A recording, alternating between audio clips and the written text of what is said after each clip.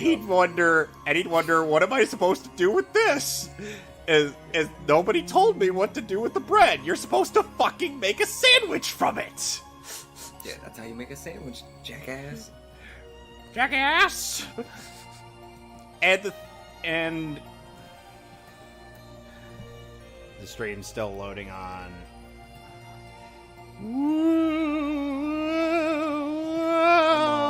Okay, so took care of her. She basically just had the Bulbasaur starter line. Ivysaur, and Venusaur. I presume you at least have, what was it I'm thinking of? You at least have Ice Punch, right? Yeah, I still have Ice Punch, still have Rock Smash, still have Surf for Alligator. Okay, good. I'm just getting I just got the TM for Sandstorm. Not that I need it. No, not the song. I am half tempted to find a way to queue up that song every time Sandstorm. Okay. For Alligator's moveset, Ice Punch, Iron Tail, Rock Smash, and Surf. Okay, so... Alright, next I gotta get...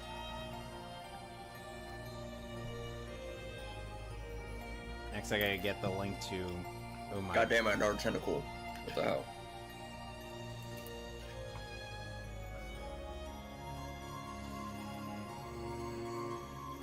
So... Okay, let's get going. Hi, Belle.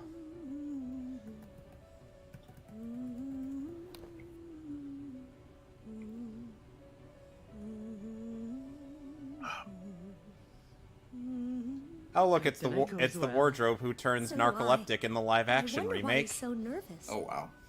The master does have his shy side, you know. Well, yeah, I mean, he's a big, tough, burly beast, but he is actually very shy. Yeah. Oh my god. They actually made a model of him with the outfit from the ballroom dance. Why am I not surprised? I mean, it's like...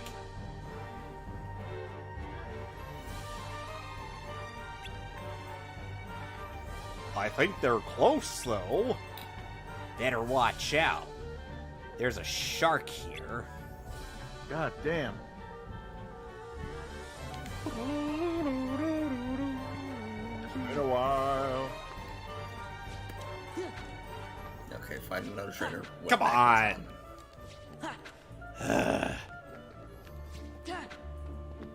I'll get you one of these days, you stupid sticker. I just need to jump high enough. 50 attempts later.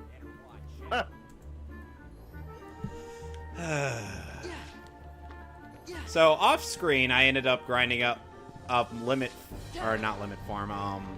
Master Form arm to level 6 so that I don't have to. Oh, dang! You really wanted the sweet memories, huh? Yeah, I'm gonna need to. When I get back to Hollow Bastion, unfortunately, the first things I'm gonna have to do are the poo breaks. Yeah, you're gonna have to get that done. Okay, Quagsire, Water Ground, boom, Rock Smash. A safe bet.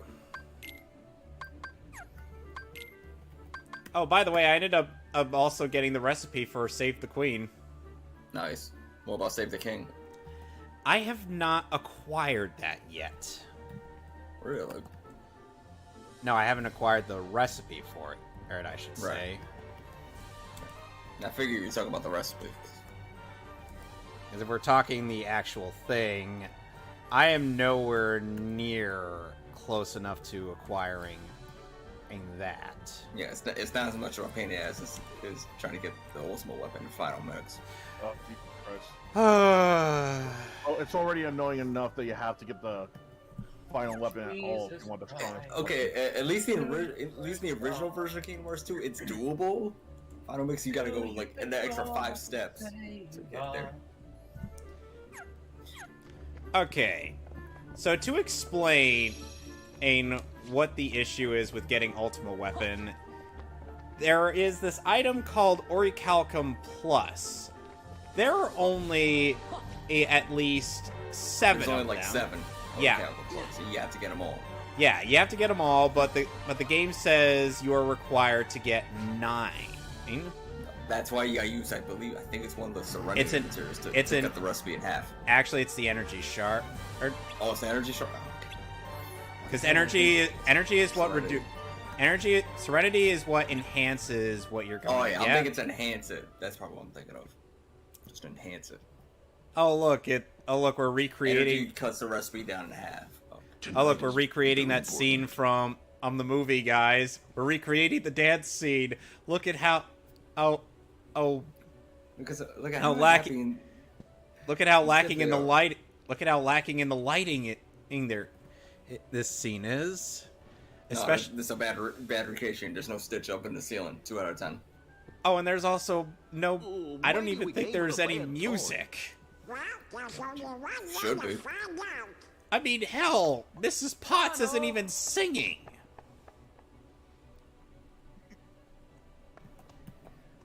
Well, at the very least, the ballroom isn't uncanny CGI. Yep.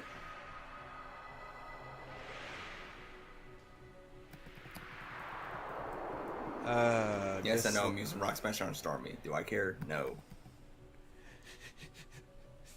Fran versus every psychic type. Rock Smash, Rock Smash, Rock Smash, Rock Smash. No, that's what Umbreon's for. Enjoy the evening. And of course, Man, I stopped playing guests are Pokemon welcome around too. Oh, Gen 3? Oh, wow. Oh, great, Zaldan's here.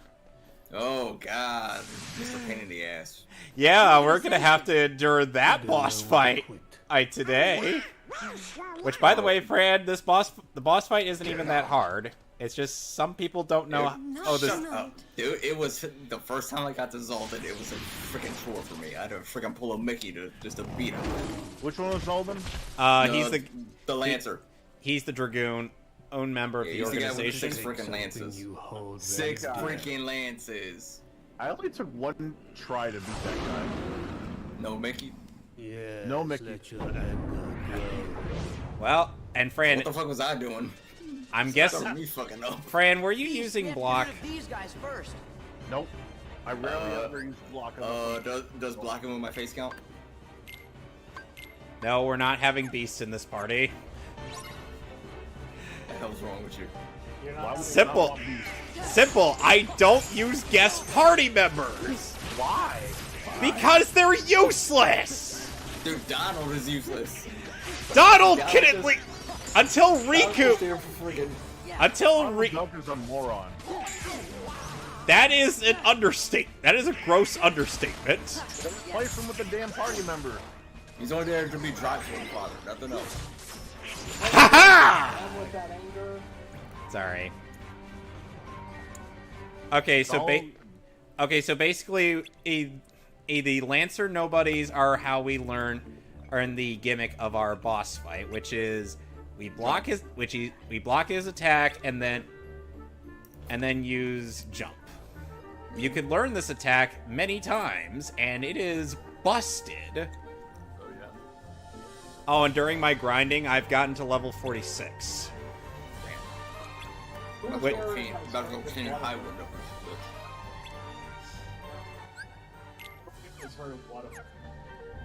Who hasn't heard of Whataburger? Oh my god. I haven't. Okay, if I have one regret about my trip in Dallas, I never had Whataburger. That's my only regret. You live up north, I mean, of course you.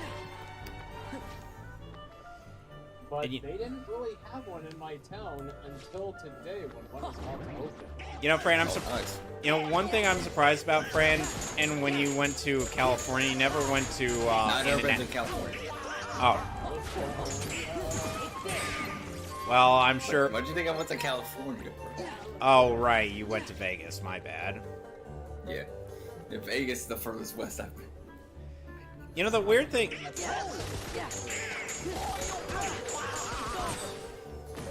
The weird thing is that a lot of people complain about one scene in Iron Man in 1, which is when Tony he goes to Burger King for a quote-unquote American burger when In-N-Out exists.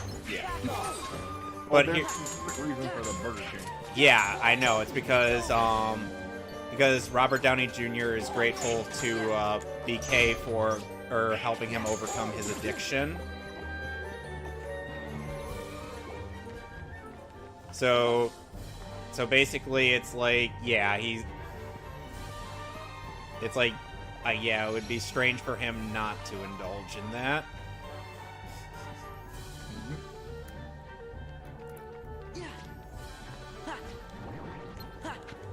Remember when Neo Shadows used to be a pain in the ass in Kingdom Hearts 1 Final Mix? Nope. They were a pain in the ass. Oh, granted, I've never got them. Okay, basically, Neo Shadows in the first game have this thing where they hardly flinch when you hit them. Oh, so basically they had a super armor. A bit of a super armor, not really. If they don't flinch, then chance there might be some chance. Well, you can That's still. what super armor is you can get hit while flinching. Let's go to the West Wing. Yeah, so it took out cool trainers, which you're not gonna see after Gen 3. They get changed to ace trainers. Cool. Yeah, I after don't know Gen. why they changed. I don't know why they changed it, but it's whatever. Yeah, they're basically the same thing. Yeah, because the function is not that much of a difference. God, I love using. Here, a degree, Chris Story. No, I do not have. I do not have a college degree. I don't. In dude, I got a high school diploma, educate me. Yeah, I don't have. Yeah, Fran and I have high. No. Because Christory is going to end very soon. What? Christory, you know, he's I understand that.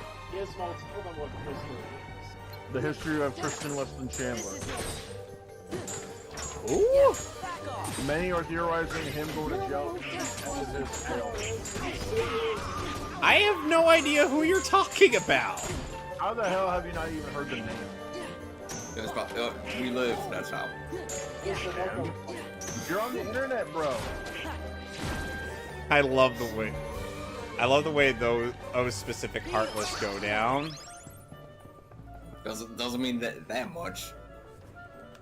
Christian Weston Chandler is Christian. Oh, him. My bad. Chandler, also known as Christine Weston Chandler. Could have straight up said that. Be easy to understand instead of freaking going around a freaking loop. It's a magic loop, don't you know? And Ben may not be joining us tonight due to the fact that he's gonna be with his family vacating. Let's understand. Oh, I know. We could stream Sonic Shoe, the animated series. No. The hell? No. Don't you bet. Trying to kill me. I ain't gonna fill with alcohol, though. Motherfucker. Make a drinking game out of it. Take a shot every time a Final Fantasy X character says something cringe. Take a shot from Jack and Coke for me. Oh. You be dying of food poisoning them every time. Oh god. And Beast is mad because Zaldin has the rose. Hey, at least if you having a drink, that'll hit the spot. So I'll take it. Remember in the movie when the Beast shows Belle Oh where fuck yeah, Sea King is frozen. Please, calm down. Calm down? You just had to have a party, didn't you? Don't you see what's happened? Hey, what's with you? Yeah, just Hey. a little bit. Hit with Iron Tail. Rose. My rose. And there we go. What? That? He took it? Yeah, at the very Surely you you know can the find weird another thing is rose? that Beauty and the Silence. Beast You didn't don't really know have like a anything. sequel that takes place after That's the not fair, movie. Beast. Don't take it out on Belle. It's not like she stole They it. had a Christmas thing where they had enough animation budget to animate Tim You Curry's don't have to lips. apologize. And then they had that Reject TV series. They didn't really have a show though. No, they tried to have a show. Oh, that was Yeah, what that's Belle's what I'm Magical saying. World It was was. boring as fuck. Except for that one meme face that Belle had. Look at me. Yeah, that was the highlight of the This is what I am. Out of all the princesses to make a show When out I of, first though, got here, that had to be I Belle. tried to change. Well, the thing is, I think the reason why they made the show is but to I help was fill only in the fooling gap between myself. I in can't the, be any different. like I'll always the be point a when beast, Belle so I starts should to see live like something a nice beast about the Beast with no one. and their alone. dance scene. Goodbye. Oh, so like filling the gaps of like the many days that she was held captive. Yes. Yeah. Sure, okay, that makes sense, but No, how you can explain to the audience without making them confused? Look, And meanwhile- Belle, leave this to us. If we can get the Beast's rose back, he'll calm down. And meanwhile, Hercules and Aladdin had successful TV shows, and Aladdin's took place after or his first sequel, and then his TV show led into the second sequel. There was a lot to work with there. That was the thing. I mean, Yeah. there's a lot of there's enough differences, and there's a lot of fresh ideas you could do with Hercules and Aladdin, considering different mythologies. Also, what is there to do with? Tarzan already had a lot of books. Yeah, and Tarzan, you can do a lot with like jungle animals too. Even more than just jungle animals too. You could probably like have like a plane crash, and there's like, I don't know, lions and shit like that come into the jungle. wasn't there an animated Tarzan show already? There was. That's what we're saying. There's a lot of material to work with already. Tarzan was also great because it already had a huge book series. And with the animal kingdom being vast, there's a lot you could do. Yeah. There's a lot you could work with. You know, Yeah. don't worry about Hey, running out of Beast. ideas for a while. And because it's Disney, they somehow worked in dinosaurs and Leave other me alone. mythological stuff. And Come like on, you horse need to and hear shit. this. Might have taken some liberties, but You hey, used to be Right, fearless. but it's You would have still given it's your awesome life to to see save Belle. Tarzan beat the shit out of cat people and dinosaurs. That gave us sounds all courage. awesome. No, but that's what I'm Maybe saying. you Though should've kept Aladdin, some for Hercules, yourself. Tarzan, they had shit to work mean, with. are you really know, gonna even throw your happiness before, away? you know, they had their movies because The rose there's is your only there's a lot hope, in their isn't it? mythology and their background that you Well, can do with it's it. the only But hope with for Cogsworth Beauty and and the the others Beast, too. sure, you could like fill in So the don't gaps throw of away the your last days chance. of like Remember what what they it were was doing, like what was before Belle lived happening, here? but how long? but there's only so much you could really do until you're like, oh, crap, Yeah. now what? How long could you keep See? that going until You it can't just give seems up. monotonous? Not now. Like I'm sure the creators of Pokemon would say, allow us to introduce So belongs to ourselves. me. Pokemon is something else, Zelda though, will because that's never based off an be already welcome existing here. a video game that had side stories, that had comic books, not manga, comic books, actual comic books. That's Right. completely different. They had a lot of. They had. Oh, a lot by the of way, already. I see a scythe Beauty in and the there. Beast, I mean, Hmm. what do you have there I except wonder. No, it doesn't belong to. happened Okay, between okay, dude, it's not the Persona 4. beginning It and would the not end belong to the of Reaper. that certain tale. Nope, but it does belong to a There's not Reaper. really much you can do. Let's I mean, go check it How out. many times? Yeah, have we the had Reaper of the Beast cards.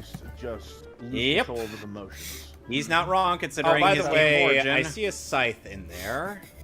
And I think that's a Yu-Gi-Oh reference. God I damn it. wonder. And here we No, have it doesn't belong to Organization okay, dude, it's not 13 Persona member 4. number It would not 11, belong to the Reaper. Marluxia. Nope, but it does Oh, belong yeah, to yeah, Assassin yeah. and main villain of Let's Chain go of check it Memories. out. Oh, yeah, the Reaper of the cards. His And what, gimmick- and what is he Yep. associated with? Cherry Blossoms. He's not wrong Yes, considering since- his game of If origin. you, if you That- know about Cherry Blossoms, you understand the connection. And I think And- that's a Yu-Gi-Oh reference. And here we And have Scorpion. Organization 13 member number 11. So basically, Marluxia. The amount of Oh, hits we yeah. can take are Assassin and is main It based villain on depends on your level. memories. So if you're doing a low level run, you find His Marluxia. gimmick- Oh, good and fucking what is luck. he associated with? Cherry Blossoms. Yeah, since and If, that if you know about Cherry I'm Blossoms, already excited for Kingdom Hearts 4 being a thing because you know that Disney's gonna, the game's gonna You pull want some to weird scream. shit. So It's gonna look basically, weird as you hell. can Based restore on the how- amount of based hits on we what can they take initially showed us. is based on our level. I mean, there were some worlds I didn't expect in Kingdom Hearts 1 and 2. Yeah. You know, there were some worlds I didn't expect in Kingdom Hearts 3. You know, I didn't think they would actually. Because of the 1, 2, Chain of Memories, 3, 5, 8, restore your 2 days, like they could have taken the opportunity to go to Pixar at any day, at any time. Yeah, pretty much.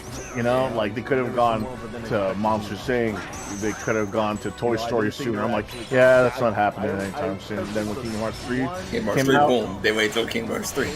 Yeah, Monster Inc. finally go to Toy Story.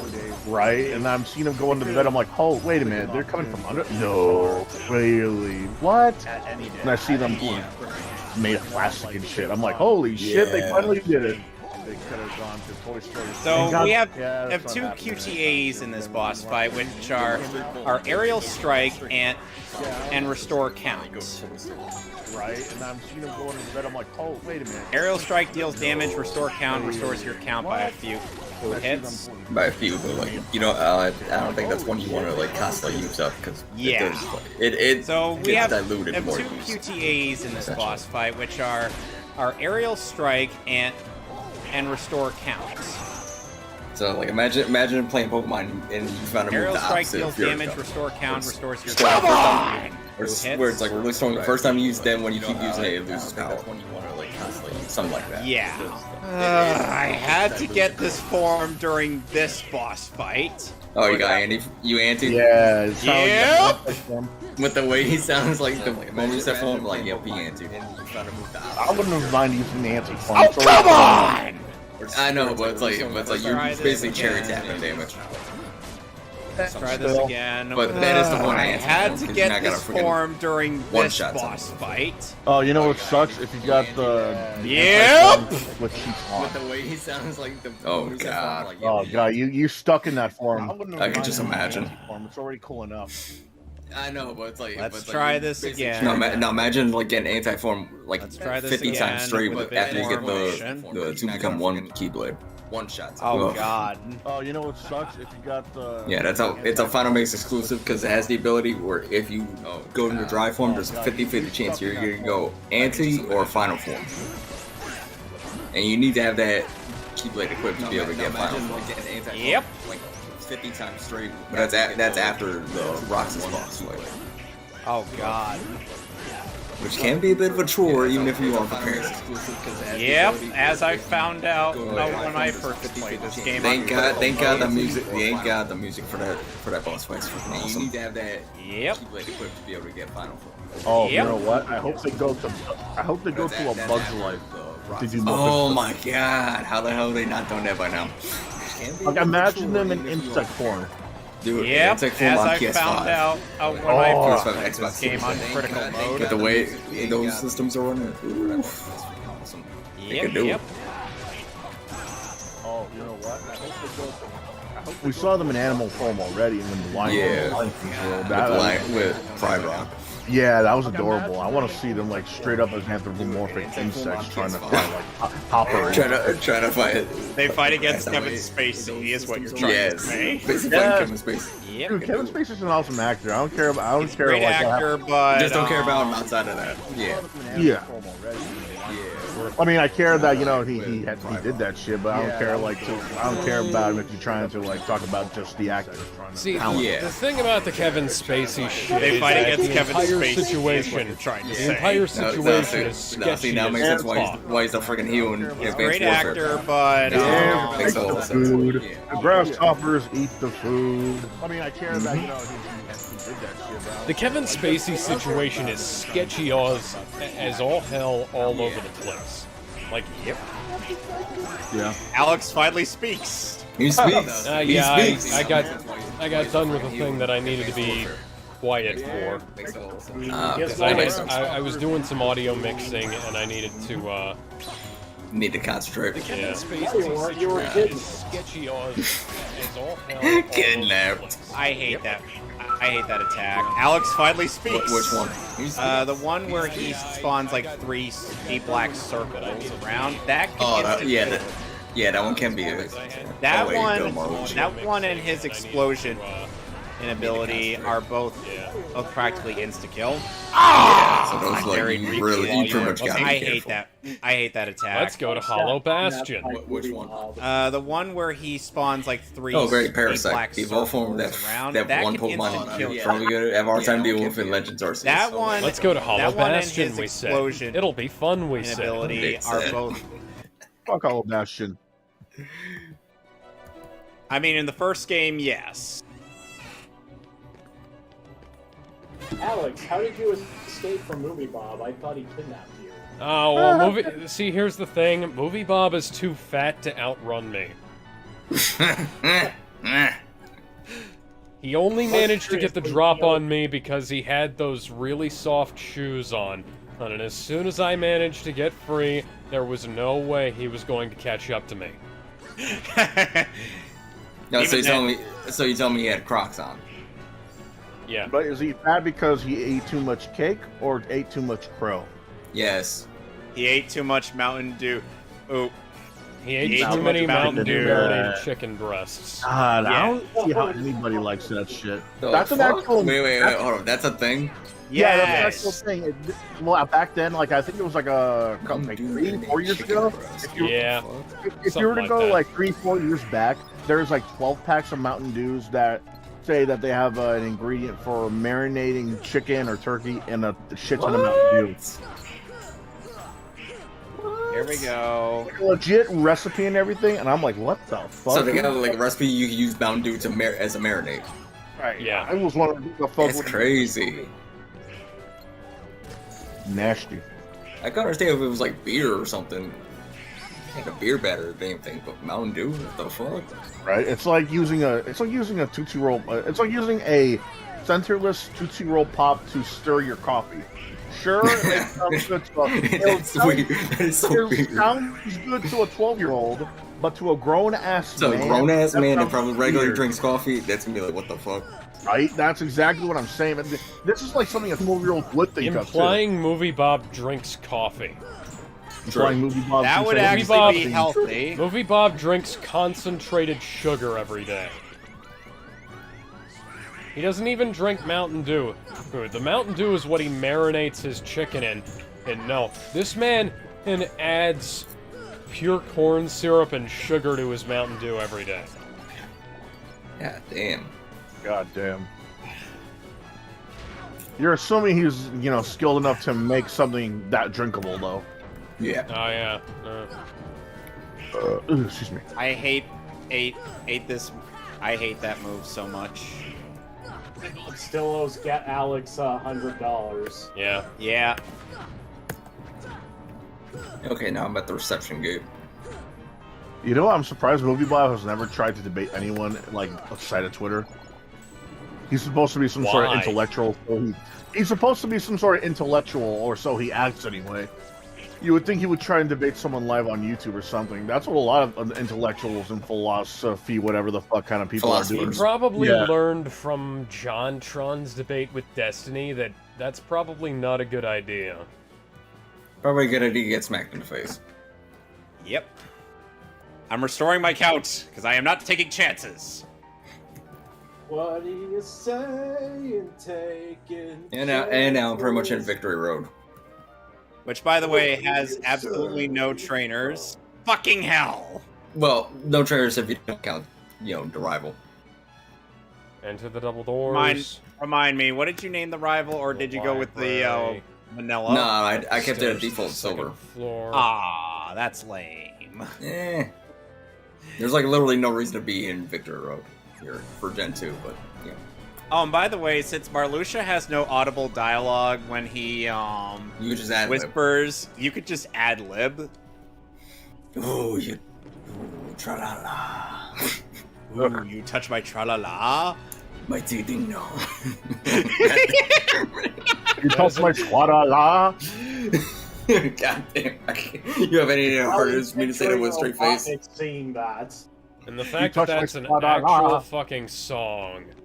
God, dude, I still have no idea what the hell that song is called. I'm sure we could find out by Google.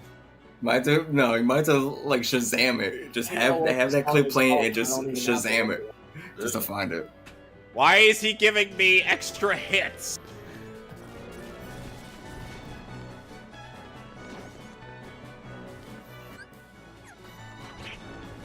No, next time Whispers. Touch the top button. And Whispers. Oh, I'm gonna treat you like Brock Lesnar treated that ring at SummerSlam.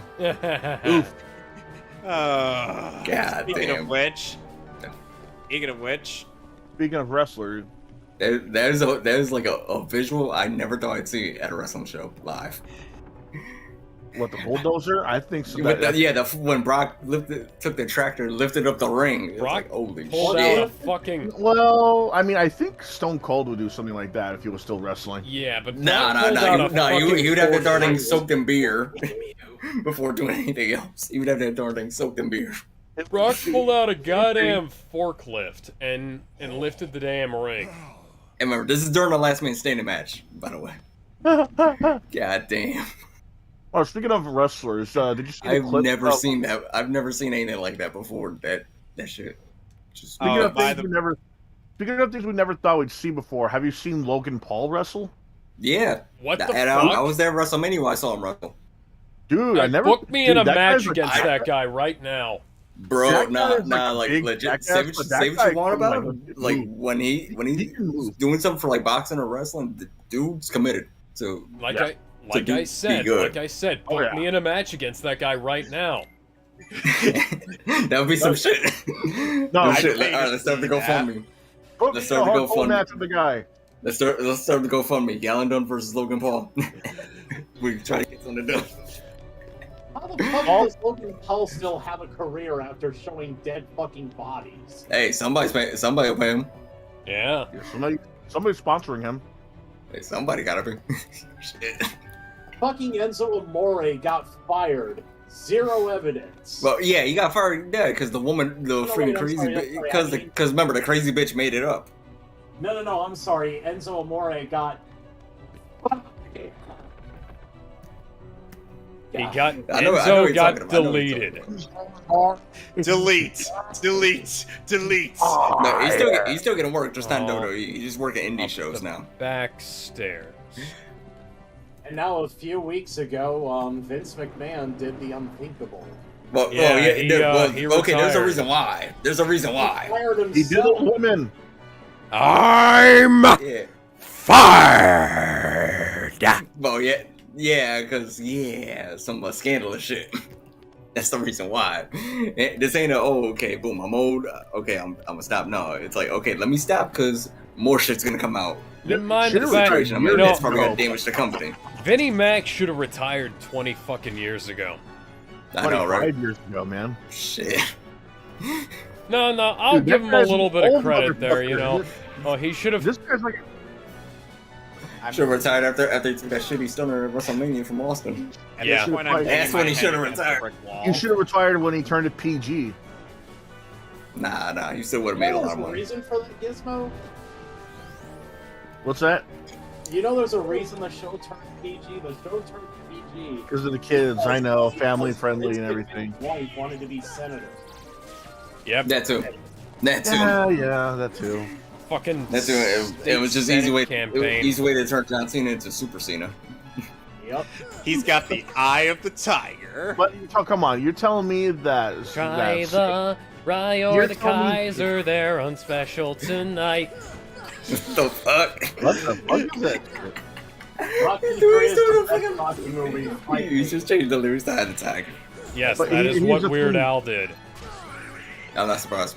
Considering it's Weird Al, I'm not surprised. Like a surgeon. Cutting I was for gonna the very say that, first time. God damn it. So I know what song Marluxia, that's a parody of. I already know. I don't even have to say it. I already know what song it's a parody of. I was gonna say that Marluxia is voiced by the same guy who voices Blue from Foster's Home for Imaginary Friends. Oh, God fuck. damn. Yep. Yeah, Keith The- Ferguson. Yeah, the only time I ever saw Foster's Home for Imaginary Friends was when when Blue sang A Little Help from My Friends by the Beatles at the Thanksgiving Day Parade. That's a deep cut. Yeah. What would you do if I sang out of tune? Walk the hell out of this house. Well, no, find some tomatoes to throw at you. I forgot the words. I can't sing Oh, this no more. Oof. Yeah. You have to go there. So yeah. Overall, SummerSlam was pretty good. Help that had some Jack and Coke. So Man, the fact that Logan Paul can even move like that. I know, right? Like, yeah, you said it yourself. He's dedicated, but You can hate that. You can hate the guy, but you can't. You give him an opportunity to work in the ring. It's like he's not gonna half-ass it. He did like a frog splash. He did like through the announce table, by the way. Through the announce table. He did a jump from the ropes, jump from the turnbuckle. He did like suplex up the suplex. Yeah. I'm like, how the fuck am I cheering for the guy I hate? This really is wrestling again. Dude, you can say the same for Pat McAfee. You know, the worst part is, I ended up imagining the only reason why Alex would gain respect for Roman Reigns again, and that's just as if he taped Paul Heyman's mouth shut and then chokeslammed him through the announcer table. Well, okay, Paul Heyman did go through the announce table, but Brock did it. Oh, Brock Lesnar, you are now my favorite wrestler. Just because of that. The big old cowboy. I don't care if this boss fight isn't going anywhere. If we keep this up, it's gonna be hilarious. Just because he had 5 Heyman through the announce table. Yeah, Alex officially loves Brock Lesnar. For the first time in like 15, 16 years, I actually like Brock Lesnar. Damn. I hated him the moment he was the one that had to break the streak. Oh, bro, don't even remind me. Fuck yeah. Brock did not need that. I don't care what anybody says. Brock did not need to break the streak. You know what they could have? You know what they could have done? You know, they could have either had him walk out undefeated, or they could have, or just have someone younger break it. Yeah, right. Or give it to somebody who was like Kane. Kane could have broken the streak. I would have accepted that. No, if someone protected Kane enough to still be a monster, yeah, but maybe you could build Kane up for about a year. No, here's the thing. Kane in 97, 98 was a freaking monster. As soon as 99, he basically got humanized. Well, here's the thing. You could bring back the Big Red Machine if you wanted to. You could build him up for about... Not the same. It wouldn't be the same. It doesn't matter. You could build him up for about a year. You know? It wouldn't be the same. Of him just fucking slaughtering guys in the ring, you know? And it's still not, and you're still not gonna get him to how he was in 97 and 98. That's when he was a real monster. I'm just saying, you can make him, I know. You can get him over. But granted, he's older now. Yeah. There actually was almost a second. Hi, Amanda. You have the ability to get... Yeah, because he was the imposter Kane. Luke Gallows was almost the second king. He was going to take on the mantle before Glenn Jacobs decided, fuck it. Yeah, before they nixed it. They literally threw fake Kane out of the building. Yeah, after taking the mask off, and then he came back as a little fella. Yeah. Festus. But seriously, I think you could have taken 6 months to a year and turn Kane back into something worth fearing, you know? Yeah, by then they probably fuck up. No one dirty. No dirty at the time. Obviously. Obviously they could. Obviously WWE has the ability to fuck that up. They can fuck up the most obvious finish in the world. Remember, DQ finished inside Hell in a Cell. Amanda also says the puppies say hi. Yeah. No, I remember that. If they were to do that, the rings has to be on fire too. Yeah, if you're gonna DQ a Hell in a Cell... Okay, so an Inferno match. Yeah, make it an Inferno match. Even though these days they probably won't do another Inferno match. Oh, fuck no, they're not gonna do another Inferno match. The fucking ring's gonna catch on fire, and then the building mean, they can't get insured for that shit. No, you do it the way they used to do it with the gas-fed pipes. That's all they do. You can't get insured for that shit. The mayor do it though at least once a year. I want to see them to sell ladies on fire and shit. God damn. That ain't gonna happen. Yeah, ECW shit, CZW shit, man. That's different. This is WWE. CZW. God damn, CCW. No, that's a whole other level of violence. What about JCW? Oh, Juggalo Championship Wrestling? Oh, somebody actually knows that by its acronym. Like that's a thing at all. Dude, you forget whose server I'm in, bro. Man, a friend of mine who I used to be a wrestling commentator with over on another YouTube channel. Peyton, if you're out there, you know who you are. There you go, throw my name. Yeah, Peyton Hunter P. Brown. Yeah, Peyton, if you're out there, or say hi. We ain't gonna watch this. Oh shit, I got a shout out. Oh shit. Yeah, so, like we used to talk about, stuff in between doing the, doing the little wrestling machinima shows that we did.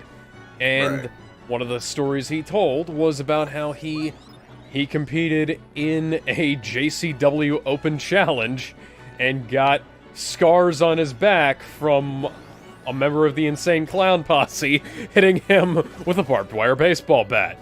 Oof. Oh, man. Damn. Oh, just imagining that. Because when we say barbed wire, you already know, ooh, it's going to be painful. Yeah. It's going to be painful.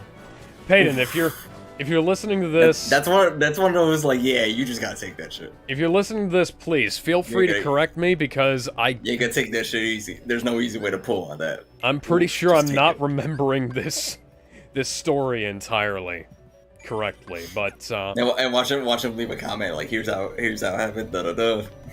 I mean, I got the gist of it, so, Yeah. Let's get the gist of it. Oof. Barbed wire. Okay, Oof. so... Of the people who are here, Princess Jasmine is the only one who I actually believe has any kind of magical abilities to hold back the fucking darkness. Cinderella is goddamn useless. Sleeping Beauty, hey, you... No, don't even. You got the fairy godmother. Fairy godmother is separate from Cinderella. Yeah, but that's not Cinderella. Yeah, I was gonna say, what? The magic... Are we gonna count the magic mice now? Fuck you. Magic to begin with. But seriously, hey, like, of the assembled, like, okay, hey, Alice isn't even a Disney princess, and, like, she's just some girl who fell down a fucking rabbit hole. Is she related to maybe a princess at least? I mean, no, she's just some girl. No, she's just a girl on a drug trip. That's it. Snow White on a drug trip that may or may not involve Johnny Depp. Yeah, Snow White can depend on the universe. Snow White can keep house.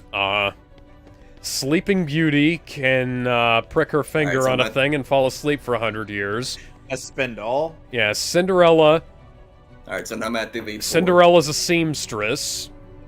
And that's about it. Like, Princess Jasmine is the only one who comes close to having any kind of abilities that could have helped this. And most of those would have been found by, like fucking artifacts from Agrabah, And by the way, Fran, the Elite Four in your area is piss easy. Yeah, no. Wait, what game is Fran playing? Now I'm streaming Pokemon Crystal. Yeah. He's playing up until Gen 6, the easiest Pokemon generation imaginable. Oh, Jesus. Super Mario Odyssey was a bigger game than I thought it would be. Oh yeah. Sandbox games usually are. Yeah, sandbox games tend to be that way. But okay. It's funny how Mario Odyssey is like the game. I'm find the first member, Will, who's specialist in psychic types. Mario Odyssey is a sandbox game? Yeah, it pretty much is. It's funny how Mario Odyssey is with the size basically... of the world, it pretty much is sandbox. is basically like Sonic 06 how it was supposed to be, you know? How it should have been. It's almost as big of a game as World of Warcraft. Yeah, but it's actually decent. I say this as somebody who played a lot of World of Warcraft back in the day. Gizmo, I think, is makes playing sense. on a server called Turtle WoW. Well, I plan on playing on it.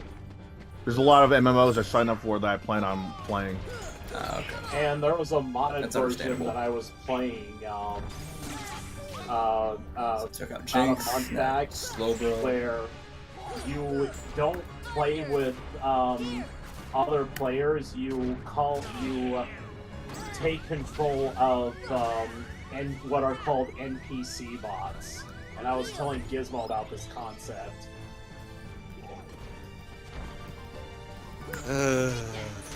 Well, speaking of concepts, let's move on to our first topic of the evening. That just sounds so bad. Oh boy. It's fried. Star Trek Picard Season 3 is... quote, has con-level villain Jean-Luc Beverly tension and the Enterprise. Excuse me? Yes. So... It's the Picard TV show that's been so making the rounds. ruining, Trek. making the ruins. Star Trek Picard is more like it. Yeah. I'm moment not I a Star heard, Trek guy, so I'm like, whatever. I mean, Picard is technically kind of an ultra Chad in that show because he's like getting with a much younger Romulan woman. So that's a little bit absurd. Yeah, I'm more of like the. I like the other guy better. What was his face? Kirk. No, not Kirk. Cisco? Is that his name? The guy with the beard? The No, guy that's Riker. Yeah, Riker. Riker. There you go. He doesn't sit. He mounts.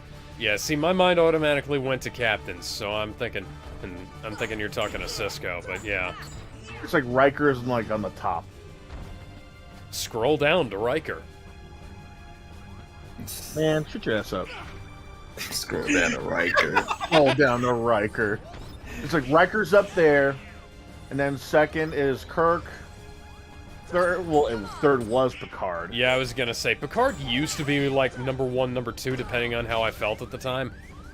And like, if we're not counting things that were released after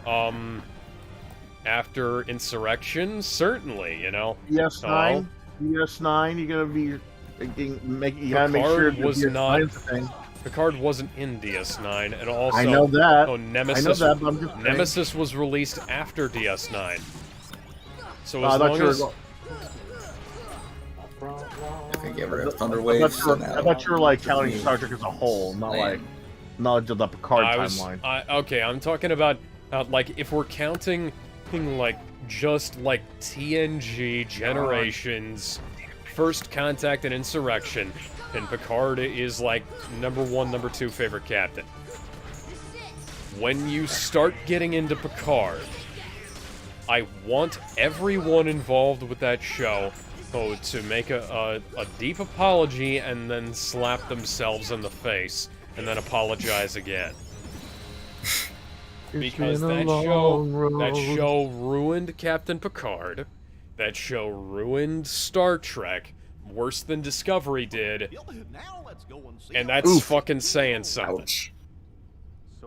Because like Discovery's season 1 and 2 are dog shit. Season 3 is kinda not as dog shit, but like and like Picard season 1 starts off as like kind of and then season 2 is the worst thing ever.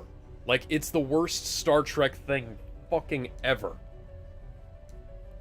I'm just glad people stopped dogging on Enterprise. It's been a long road. Right. Getting from there to here. It's been a long Okay, so I've just taken care of Will. Now I'm on to the second member who seems awfully familiar.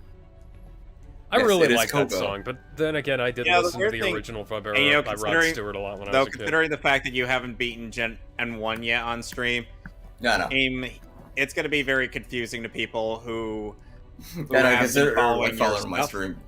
I'm probably just gonna like do it over on Fire Red at this point. Yeah. It's been so long. I might as well. Yeah, Alright, you so might this as well. Kogo, who somehow in between generations just got a freaking upgrade. So he went from gym leader to Elite Four member. Yep, and his daughter Janine has taken over for Wow, him. so this Yeah, incredibly we'll be seeing pivotal her when we get through cutscene. Kanto. This incredibly pivotal cutscene where we find out that if we put up the barriers between the worlds again, we'll never be able to see the characters from Final Fantasy ever again, and is not voiced at all, and is one static shot. Mm-hmm. Static shock. He said shot. I know. What the? Here we go. Here we go. I know. I know he said static shot. I just wanted to do the joke. Static Shack. Yuffie, why are you not looking at him when you said that? Static Shack. Because Yuffie. Wait, was there an episode with... Second Oh, wait, I forgot. There's an cutscene. episode of Static Shock where Shaquille O'Neal is actually in the show. Yeah. The You literally cutscene forgot that follows is wasn't just animated. one Why? It wasn't just one episode. It was like a few, including some other basketball stars at the time. It was the Harlem Globetrotters. Was Or it? I believe. I mean, No, wait, I think it was different. yeah, I know- I was gonna say. I know Carl Malone was in that. Did show. you almost say Post Malone? I almost He did. almost did for a moment. Yeah. Kinda like I almost did because Goddamn, I I'm remember that show a little stupid. differently. Because I'm Well, stupid. Romeo was in it. Yep. Yeah, oh, and yeah, he he even was. sang the season Well, 3, boy. season 4 theme song. So, Alex Kurtzman has been quoted as saying, "The key thing for us was that we did not want the crew... We did not want to have the crew sort of come and have cameos. We wanted everyone to have significant roles and to whet appetites a bit and see things come back together. Crews in different places around the galaxy at the start of the season, and we slowly see them come together. So this is basically like the plot of Picard Season 1, but with more of the cast of TNG and fewer original characters." Okay. So, translation, get ready to see the rest of the TNG cast ruined, guys. Because it's not enough to ruin Data, Riker, Picard, 7 of 9. How the fuck do you ruin 7 of 9, and why with a fucking alcoholistic personality? I don't know, but... Guinan. They ruined fucking Guinan. They didn't even tell the actress who played young Guinan that she was going to be playing young Guinan. By the way, young Guinan looks nothing like Whoopi Goldberg, despite the fact that Whoopi Goldberg is in TNG as young Guinan, and she looks the same as she did in the show. And they have this bullshit explanation of why Guinan looks old now, and it's... You know, they could have just not addressed it. Or they could have done... Like, the Q thing. The Q thing was fucking perfect. Like, Q comes... Oh, yeah, they ruined Q, too. But yeah, Q comes back, he looks at Picard, says, "Oh, you've gotten old, let me catch up." Snaps his fingers, and he's old again, too. And that's actually kind of funny. He I would thought- do that. Wasn't Q one of those people that nobody liked in that show? Q is a... Well, he's a character you love to hate. Like, he shows up, and, like, his episodes are always really good, but the fact that he's there makes you kinda despise them. Have they ruined Michael Dorn? I don't think Worf has come back in that show yet. I think he did. Did he? Yeah, I think so. I watched Red Letter Media's reviews of those. I didn't watch anything else, so... I love how these QuickTime events were not designed to have Donald and Goofy be in the cutscene at all, so they're just standing there doing whatever. Y'all, I'm gonna switch on my phone. This computer chair's hurting up that. Genuine ending with a gummy ship. Every time we watch anything that has to do with Kingdom Hearts, take a shot every time they name each and every single guy in the trio. Hey, hello, In the Sora, specific Donald, order. Goofy. Take a And shot. it has to be in the specific order: Sora, Donald, and Goofy. Yep. Right? It's always that order, and it's always each of them by name. It's like you can't just say, "Hey, what's up, guys?" They're like, "Oh my God, my friends." It's always like Sora, Donald, Goofy, Sora, Donald, Goofy. Take a shot. You know, funnily enough, Take a shot. How does nobody notice this? because nobody working on the writing of this game We or have any the other best game, goof troop. they don't have a thesaurus on standby. We have the best goof troop. Are we sure this is even a goof troop? Well, Because we go into the goof troop where we all And of course, work it's usually together. minimized. Goof Troop. That's a game I like to see get an HD. Oh man, Goof Troop was really good, but only if you had like a second player. Only. Speaking of multiplayer stuff, I ended up getting the Teen Titans video game and Diddy Kong Racing at Terrificon. You have to be a bit more specific when you say Teen Titans, the video game. Teen Titans! Oh, that one. Okay. Alex has seen at least a handful of episodes of Teen Titans, starting with the Control Freak episodes. I'm surprised he's never come back in anything outside of the Teen Titans cartoon. Oh, didn't he come back Control in Teen Freak- Titans Go? Yeah, No, he's that's yeah, what I'm he's saying. the Outside of the cartoons. Outside of the cartoons, he's been in Teen Titans and Teen Titans Go, but I've never seen him like utilized in anything outside of that. Well, the thing is that Control Freak and Mumbo Jumbo were characters created for the show specifically. They're like Harley Quinn and Livewire in that regard. Yeah, but Harley Quinn and Livewire have appeared in other things. They became because they got popular. Yeah, they got really popular. Lo- Control Freak and Mumbo Jumbo become popular enough, right? Livewire was not popular. Livewire was in Supergirl because they ran out of other Superman villains. Actually, he was in Livewire debuted in Superman the Animated Series. Yeah, she debuted in Superman the Animated Series, and the only reason they put her in the Superman in the Supergirl TV show was because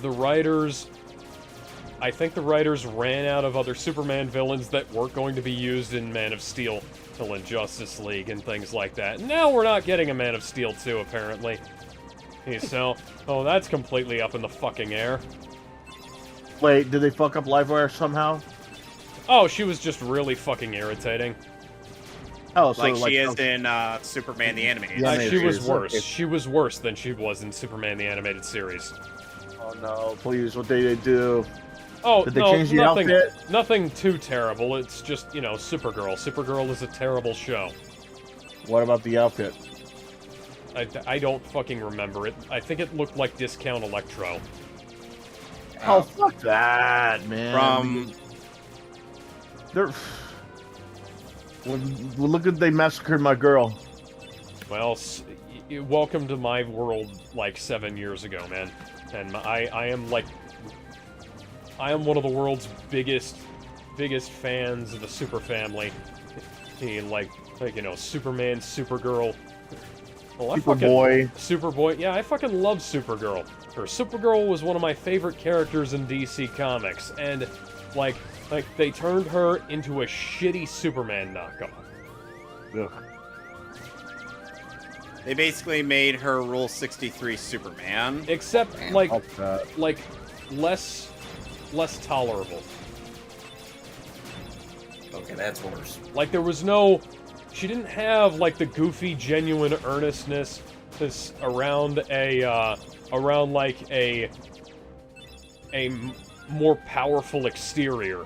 Or like part of the reason why I like Smallville so much is because even though he doesn't ever really put on the costume, he's still got the fucking attitude. He's got like the slightly smarmy, haha. I'm just Clark Kent, and I'm not really Superman, but I'm still totally going to act like I'm a little bit in charge, despite the fact that I'm acting kind of meek, Oh, like I've got confidence, but you don't know that kind of thing. I actually like that version of Supergirl. Yeah, it's a small shame. one, It's yeah. a shame that she and one of the other people were involved. No, wait, no. Okay, I was gonna say. Hey, If we do beat him, and all these worlds become restored and disconnected. Well, I was trying to figure out what the hell he was gonna Yeah, say. I gotta Gonna figure say, that by the out. way, I beat Koga, and now my Dragoon is now Dragonair. Nice. Yep. You know what I really didn't get? Helps they have it hold the experience share, so that helps. But, and considering the fact that you don't really need anybody made or to Yeah, at the moment I don't need like there's not a Pokemon that's like, okay, I need this to get through this point. And now I'm dealing with the only returning member of the Elite Four, of the main four, I should say.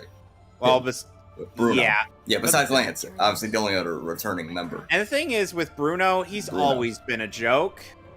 Yeah, more or less. Bruno San Martino? No, Bruno. not the former WWE champion for 7 years. Damn, he's like, he was fucking old and yet he was still buff as shit. Yeah, I know, right? Okay, so no.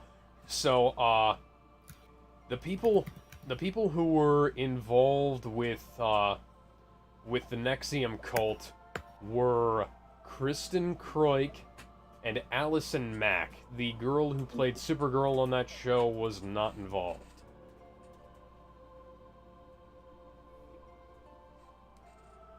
You know, I really didn't get the beginning of Supergirl, right? They were trying to figure out her costume, which, you know... Just copy Superman's. Go to the Fortress of Solitude and use the super suit generator that he has there. He has it. We know he has it. It's in the fucking show. Like, later seasons of the show, have it in the goddamn show. She practically wears just Superman's outfit, but with a skirt, not pants. I'm like, what the fuck is that? Are you got a complex or something, bitch? What the hell is this outfit? You gonna go all on Oni-chan next time you find your cousin next time, God, man? That was actually a thing that happened in the comics once. Yep. And let's not forget the time when Lex Luthor made a clone of Kara just so that he could have sex with her. I would. Yep. Wouldn't you? You wouldn't. Yes. Well, hold on. But Maybe then, of course, he already makes a hate baby with Connor. No, wait, made by Lex Lex Luthor though? Never Lex mind. Luthor actually contributed to the genetic makeup of Connor Kent. Yes. Yeah, the original Superboy. Yeah. What I was trying to say though was, he did not. And don't make a worry, hate baby Supergirl didn't with ruin. Connor. He made a hate baby in the form of Connor. Yes. As I apologized for the lack of proper usage. Tactile telekinesis instead of actual flight and super strength. Ouch. God damn it. Cross chop. Actually, Connor can fly. I mean, Yeah, my if you talk about apologies young... to Laura Vandervoort. She was not involved with the Nexium cult. Do any of you know what the Nexium cult is? Is it that? Nope. And should I care? Is it that cult that was run by what was that fucker's name? Wait, fucker. This is a bunch man, out there. the artist, the singer. Fuck, his name escapes me. The guy that was on the Boondocks episode about pissing on a girl. Oh, R. Kelly. Yeah, no, damn. that was not R. Kelly. Damn it. R. Kelly is not a cult No, R. Kelly's leader. probably too busy making a video about pissing on someone. Yeah, R. Kelly is not a cult leader. R. Kelly is just fucking dumb. Piss on it. He needs to go away to prison forever or stop pissing on people. I don't even want none of the above. I want to piss on you. I believe I can win. You, I pissed on you. I pee on you. I believe I can pee a sea. Watching nobody. Okay. How are you guys singing? Okay, for context. Remind me to send you, if I can find it. Remind me to send you the link to Chappelle Show, Kevin. Oh, There's it's a Chappelle Show bit. I gotta get that on DVD one of these days. I think it's on a streaming. Right. I think it's on a streaming service now. Chappelle Show. I don't care. Dave doesn't make Where any, it is, but... Dave doesn't make any money off of that, so I'm just gonna buy a used DVD. True, you can always do that. But remember, I'm Rick James, bitch. Enjoy yourself. The network fucked him on the oh yeah, definitely. streaming royalties. So. Oh, definitely. When haven't they? Dr. Dre got the streaming royalties for the Chronic. But Are you really gonna fuck over Dr. Dre? That was that was literally just because fucking Ruthless Records forgot.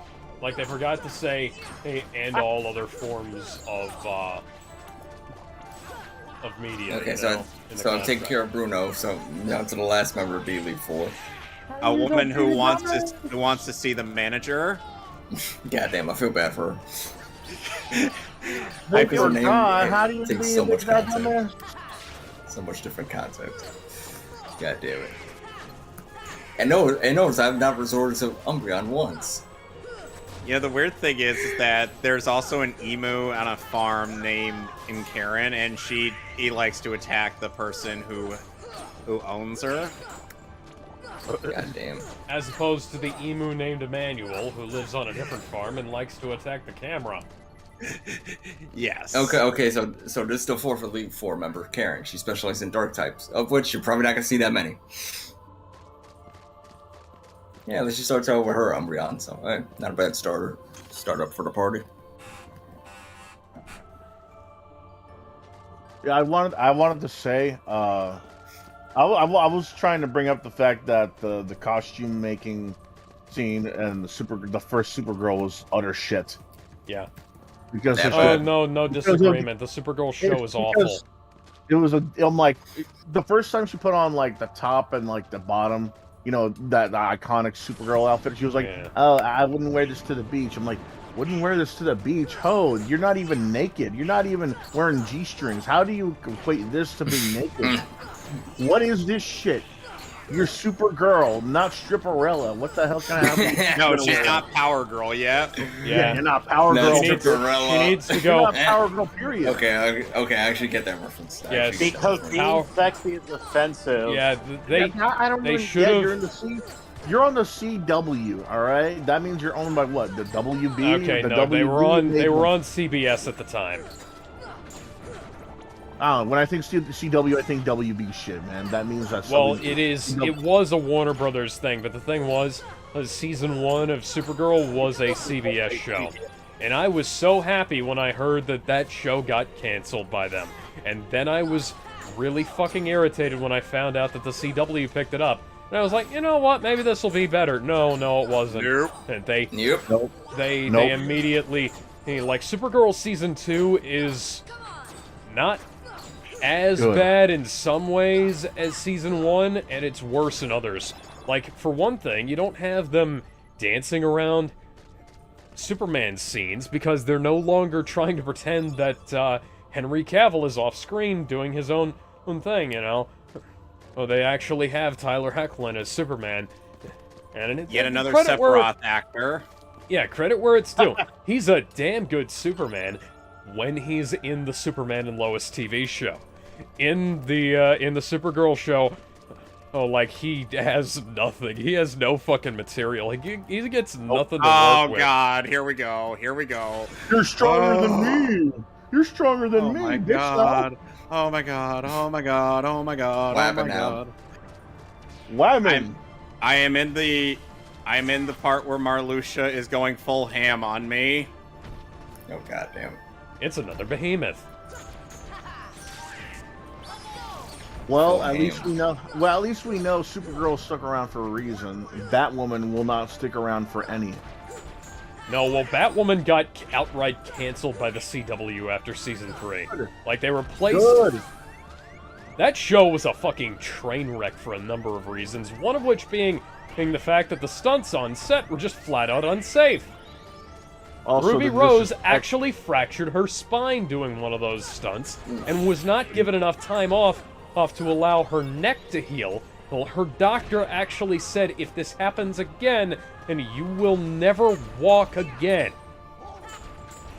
And that's why she left. And you know what? Good for fucking her. Also the disrespect. And then they like, her character disappeared in a plane crash, and they recast, and then they got some bitch to be Batwoman. It'll fit better when it's on a woman. Yeah, fuck you. No. Oh, the exact line was the suit is literally perfect, and then Kate says it will be when it fits a woman, and it's like, come the fuck on. You're a special forces school dropout. Batman and was literally trained by Ra's al Ghul and like the best of the best around the goddamn world, you know? Like, Yeah. Trained by ninjas. You don't stand a goddamn chance against his rogues gallery. And like, kryptonite can penetrate the batsuit for some reason, and which is not how kryptonite works. Kryptonite is actually a very fragile mineral, if you didn't know. I mean, Yes. it could, but Kryptonite- you would have to be wearing. You have to be wearing like regular like regular plaid shirts or something like that. That's Batman armor. The bat suit. So the bat suit in Batwoman is apparently indestructible unless it's like exposed to kryptonite or some shit. Which Come on! No! Yeah, What hardly anybody picks up on that because nobody except for like Mauler and the EFAP crew appear to have ever actually watched Batman. Sorry. Well, I mean, like, what makes anyone think that when they hear Batman's armor? What part of that will make them think that it's fragile to Kryptonite? Of all Absolutely things. nothing. See, the thing is, damn it's freaking thing. regular ass body armor. It's fucking tactical gear at the end of the day. Sorry, guys. Yeah, you good. Unless you got the robotic batsuits that Batman made.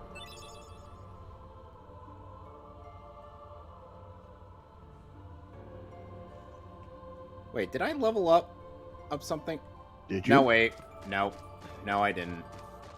Never mind. False alarm.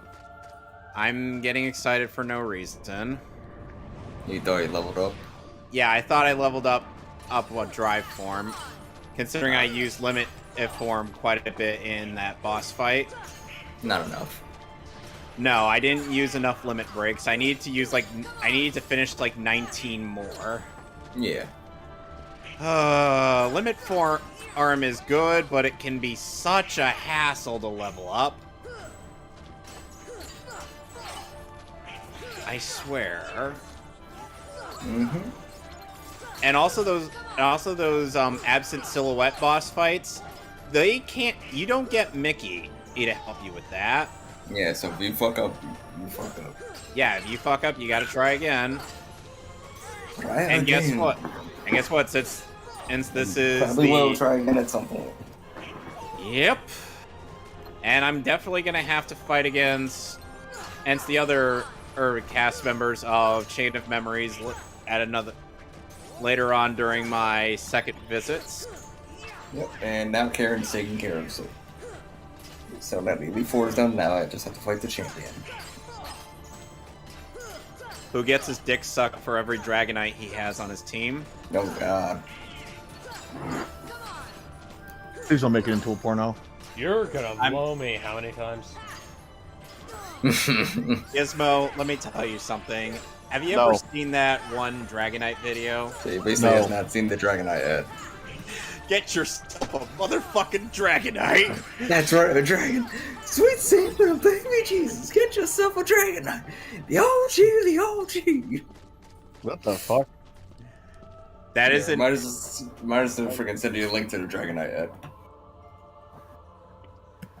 ad. Rest in peace, Kenichi Okuma. Composer for the Smash Bros. Series passed away at age 56. That is depressing. is like when I heard that news, I'm like, oh man. Died due to esophageal cancer, I believe. Oh, that is not a good way to go. I know. Hey, Miguel Payton said, defeat the Undertaker at WrestleMania and win the mayor election of Knoxville, Tennessee. Oh God. Someone named Haydox is retiring from YouTube. He's actually fairly well known. I don't even know who that is. I have no idea who he is. Okay, so He's Marvel Crave is reporting that that apparently Scott Lang being a glory hound is fake news, and the plot of the third Ant-Man film is actually about him. Quantumania. Yeah, of Quantumania is him trying to reconnect with his daughter rather than Or than him being a glory. Yeah, rather than him being that kind of glory shit. hound. Yeah, that seemed a bit bullshit. Yeah. And Destin Daniel Cretton is directing Avengers: The Kang Dynasty. Yep. For those of you who they don't better know, not fuck up Kang. You better not fuck up Kang, excuse me. man. Well, they already fucked up Kang in the Loki show, so I don't know what you're Yep. expecting. So I don't know. Hey, that's the show, though. That's the show. Literally, we was Kang. You're hoping they'll fuck him up more. That's what you're hoping for. Yeah, that scene where Kang is just expositing to Loki and Sylvie about literally stuff that goes on in their universe. It's like, why are you telling us this? Why are we wasting 40 minutes of showtime on exposition? That is literally what that episode was. Just a gigantic exposition dump. You know how Sam Raimi does exposition? With interesting filmmaking. Like he did in Doctor Strange, Multiverse of Madness. Yep.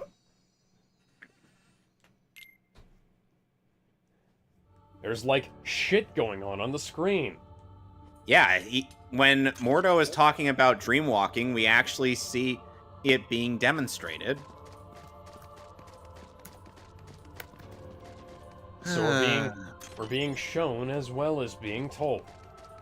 Yep. That's how you do things in a visual medium. Oh, look at that. Dragonite. Ice Punch. Just ice punch it to death. And One you want shot, to know, bitch. And you want to know what Remember, double weakness to ice. You know what actually kind of makes the remakes a bit superior to the original, Fran? How? The fact that they actually scaled the Kanto gym leaders to your current progress. Yeah, that makes sense. Because they did not bother to do that in, Yeah, so it's like they were, like, what, stuck in the 40s? Yeah, they were practically stuck in the 40s. Yeah, so, like, hey, if you've done plenty of grinding, your party's at, like, say, level 80, then yeah, it's gonna be a freaking walkthrough. Yeah, It's these guys pretty have much- all it's gonna be just been in hypersleep since the end of Red, Yellow, and Blue. We're just gonna... Oh, and by the pretend way, that they Lieutenant didn't- Surge in the remake looks like, The anime? No, he looks like Guile. Yeah, there's more guile to him. Yes, as if he wasn't already Guile of the Pokemon world. Already. AP up. No, all he needs is the freaking wacky Give hair. it to Sora. Haha!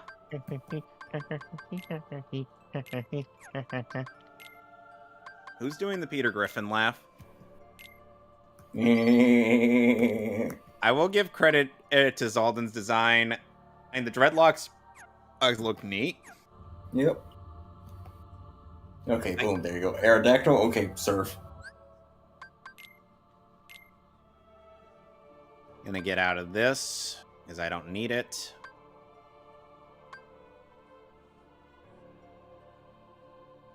Ooh, defense up.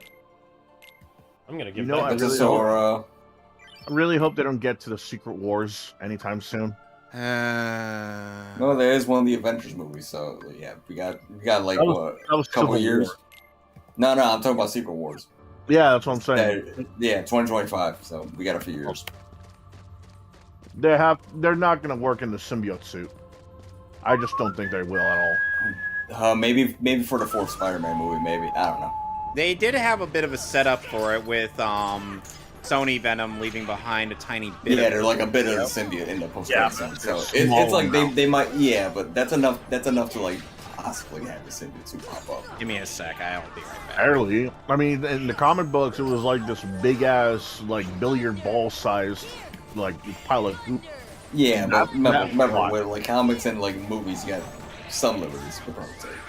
It'll probably be possible. Unless he fights a symbiote, then makes the suit that way. I don't know. Based on that. Also, it was the Fantastic Four that helped him out figure out what the suit was too. And it was Kurt Connors in the Spider-Man 3 movie.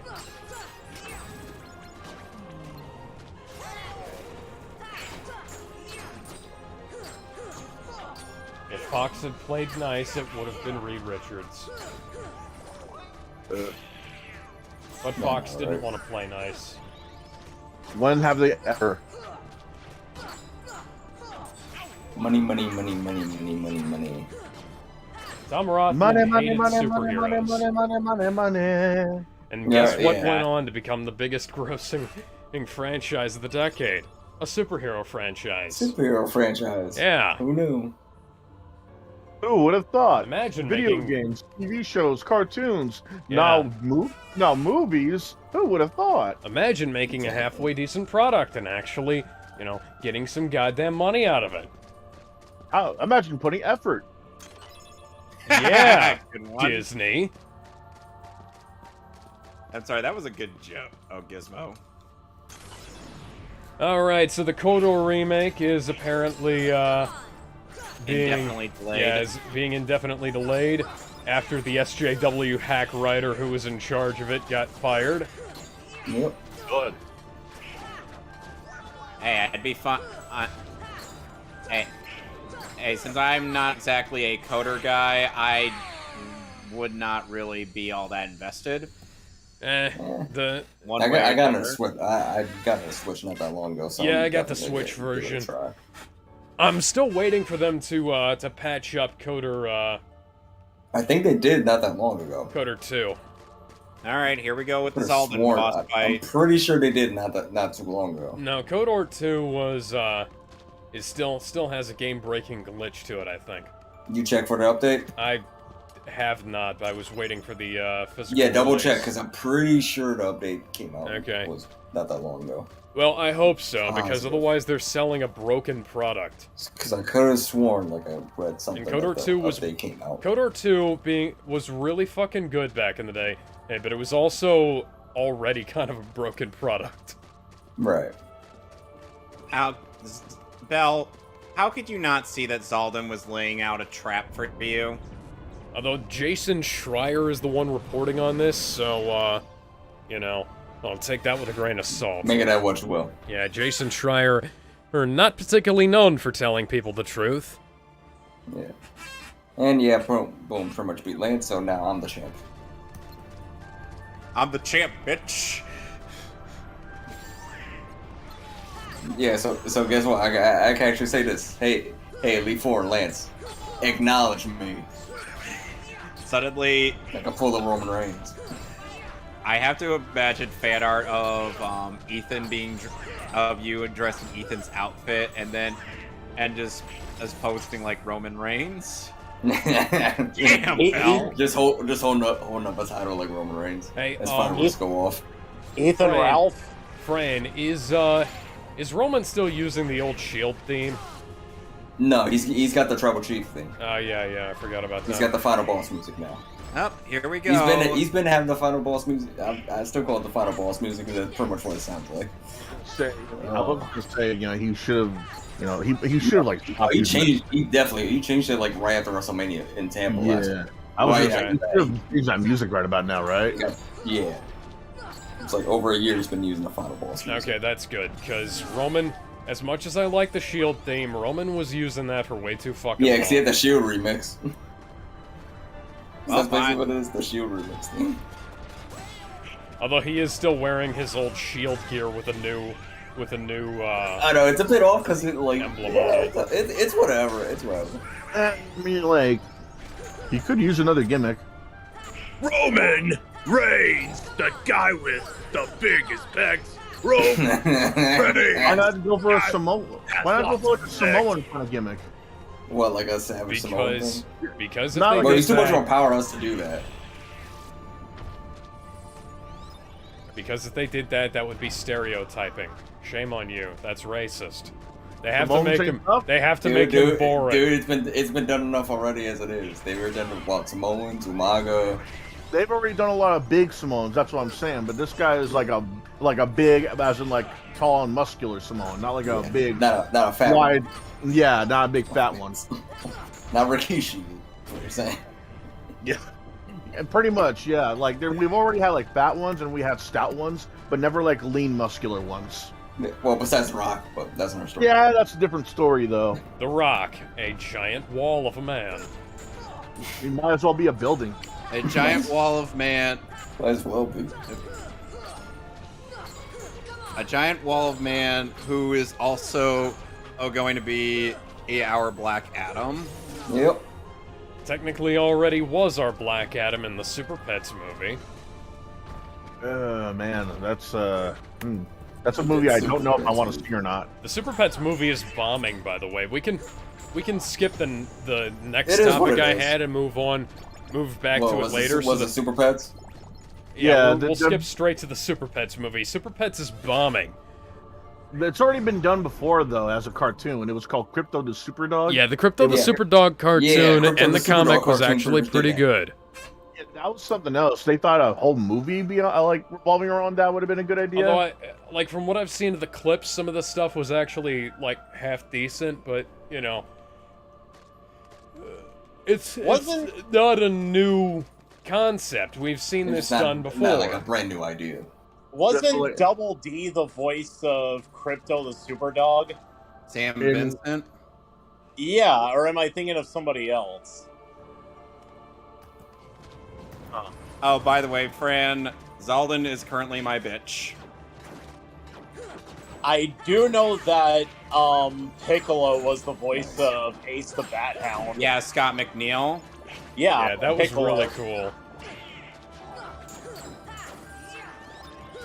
Awesome. Not the Prince of Autistic Haters. Are you talking about the guy with the casting couch? I had so much fun reciting that tweet on Fake You, guys. Y'all need to check that site out. Yeah. Jeez. Oh, I just got blocked by Mars Girl. Okay, so What'd you do, man? I've been blocked by Mars Girl for never like mind. 3 years. I need Mickey. I don't remember. Gizmo, what did you just say? I got blocked by Mars Girl. Holy shit, What the hell did you dude! do now? I don't even remember. She just blocks people She just runs a block bot. Oh, you think it might just be that? Yeah, she just does that. Yeah, it's probably because Probably. you're following me or something. Could be that. She needs some dick, man. No, she can go she get has, it. That is no, so no, she blunt. has dick, but it's limp. She can go get it somewhere else. She's not getting any here. Not kidding me. Okay, so the next news topic is going to be the 87-minute animatic for Genndy Tartakovsky's Popeye movie has actually leaked online. What? Yeah, so you remember the Popeye movie that Genndy Tartakovsky was making? That got The one canceled that was and supposed to come out. yeah, and that got replaced canceled. by the goddamn Emoji Movie. Yeah. Oh, that's one try. So the the animatic So much for for that. it, like all the storyboards Popeye. with all kinds of stuff connected to it, that's leaked out. And I will remind you, if Ben was here, he'd be able to confirm this. There's a reason that there is a that the name for the leaks channel in another server I'm in is labeled Security by Sony.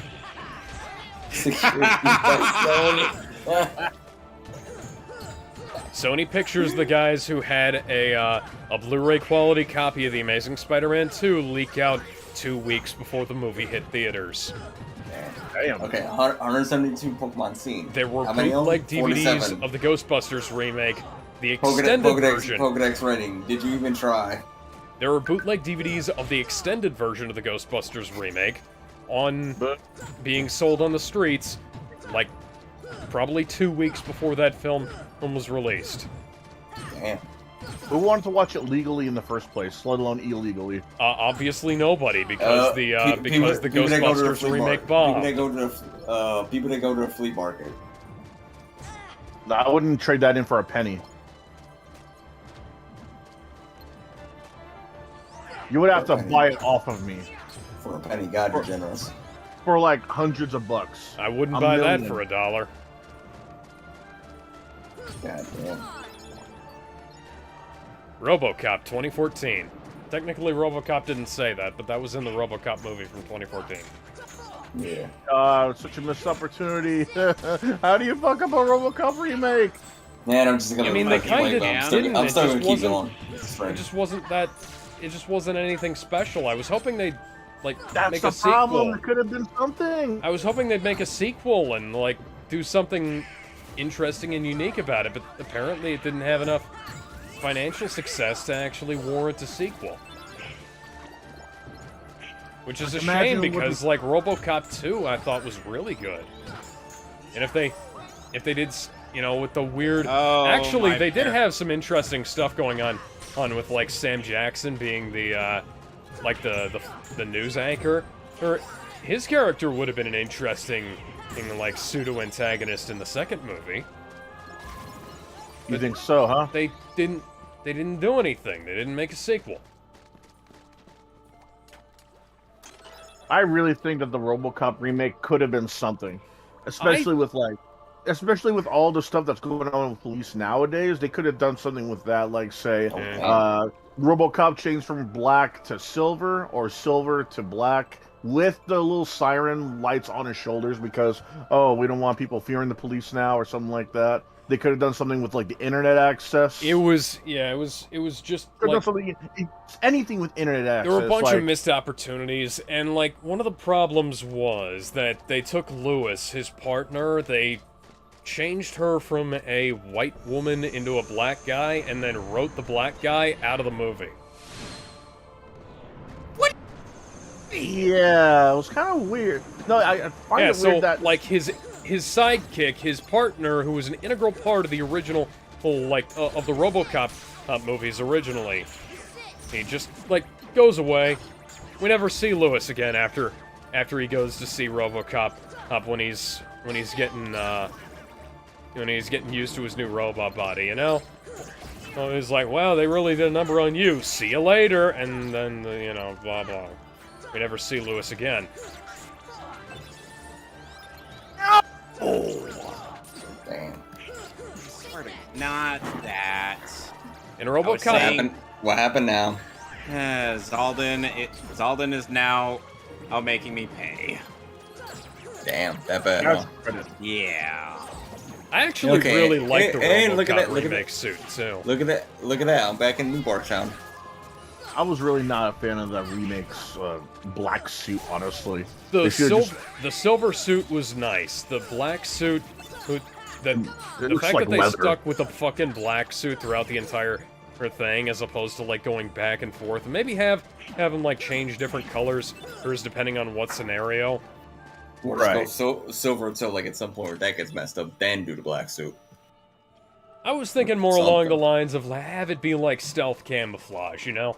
Have it kind of like change general colors. Kind of like the Octo Camo in MGS4? Yeah, kind of. Sort of like how if you were to go if you were to go in guns a-blazing, they would be silver, but if you had to be like tactical and stealthy, then he would switch to black. Yeah, then you could go.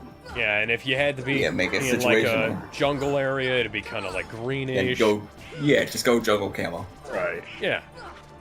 That would have been, and plus, you would be able to sell a lot more toys that way. Oh, of course.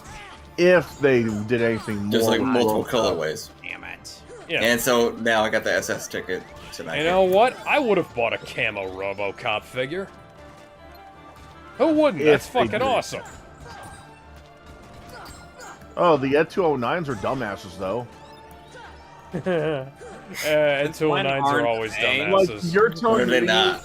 you're telling me that Ed 209s get taken down by not a whole bunch of terrorist guns, but one. I'll be right back. I gotta make a bomb. phone call.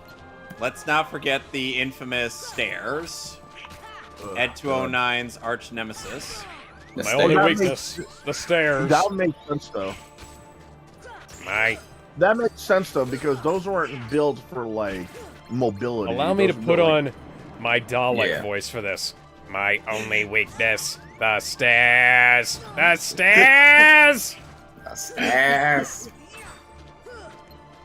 Yes, you could tell that Alex is a fan of Doctor Who. Yep. And then in the episode Dalek from in the episode Dalek from the first season of the revival, like the Daleks got around that by levitating over the stairs.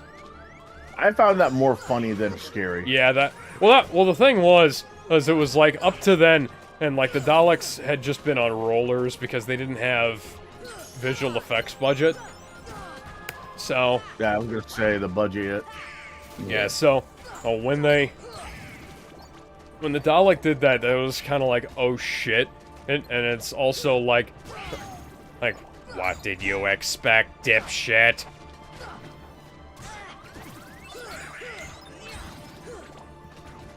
Yeah, now I'm going on to SS Aqua.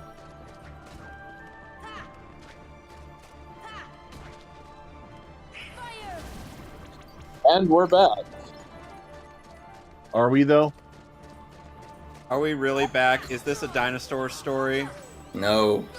When last we were on stream, we saw that Gizmo earned a badge, or earned an achievement. So, by speaking of Marshall. which, when I was at the thrift store, I saw the Disney movie Dinosaur. I have that. It was movie. scratched to hell, so I didn't buy it. Oh, God. I actually have the original still on DVD. Oh, nice. Right? Nice. I have a set of trading cards from that show. How Or does from a that movie movie. like that get trading cards? Because everything had trading cards back then. Yeah, what didn't? Well, that's a good question. There was a Harry Potter trading card game that nobody knew how to fucking play, but everybody had ECW? cards. And then there was ECW didn't get Digimon. trading cards. ECW didn't get trading cards. Oh, God. Contra didn't get trading cards. I'm pretty Mario sure Kart didn't Contra. get trading cards. Mario Kart had trading cards. I have some Mario Kart trading cards. Yeah, but Mario Kart 64 or Super Mario Kart. It's was- Mario Kart, doesn't matter. Yeah, kind of does. So it's It was Mario technicality. 64. Semantics. It was Mario Kart 64. All right then, no Super Mario Kart cards then. You know, I feel like Super Mario Kart is probably one of my least favorite parts of the series. That's I know a it's valid thing to say. I know it's primitive. Yeah, I know it's the original, but it's like the tracks are so uncreative. Yeah. Like Mario Circuit. How many times do you have that in Bowser's Castle? And Rainbow Road. No, Rainbow Road is fine. Okay, yeah, you say that until like the 8th time you fall off. 10th. On the Fuck first you, lap. Zaldin! No, the 8th time you fall off on the first lap. Oh, God. Now, Kevin Here's Feige Golem has fucking said Berserk. that the Fantastic Four movie that they're making for the MCU is not going to be an origin story. Yeah. Stupid. Quote, I a don't- lot of people know this origin story. A lot of people know the basics. We've set a very high bar for ourselves with bringing that to the screen. Yeah, the last time we had a Fantastic Four origin on the big screen was Fant Four Stick, which nobody fucking watched. That could be why they're not doing another origin. But but nobody watched Fant Four Stick in it, and the people who didn't like it. I actually wouldn't mind another origin story for the Fantastic Four as long as they do it better. Well, the last time And we got a Fantastic- decent one was the fucking Roger Corman movie. And the one where they weren't 90s. That was the Roger Corman movie. And the one after that. Yeah, the Tim Story one wasn't bad. Silver Surfer one was a big missed opportunity, but yeah, but the thing was that like as far as origins go, even though like Doctor Doom is a bit too heavily involved with the Fantastic Four's origin in that, it's at least not Fant Four stick. Yeah. I don't think they should start off with Doctor Doom in the first place. They have to go with something a little lower. I wish Doctor Doom would subvert the whole joke about the character's name thing that they keep doing. Well, have you seen the thing from, I think it was the Earth's Mightiest Heroes comic, or the TV cartoon rather, where Doom is just like somebody's, I think it was Janet Van Dyne was wisecracking at him and he's just like not having any of her shit. I imagine someone trying to say like, "Oh, Dr. Doom's such a funny name," and then Doom just be like, "That is my name," and then he just zaps him out of existence, and then he's like, "Anybody else?" Anybody else? Yeah, that'd be pretty good. Of course, you know, he could just do what, like I said, what he did in the Avengers show, and say, hey, like your childish prattle has is not. I will pay it no heed, or something like that. Because that line was actually really good. I actually wouldn't mind if the Human Torch did another thing, like in the second F4 movie, where it's like he was the one who came up with the names. Like he gave himself the good one. They're like slobbering time. Like he gives himself the good names. He gives everyone else like, oh, Mr. Fantastic. Oh, she's Invisible Woman. That's that thing. Oh yeah, that's his name. The Thing. Yeah, and I'm the Human Torch. Like do a thing where it's like he knows the name is the only creative one. We're going to Olympus Coliseum, ladies and gentlemen. Not really Olympus Coliseum if, you know, part of it you're going to hell. You know, Aladdin and Hercules actually had a crossover? Yeah, I was talking about that. It was pretty cool.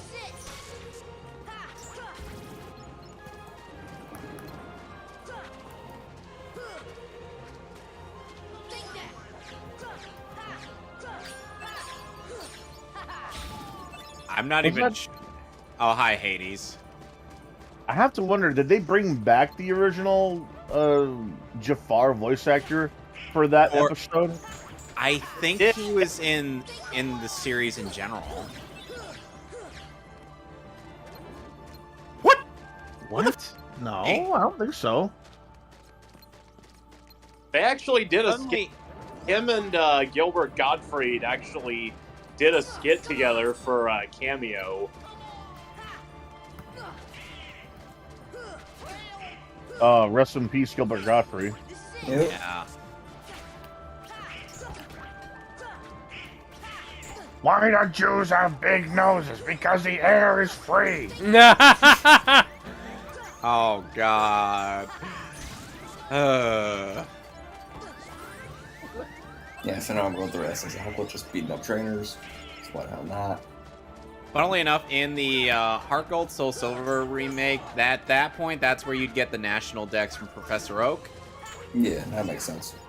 And a lot of the trainers have Pokemon on that are scaled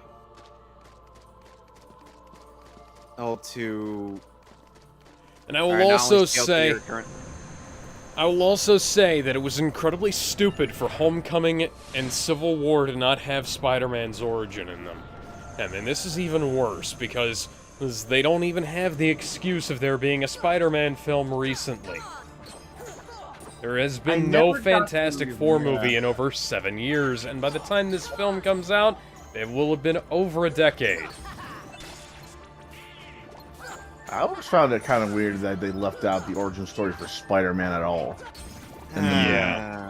Like, okay, I get it. We've seen Batman's mom and dad die too many times. We needed to see it. We needed to dedicate. Spider-Man. We needed to dedicate another hour of the Batman to seeing the Waynes die again.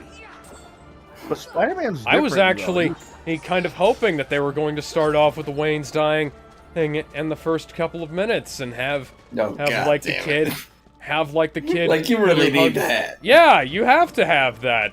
It's just the best way. It's the best way, you know. Every single director. We need to make another. Batman movies. We need to make an animated Batman movie now. Now, in the Waynes, it has to be exclusively the Waynes dying. Because we saw the Waynes die in the Joker, so we needed to see them die again. God damn. Oh my God! There's an enemy T-posing in the game I'm playing. We just need to have like an assembly line. We need to create an assembly line for Batman, and where we just have Joe Chill capping the Wayne family, God damn, that's and then cool. every now and again, and Jack Napier gives him a. Every now and again, Jack Napier gives him a break. No, it'll just be I don't care anymore by Phil Collins. For no reason whatsoever. Fuck. I don't care anymore. Well, let me share my screen. I gotta show you the T-posing enemy. Yeah. Mind you, I'm still streaming, so I'm not gonna be able to see it. Yeah, me too. Ah, okay. Oh, nice, Fampy. It's hilarious, though, just looking at the thing.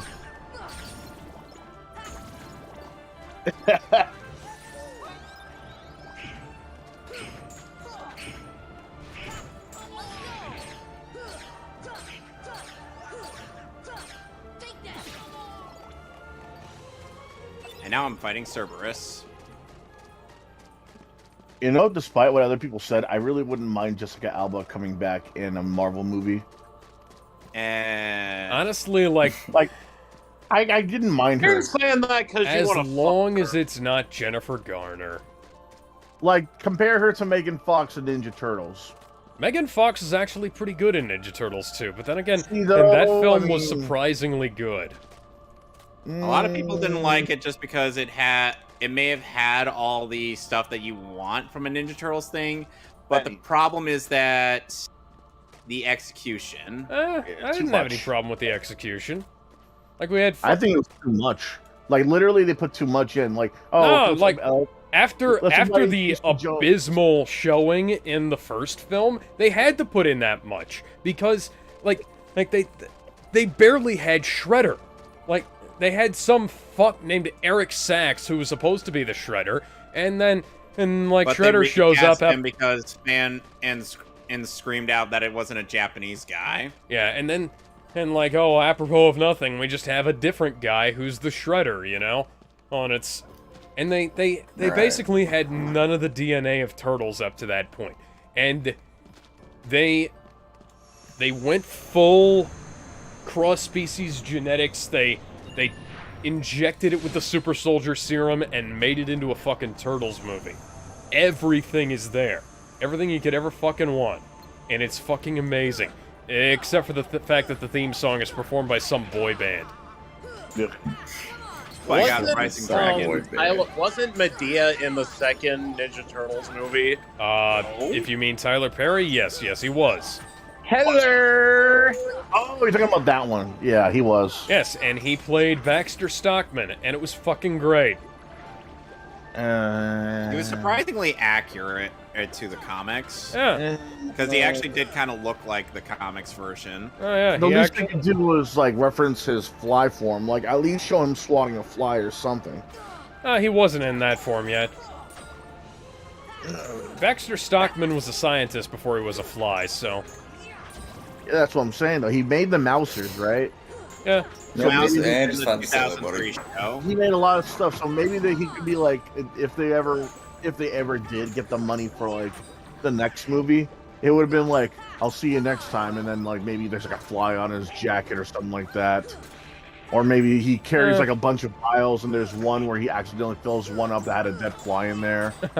that would actually be kind of funny.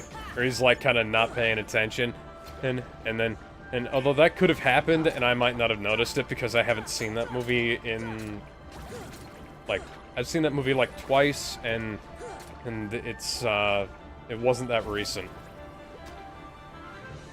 They did my boy Casey Jones bad. Yes, they did. You know, honestly, I would prefer Stephen Amell as Casey Jones to him as Oliver Queen. Bit. Goodness. No, But keep you him as Oliver Queen and then nothing else. Don't cast him in anything else. Oh, he But was then you perfectly fine as Casey Jones. He was just kind of... No, he's not.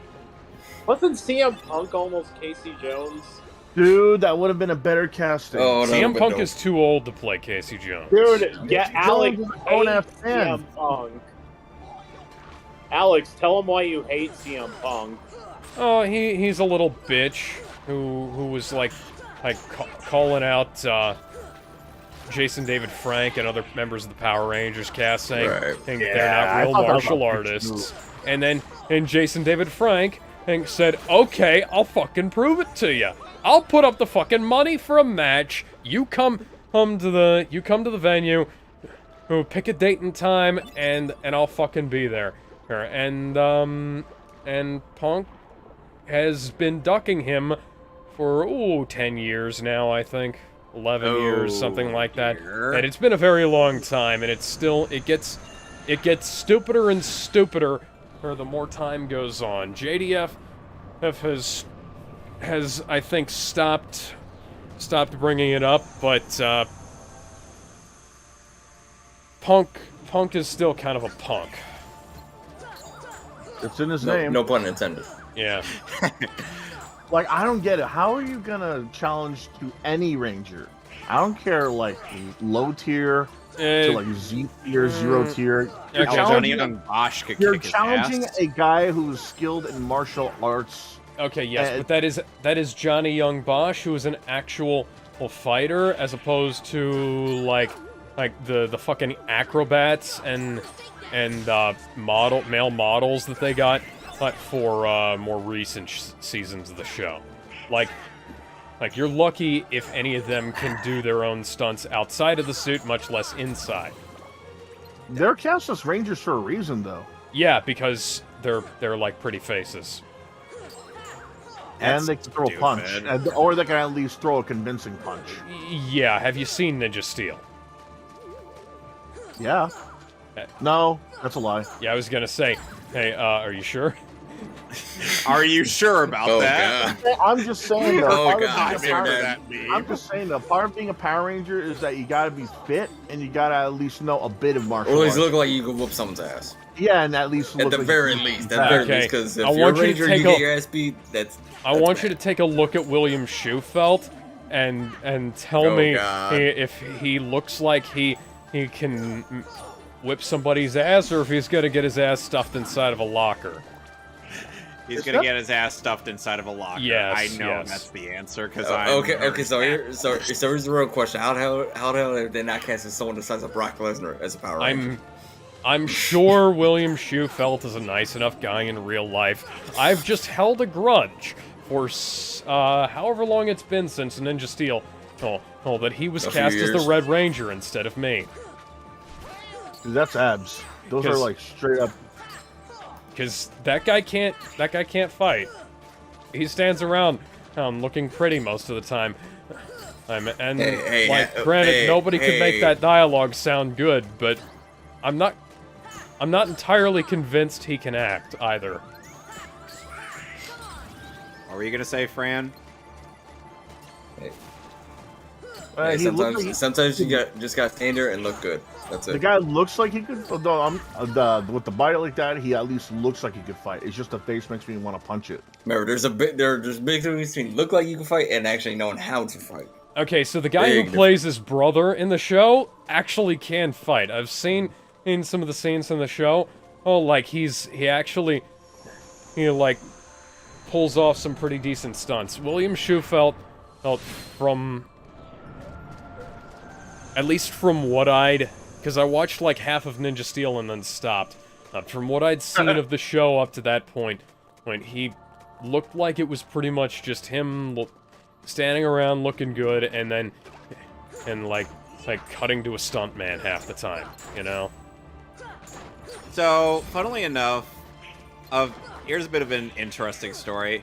So back when my older sister was much younger, her mom wouldn't let her watch Power Rangers because it was, quote, too violent. Bruh. We need more violence. And then we need to harness. I show my mom a clip of the infamous clip of Goldar being like, "Soon, Tommy, you will learn. Behold." And she's just, and I'm like, you really think this show is violent? Yes.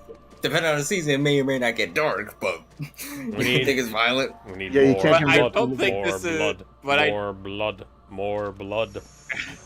It's like okay, you're okay. You want your kid to watch Power Rangers because you think it's violent, but you'll let them play Mortal Kombat. Make it make sense. I had my own ideas for a Sentai series. I just don't know if it'll work with what I'm doing already. With what I'm thinking of already. You have your own ideas for a hentai series? Yes. Yeah, a hentai series. Double cuts and shit. That's what I meant. No, but okay, dude. I'm just gonna tell you right now. Redo of Healer already exists. No, but seriously, I have my own idea of a Sentai. It's out of the norms. Oh God, here we go. Hey, we've gone out of the norm before. Have we though? We've always gotten grown ass men to play teenagers. What if they transform into Norm Macdonald? What if Norm Macdonald was their Zordon? No. Oh God, that'd be some shit. Hey, I got you this Red Tyrannosaurus Rex Zord, and I got you this Pink Pelican Ranger. Why the fuck do you think I got you the pink one? You fucking bitch. By the way... Oh, you're Jewish? Here's the green one. Why the hell do you think it's green? Hey, it's money. But I'm not Jewish. I'm Native American. Oh hell, you're the other red one then. By the way, fun fact, that actually happened. Damn, that was an actual conversation. Damn, who knew? So, Fran, I had shown Alex Digimon the movie, and he says as it's one of the worst American adaptations of Japanese media. You whore! You whore! You better not. I believe you can go back. The show hate that movie. You can go back because of how bad the dub is. You can go back on our video of it, and you can, and I believe you can quote me exactly as saying, "This is the most retarded thing I've ever seen in my entire life." Damn. Yep. You're saying it's not funny that Ty's mom is so bad at I never said it wasn't funny. That's every. That was the best part of the movie, though. That's why I think it's good, because the dub is so fucking weird. I never said it wasn't funny. I said that it was the most retarded thing I'd ever seen in my life. Yeah, but here's the thing. The dub, for the most part, is better cast than the Japanese version. How? The fact that they actually got male actors to play the male characters. Dude, it's animated. Do it all the time. Oh, and also Matt's voice actually fits. They do that here, too. I mean, Tara Strong has been known to voice a couple of male characters. I know that. I'm just saying it's rare for that to happen, but when it does happen, it's usually good. And I say usually, because a lot of people love Joshua Seth as Ty. And I don't have a cow. Oh, and there's also Brian Donovan as Digimon's first ever simp. Oh God. Simp, digital simpletons. And stop going on OnlyFans. Dude, you will never hear For the love of Cyber Sleuth. You will never hear a one... Davis! God damn it. I hate that. I fucking hate the TFS Digimon on skits. Because, oh dear God, guys, I get that you're trying to tell your audience about what you're doing, but please, no. We don't need our characters to have these weird fetishes. As if the fans don't already have weird fetishes? Ooh. Not every fan is a fucking furry. Do they really have to be into No, Renamon? some of them are scalies. Yes. Or Gatomon? Yes, they'd have to be furries to be into those. Wait, okay, what about Angelomon? Yes! Even her. But what the? No, that'd be a feathery. I told Alex about how unapologetically sexy Angelomon is in terms of the design, due to the fact that you know how Japan kind of likes to design the female characters as busty as humanly possible. Like, what about the kids? What about them? Man, what the frick about them? Put them to bed. And then and you know what I imagine? I imagine Rangiku from Bleach seeing Angelomon. Oh God! And she's like, I see this bitch wants to throw hands, huh? I see this bitch wants. Wait, before or after she's drunk? Rangiku is not usually drunk. Yeah, she is. Note the word, not usually. No, she's not the type who gets drunk. I believe that would be Shinsui Kyoraku. He's the one who gets drunk. Alright, someone double check. Oh, by the way, this is Zexion, who is going to be the most irritating data fight that we'll have to experience in this game. Ah, Zexion. Fuck that data fight. And he is voiced by Vincent Carroza. Remind me who did this. He's the original Tuxedo Mask. Oh, the useless one. No, the original English voice of Tuxedo Mask. Yes, the useless one. Bitch ass, don't come into a Sailor Moon fight thinking you done shit. What the hell you do?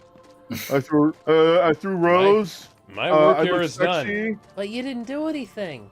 Exactly. And just like that, just got the battle code. Oh my God! Why? He's the special ed of Sailor Moon. I got anti-form during Zexion's boss fight. Damn it. Fucking hell, game. Long time ago, I thought Tuxedo Mask had it all. Like I said, I got the metal coat. Only needed if I want a Sizzle or Steelix. Yeah, well, I don't think you could trade via emulator on Game Boy. Color. There might be a way to do it. You know, we were talking about dub actors for a while. You know, one thing I miss is dub actors that are straight out of the 90s. Because nowadays, a lot of them are either the same 5 or 4 actors and actresses, or they just sound the same. Yeah, see, that's the thing. That's the thing I've been talking about for a while now. So, these days, dub voice actors don't try. Well, it's not so much that they're not trying. It's that we had this thing where we had a handful of actors doing a bunch of different voices. Now we have a bunch of different actors doing the same fucking voices, just like they have in Japan. It's a problem when it happens in Japan. It's a problem when it happens here. You get a whole bunch of people doing the same handful of impressions of each other, and it just keeps fucking going. You don't get anything... The difference is, though, here, when you hear Vic Mignogna, you know it's Vic Mignogna. When you hear Chris Sabat, you know it's Chris Sabat. When you hear... When I hear Mamoru Miyano, I 100% know it's Mamoru Miyano 100% of the time. The guy works way too goddamn much. But the thing is, if you compare Sailor Moon 90s and Sailor Moon, nowadays with the modern dub, it's like day and night. It's like day and night. You can tell who's who from just listening to the voices from like the original dub.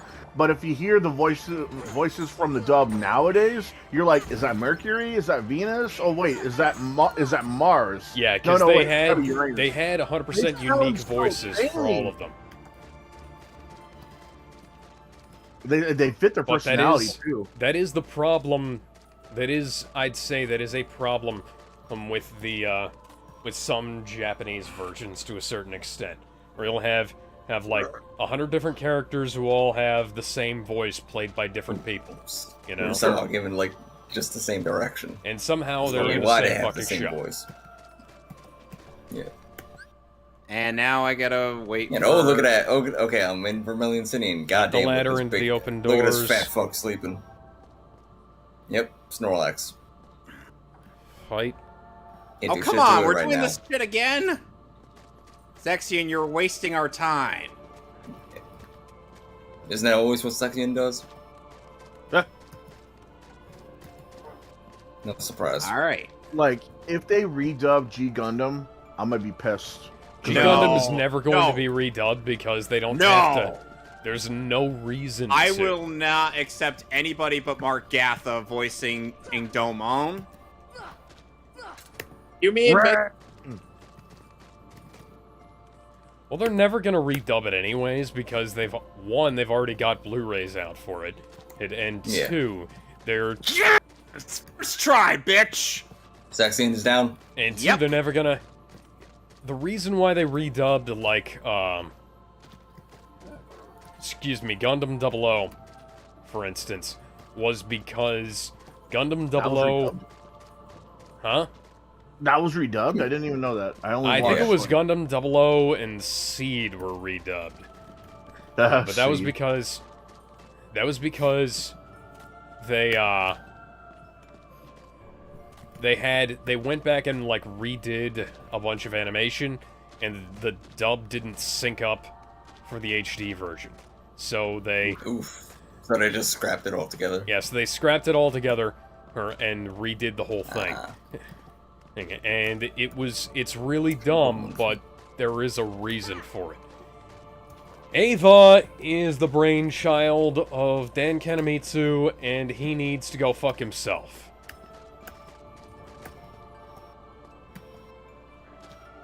That guy is cancer. He is literal cancer. Given human form? Mm-hmm. So it's stuff like the Sailor Moon redub that gets me worried about the anime industry because, again, they all sound fucking the same. You can't tell who's who unless your eyes are constantly. He's got good ears. Good luck. I've got really good ears. I got good ears too, but the fact is, like, if I gave you the '90s versus the redub of Sailor Moon. Well, hell, let's talk about Ava. Let's talk about how in the Funimation dub of the Evangelion movies, Gendo and Fuyutsuki had the same fucking voice.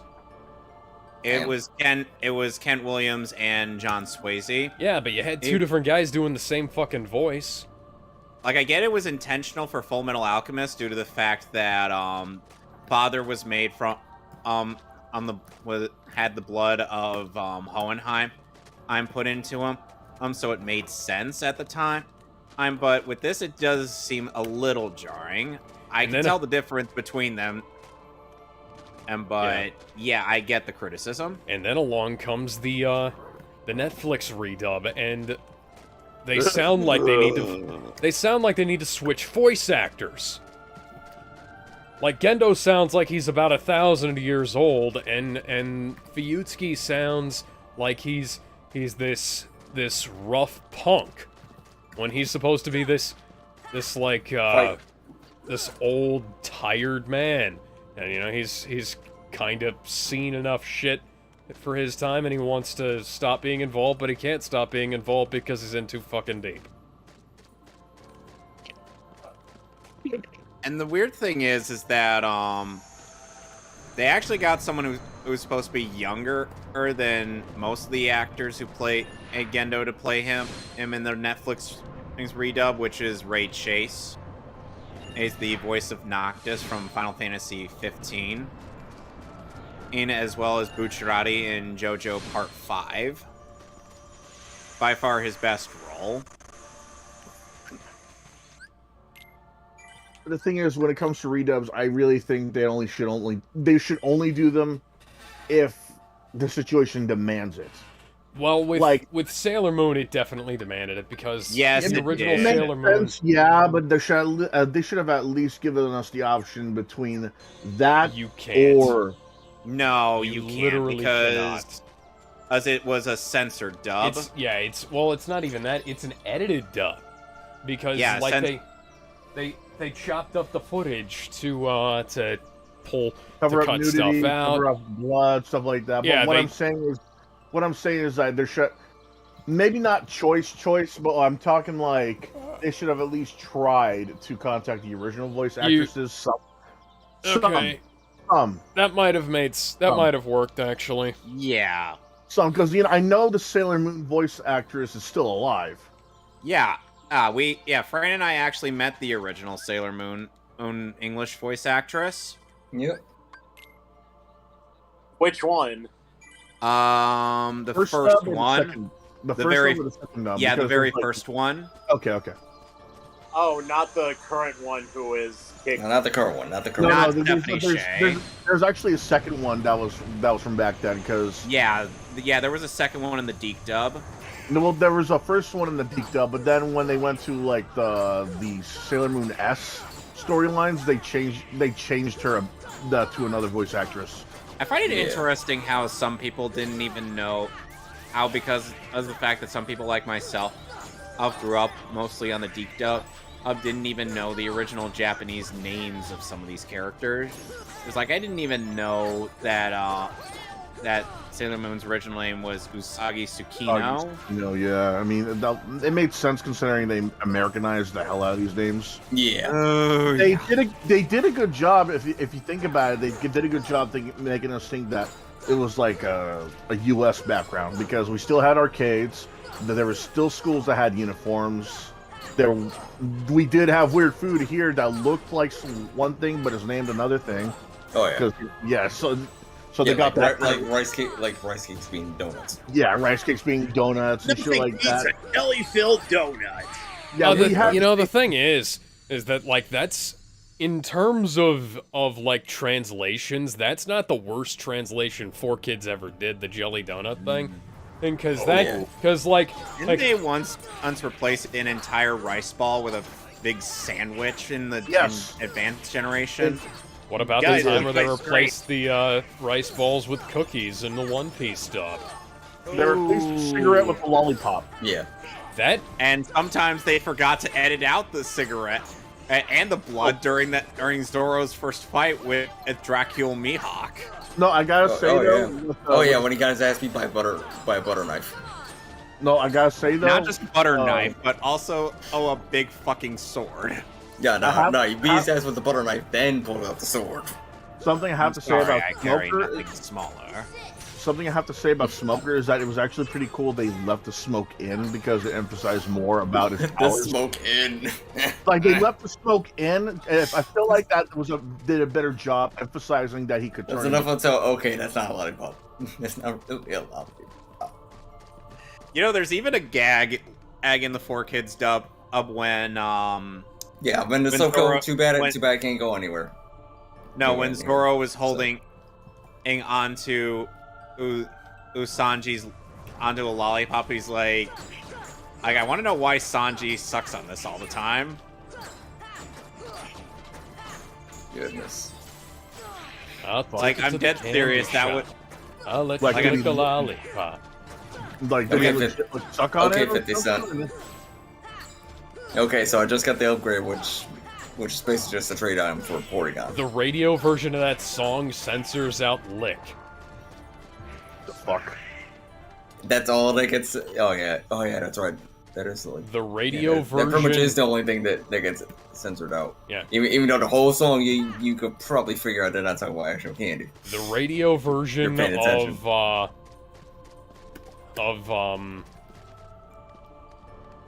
don't even remember the hell you were talking about. Yeah. Okay. So. I can tell you're blank. Fucking name.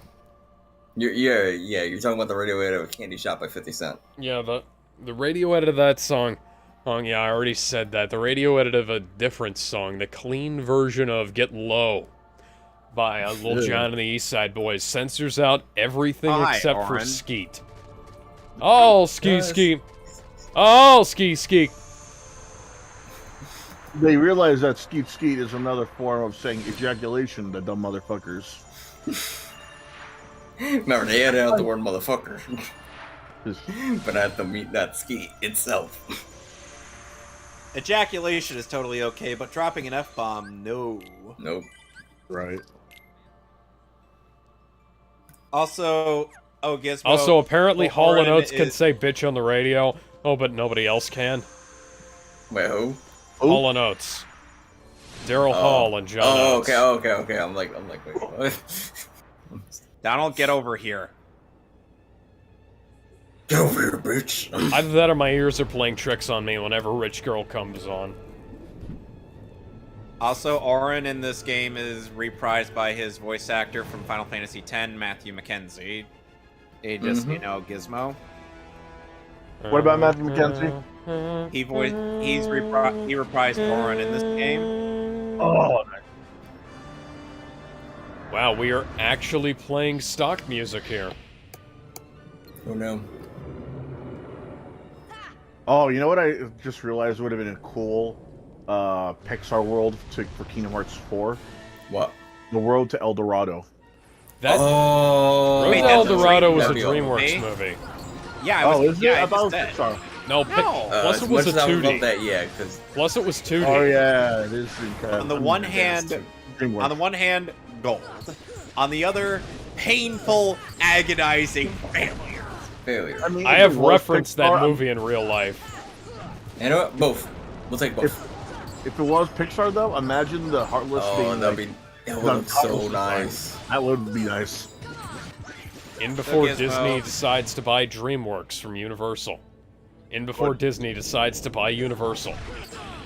You know it's on their list eventually. It's slum! Anyway, they would do that just to have an excuse, just so they have an excuse, reason to freaking do more Hulk movies. Yeah, I was just gonna say they're gonna buy. That's Hulk. the biggest reason They're why they gonna would buy buy Universal and own the Hulk biggest and reason. Shrek. Just so they got an excuse to do Hulk. Well, Shrek too, because Shrek is Shrek beat them out for best animated picture, didn't he?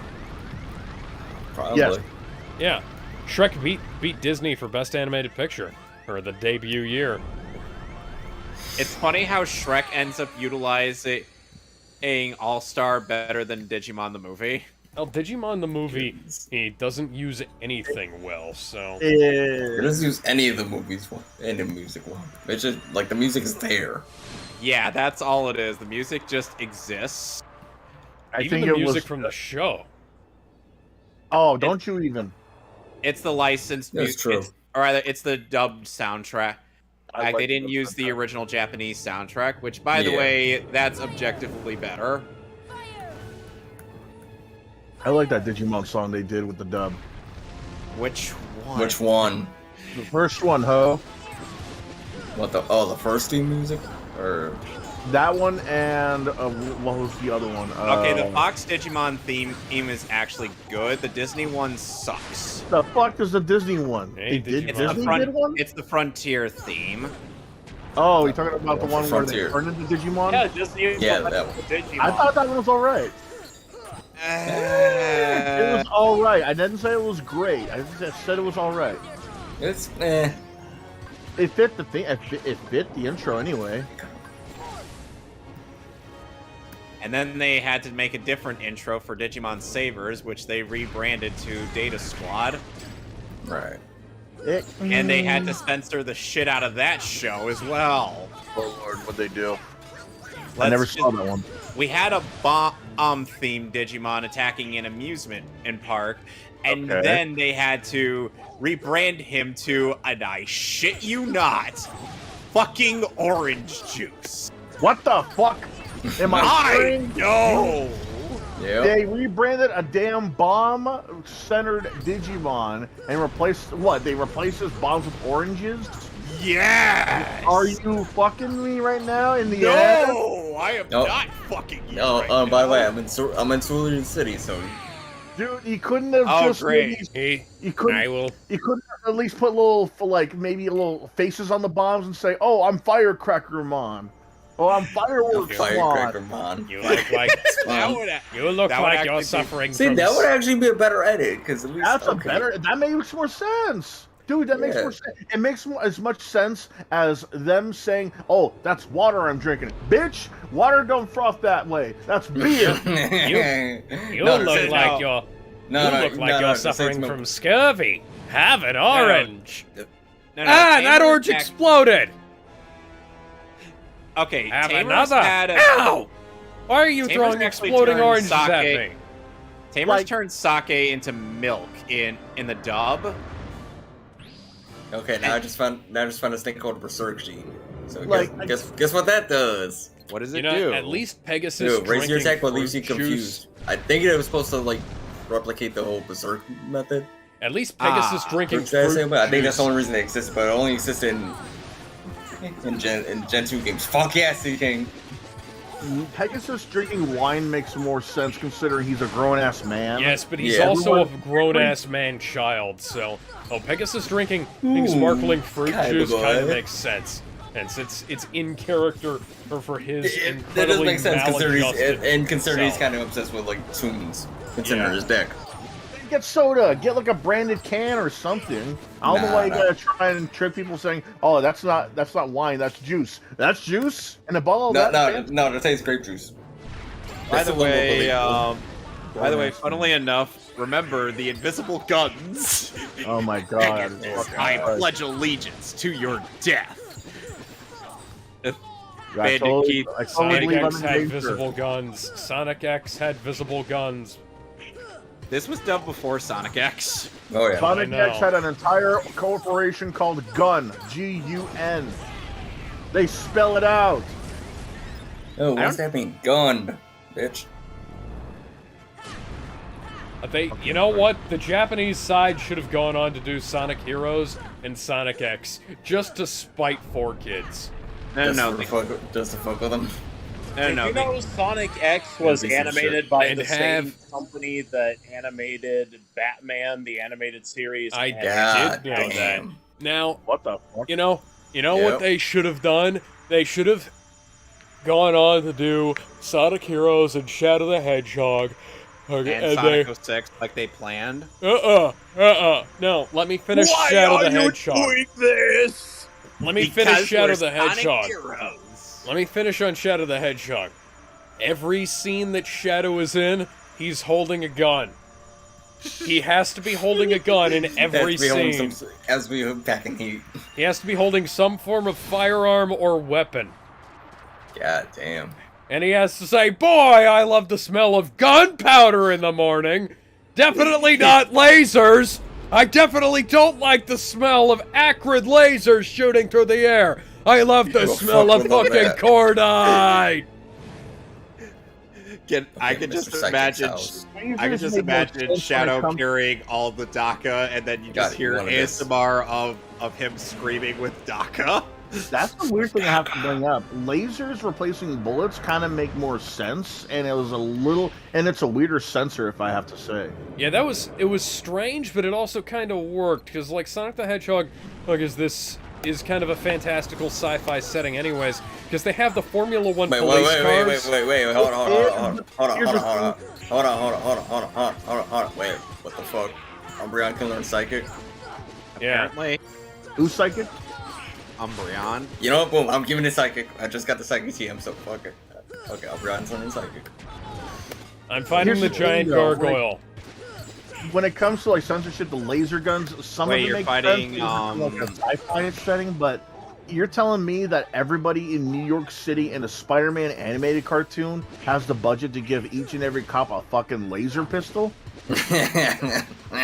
In New York City. New York. Spider blood.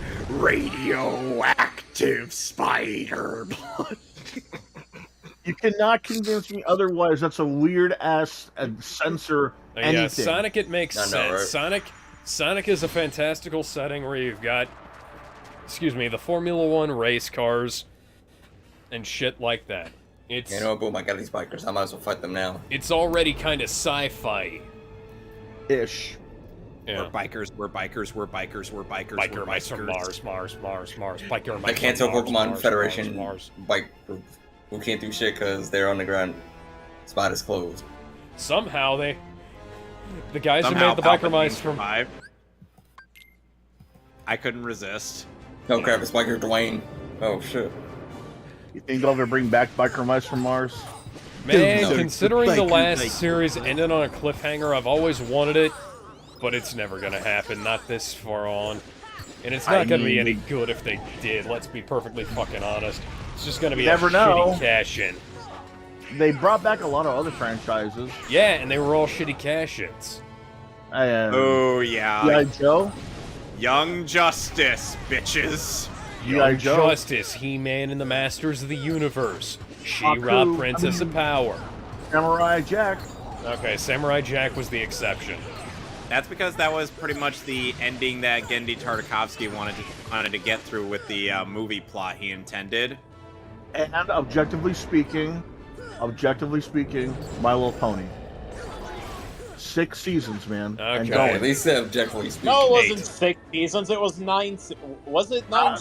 6 seasons. People thought it was going to end in 6 seasons. Ended up getting 9 seasons. Ended up getting 2 movies. 1 movie. It ended up getting like 5. It ended up getting 5. 5 My Little Pony themed conventions. Okay, You know, Friendship is Magic actually ended, so... Yeah, but it still became a phenomenon. Oh, yeah. It got... I'm just saying, like, Friendship is Magic isn't still going, though. Although Right, it did leave a lasting impact, and on the fans, if nothing else, because apparently the world of children's entertainment hasn't learned from it. Because Friendship is Magic was an actually, like, good cartoon that had decent animation, and a good plot, and messages that weren't shoehorned modern political metaphors. And it wasn't just toyetic garbage, and the characters actually were well written, and there was voice acting thing that didn't make me want to kill myself, and Wait, Alex. Yeah? If by kill yourself you mean do Sindel's Harakiri. Yes.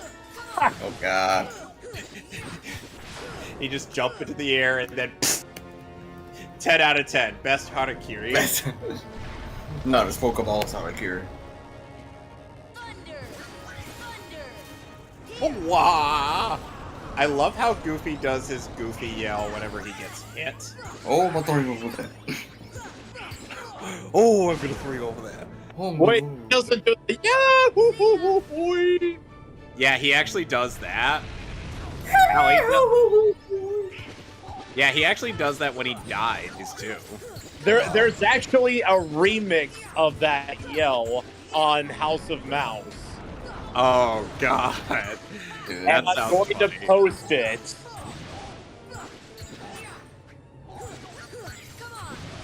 Okay. Oh, and also we had lost Pat Carroll a while ago. Yeah, rest in peace, Pat Carroll. We're gonna have to be getting to Finny Fun at some point, and so, yeah. Oh, you're talking about the girl who played Ursula? Yeah. Yes. Oh, and funnily enough, she also played as John. You good? She also played as John Arbuckle's grandma in Garfield and Friends. Yes. Yep. Guys, look in broadcast chat. Oh god. I posted a very lit remix. Oh Jesus.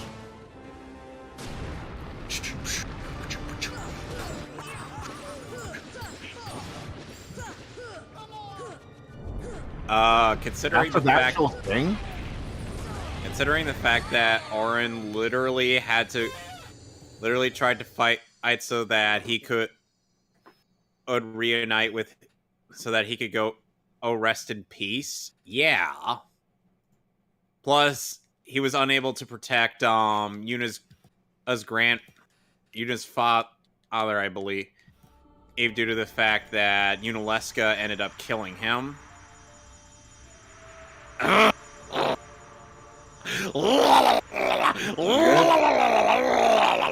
What happened now? Wild guess.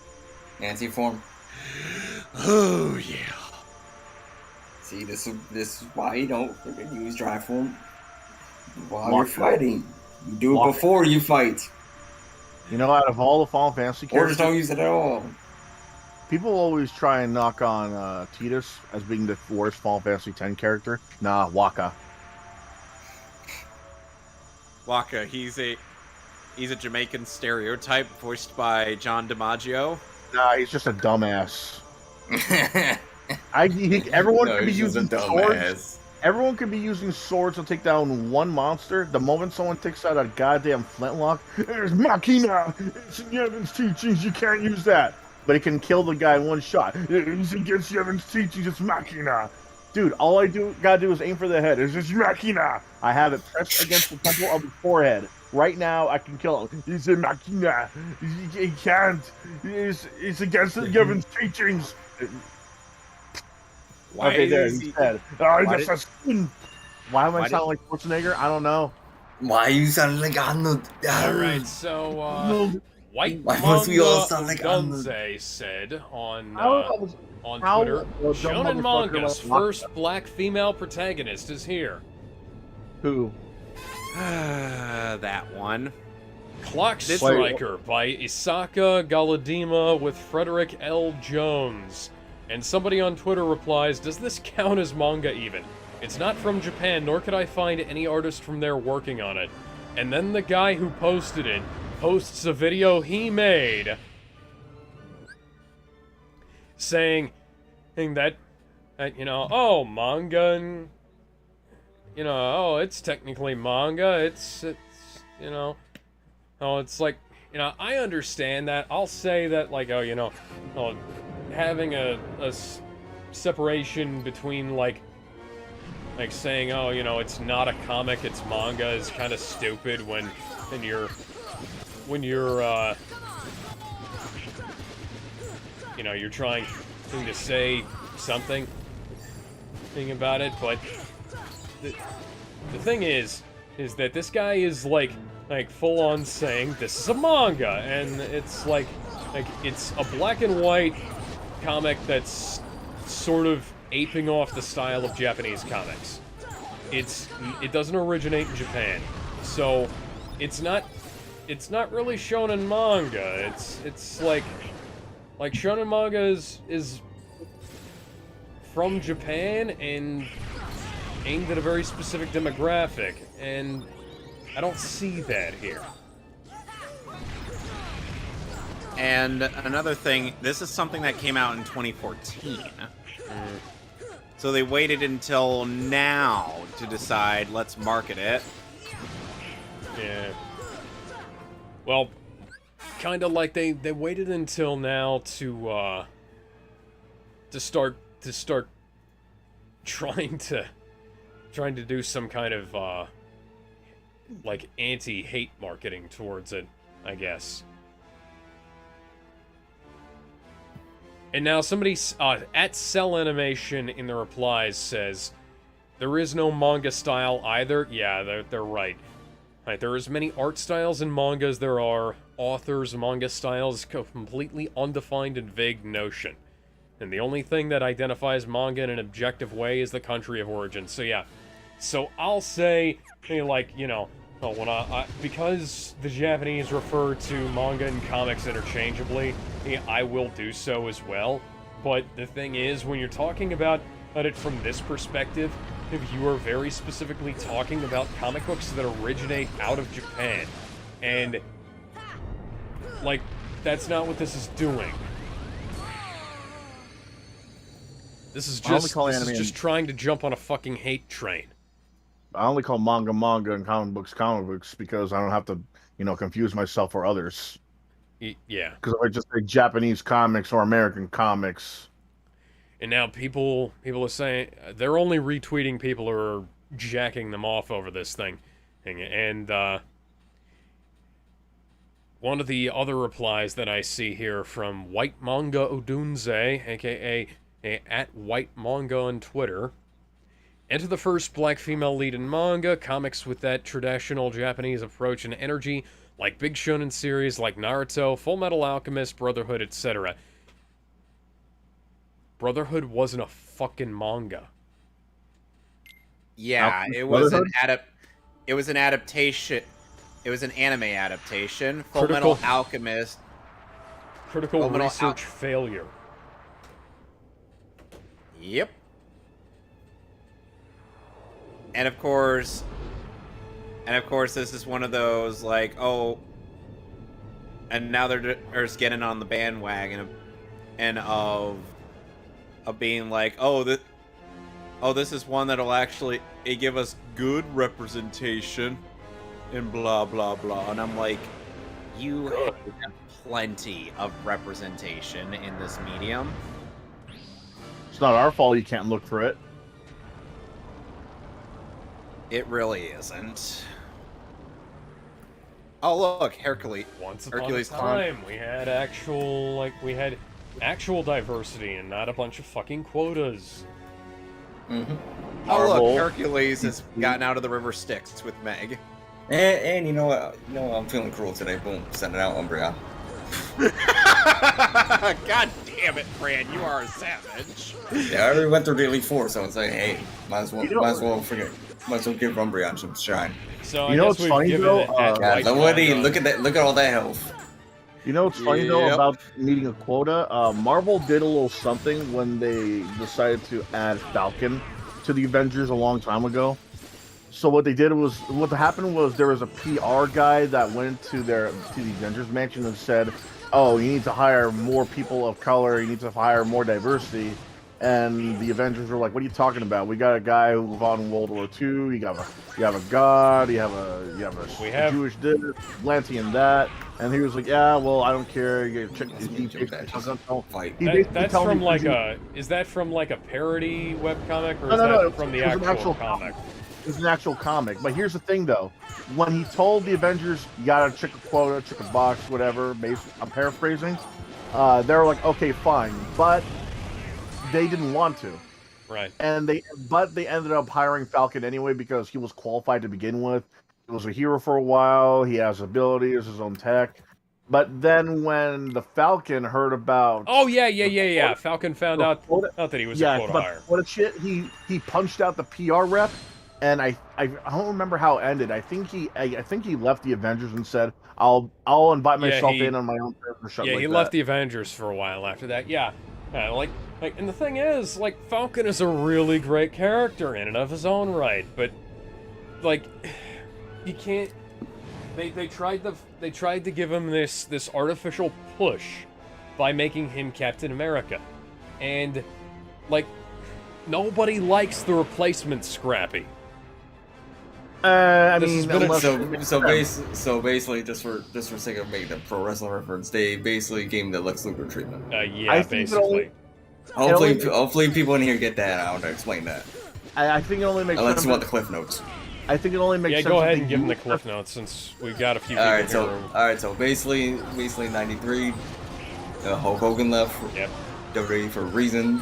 So instead of making a brand new babyface, they took Lex Luger and basically copy pasted him as Hulk Hogan 2.0. Yeah. The short story. That's the short story. And they kind of ruined Lex Luger because Lex Luger was kind of cool, and then they tried. Yeah, that was around the time he was a heel, and then all of a sudden he turned babyface for no reason. Just the body slam Yokozuna. Yeah. For no fucking reason. Let's go back. I think it only makes sense to do the replacement thing if they follow either wrestling logic. Not the first time they've done the whole replacement Scrappy thing, because look what they had with Roman Reigns. Yeah, they're trying to. Yeah, they trying to make him John Cena 2.0.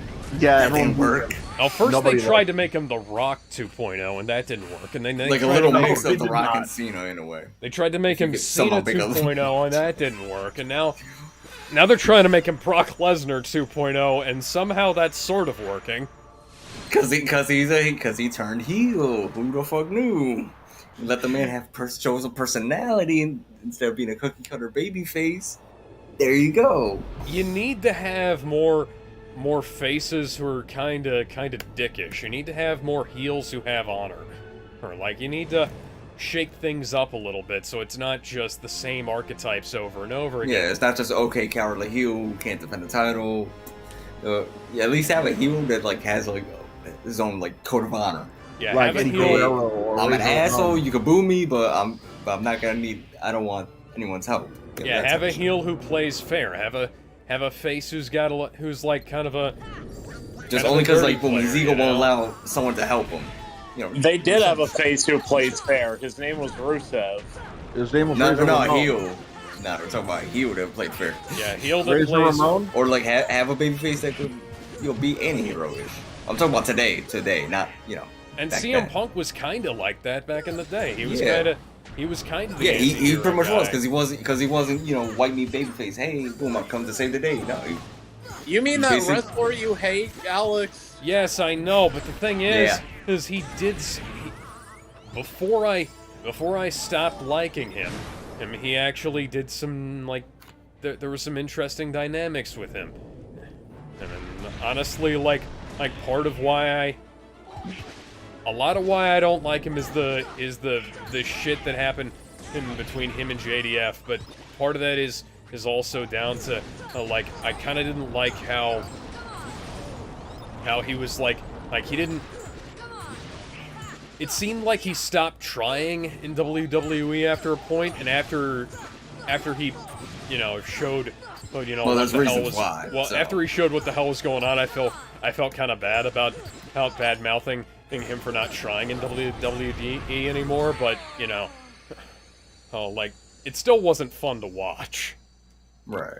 But then again, like, the man was dying of a staph infection, and for a good portion of the time he was working with WWE towards the end, so, you can hardly fucking blame him.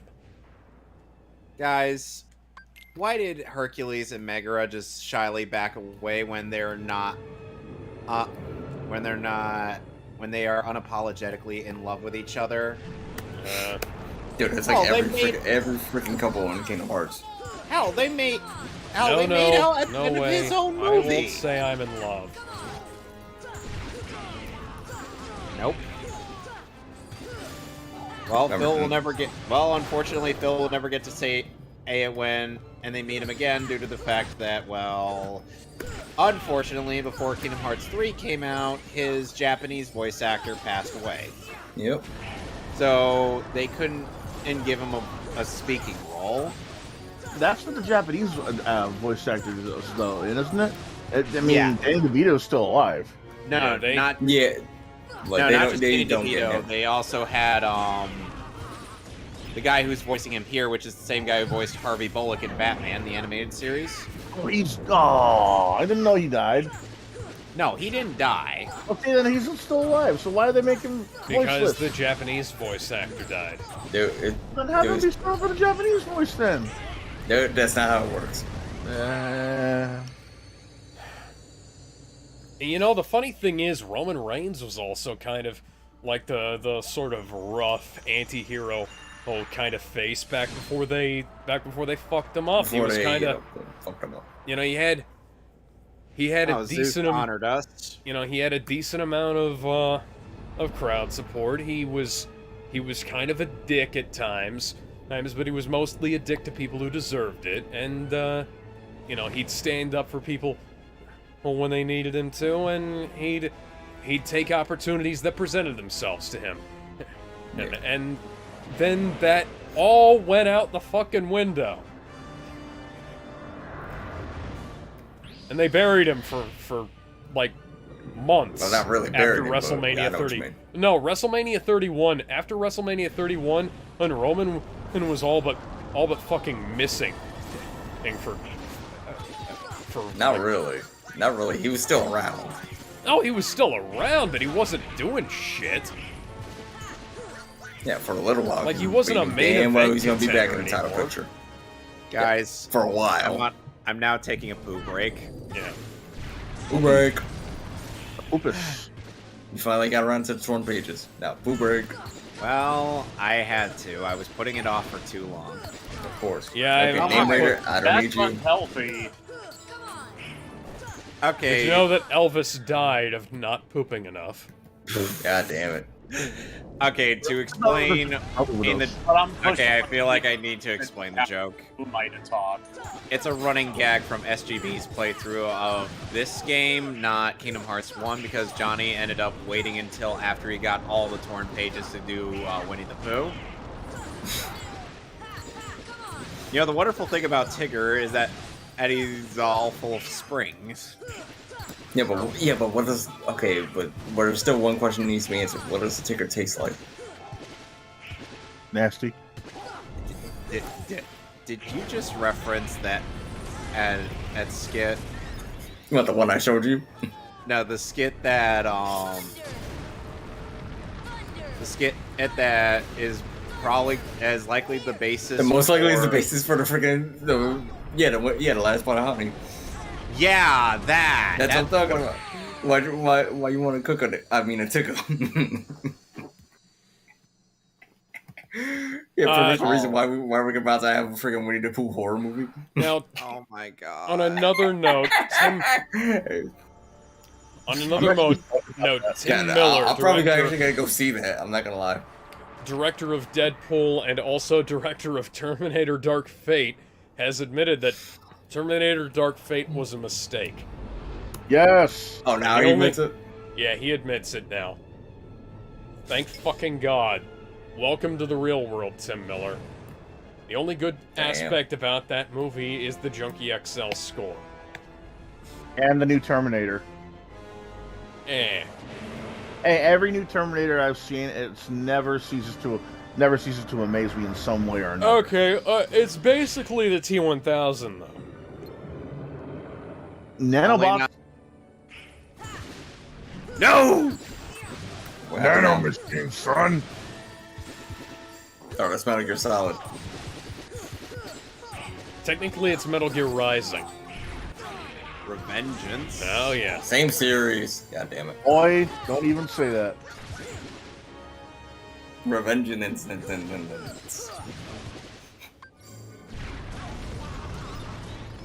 Poor Tigger. Why you gotta cook it? I mean, it's a good.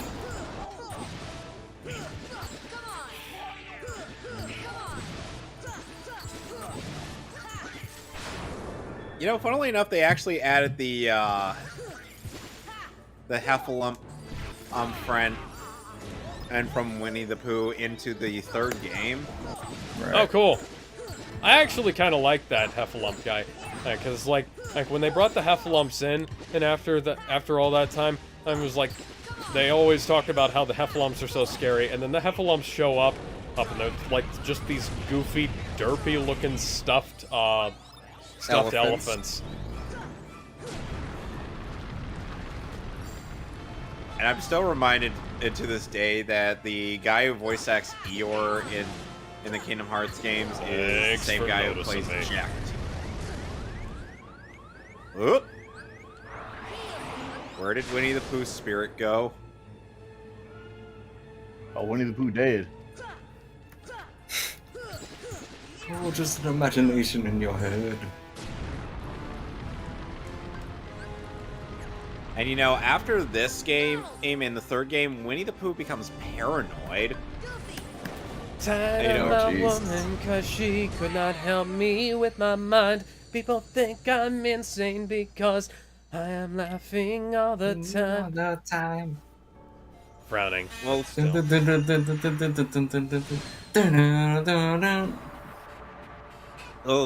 the thing is, like, he ends up. I can't sing in Winnie the Pooh's voice. He ends up thinking that when Sora leaves again, he's gonna forget everything. That Pooh's gonna forget everything once more. So here's all day long I think of things, but nothing seems to satisfy. Think I'll lose my mind if I don't find something to occupy. Can you help me occupy my brain? Oh yeah. You know, it's called Coke, Ozzy. You will, and here it will become your best friend for the next 20 years. Except for that one time where it got the only member of the band and you hadn't alienated and to actually killed. Damn. Yeah. Meanwhile, Sora, and meanwhile we're in a mini game that I would want to fail on purpose. Fail on purpose for a bit due to the fact that there's some treasure. Treasure. That is what you are. Girl, you're my golden star. Girl, you make my wish come true. If you let me treasure you. No. If you let me treasure you. Oh, oh. What is that song you were singing? That's Treasure by Bruno Mars, yeah. Oh. Alright, so... I'm just gonna clear... I'll probably just clear this minigame and then... Yeah, I'm about to call mine for a day, right outside Rock Tunnel. Goddamn irony. Grand Theft Auto 6 has been confirmed to be in Vice City. We all knew this was going to happen, but Rockstar apparently felt the need to make sure of it. That was kind of at least we got official word. So like, okay, it's gotta be Vice City because like that hasn't been HD'd. Yeah, and the game is going to have 2 protagonists, unlike the 3 that we had in GTA 5, which I think is probably a good thing because they had too much shit going on in GTA 5, and they kind of need to make it a bit more focused. Now, this is where the good shit ends and the bad shit starts. So, one of the protagonists is going to be a Latin woman, a Latina. I refuse to use the X slur. Right. Yeah. And sadly, it seems that San Diego Comic-Con has not learned from this. Because they tried making gender neutral for Filipino. Yeah, Philippinks, I think was what they tried to do. Like how you pronounce it? Yeah. Philippinks. God dang, that sounds like a tongue twister already. Yeah. Alright, I'm about to wrap mine up. Next time we come back to Crystal, we'll be going through Rock Tunnel. And I think, wait, you need Flash for Rock Tunnel in Gen 2, right? I think you do, actually. Well, have fun seeing me be lost like a motherfucker. Oh. Because I don't have my Flash bitch with me. Oh, goody gumdrops.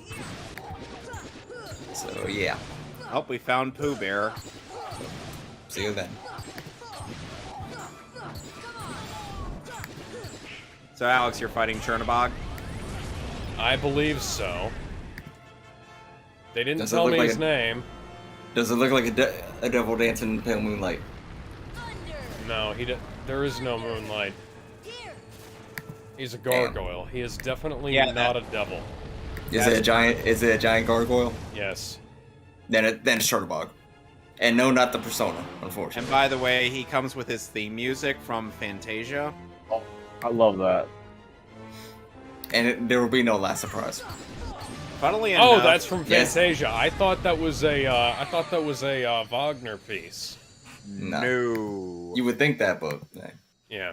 And not bad guess. So apparently Rockstar is also going to be dialing back some of the humor in it. There is going to be there is going to be less apparently making fun of women and minorities and whatnot in there. And it's so like basically a PG GTA game. That's so we're immediately going to just dismiss the possibility that this game is going to be good outright because they're just not going to put in the kind of effort that they used to, you know? So no good GTA, no good Saints Row. We're doomed. Hey, I'm still gonna buy both. So. No, I ain't. We need to get new. I'm that type of guy. Like, hey, I'm a Saints Row guy. I'm a GTA guy. I'm gonna get both. That's just me. We need to get new sandbox comedy IP. The thing is, though, if I'm ever gonna get these games, it's either gotta be a used, very cheap physical edition, or you better get me that bitch cheap, like $2.99 or some shit, because I'm not. Yeah, that's what I'm thinking. I'm gonna buy this game 90% off if I buy it at all. Like Hey, what I said 90% off. Come on, man. Yeah, I it's am gonna, not. Like that's gonna happen. Yeah, that low. dude. I have gotten stuff for 90% off.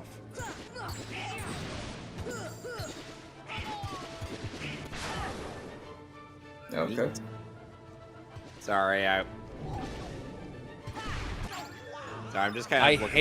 I hate the Tower of Fire that Chernobog puts out. Yeah, get away from the Tower of Fire. I'm too close to him. I have to hit him in the head. Get away! Move! Move, bitch! Get out the way! I couldn't resist. Sorry about that. I couldn't resist. Of course. I'm too basic for that.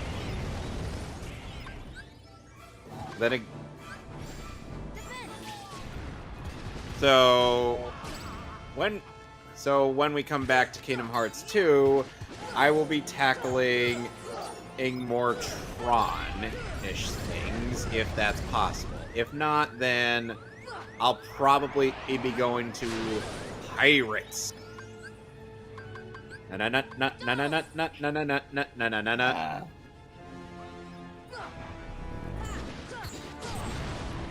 would that be the worst pirate day you've ever heard of? Yes. But you have heard of you have heard of me. Yes. I fucking love that game. Alright, so how long have we been going for? Oh, we've been going for quite a while now. 3 hours, give or take. Nearly 3 hours. So let's just breeze through the last couple of topics here. So before anybody started talking about the fact that there was a female hero in GTA 6, I started seeing people saying, why the fuck are people adding a female protagonist woke? Just say you're sexist and go. No, people are not saying that the game is woke because it has a female protagonist. They're saying it's woke because they're saying that they're scaling back quote-unquote racist and sexist jokes, which is down to them... Rockstar, which used to be one of the most courageous companies in the entire video game industry, pussing out and not... Yeah, because they did say they were gonna, clean up some of that stuff. Yeah, so... We're already in bad territory here. And then she goes on to say, hey, this is Vanilla Velasquez on Twitter, women play games too, and IDK about you, but I'm fucking sick of having to make do with playing a man in a game because there's no playable female character. You'll play a female character in GTA Online? Yeah, I was gonna say, GTA.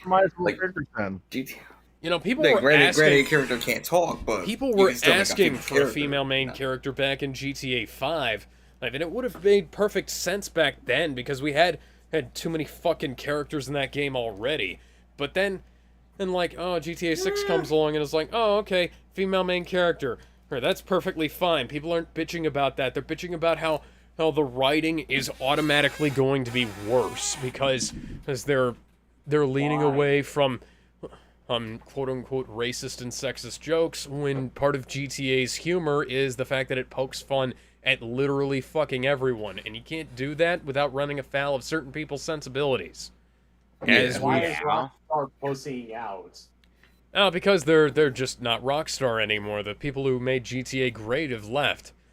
Rest in peace, Bernard Cribbins, aka Wilfred Mott. Ben Affleck is returning in Aquaman and the Lost Kingdom, and we found out about that because, they were doing a tour, and Jason Momoa peeked inside his trailer and saw him there. So they put a bunch of He's like, yo, what up? Yeah, so they put out some pictures of him. And you know what? He looks pretty good. It looks better than he did in either Justice League or Justice League. And I think this is a really good sign that maybe we're actually going to get the Snyderverse back, but who knows? Hey, one at a time, one at a time. If Take they're it one at a replacing, time. Take it one at a time. Let's. if they're That could be because of the whole Flash thing. okay, that's my guess. Look, if they're planning on replacing Amber Heard with Ben Affleck and reshoots, I'm perfectly fine with that. And make it the Aquaman and Batman buddy cop hour. I don't fucking make it care. a buddy cop. I want to see this. James Gunn thinks a rated R Scooby-Doo 3 is possible. They'd do it if we asked. Me personally, I liked the Scooby-Doo movies, but I don't think they can possibly make an R-rated Scooby-Doo 3.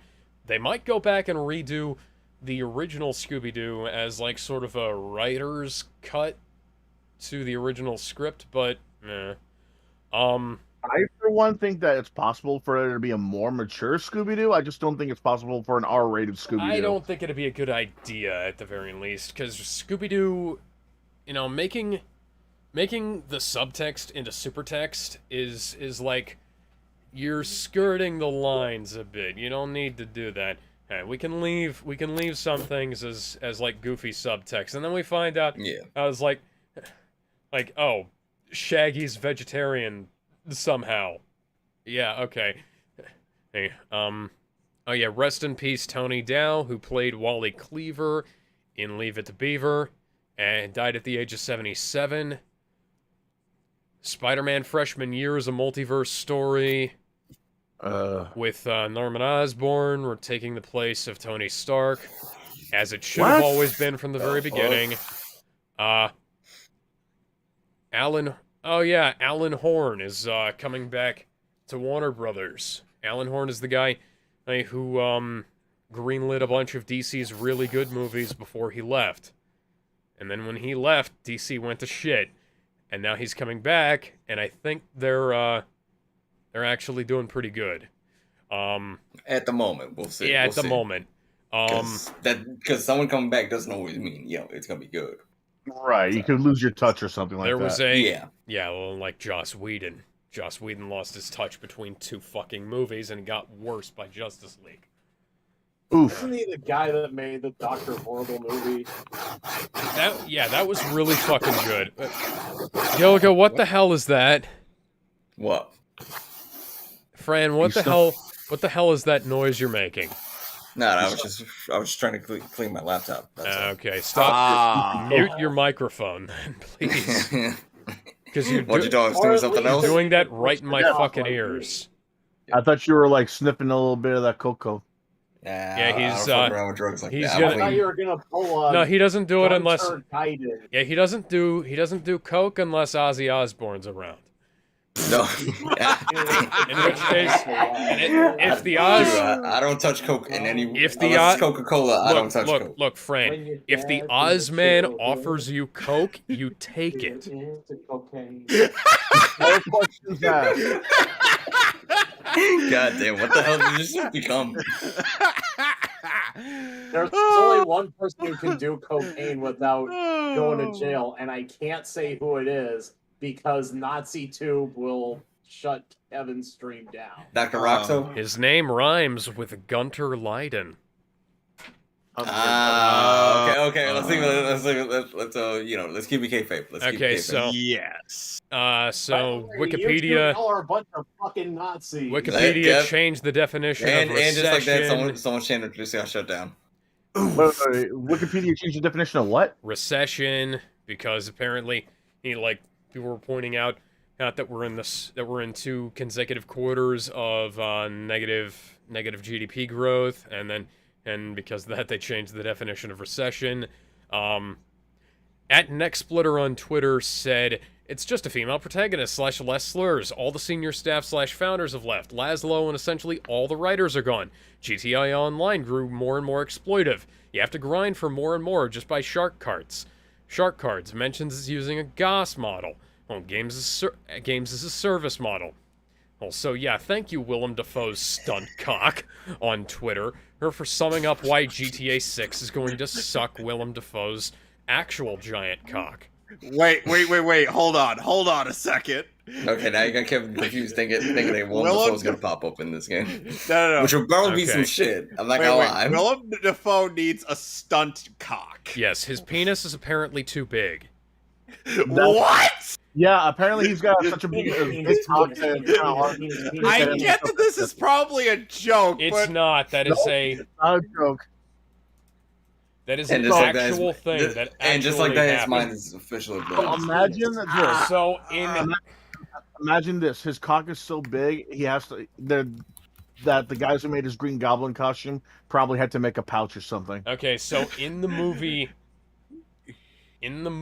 Antichrist by Lars von Trier, Willem Dafoe had to have a stunt penis in the movie because his actual penis was too big and was, quote, so large it left people confused. what the fuck? Yes, this is an actual thing that Lars von Trier, the director, said. This is real. And just like that, Kevin said it's officially exploded. Yeah, Willem Dafoe can give Ron Jeremy a run for his money.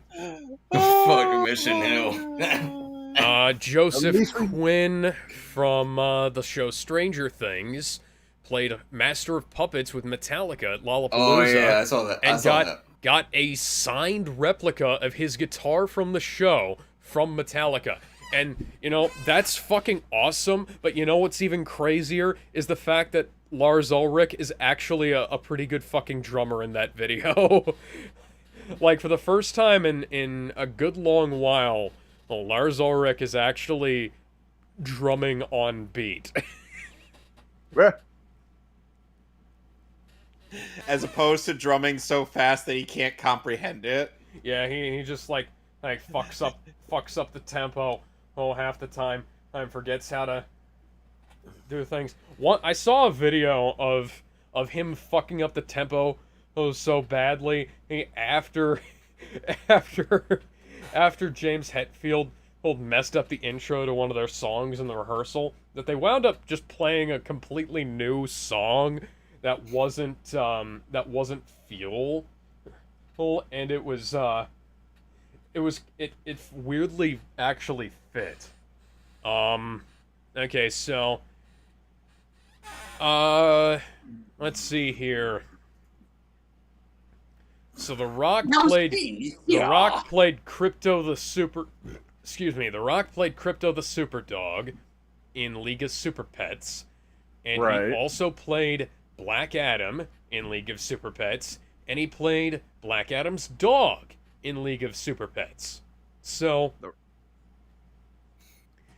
I wonder how much money The Rock wound up hauling off of that film.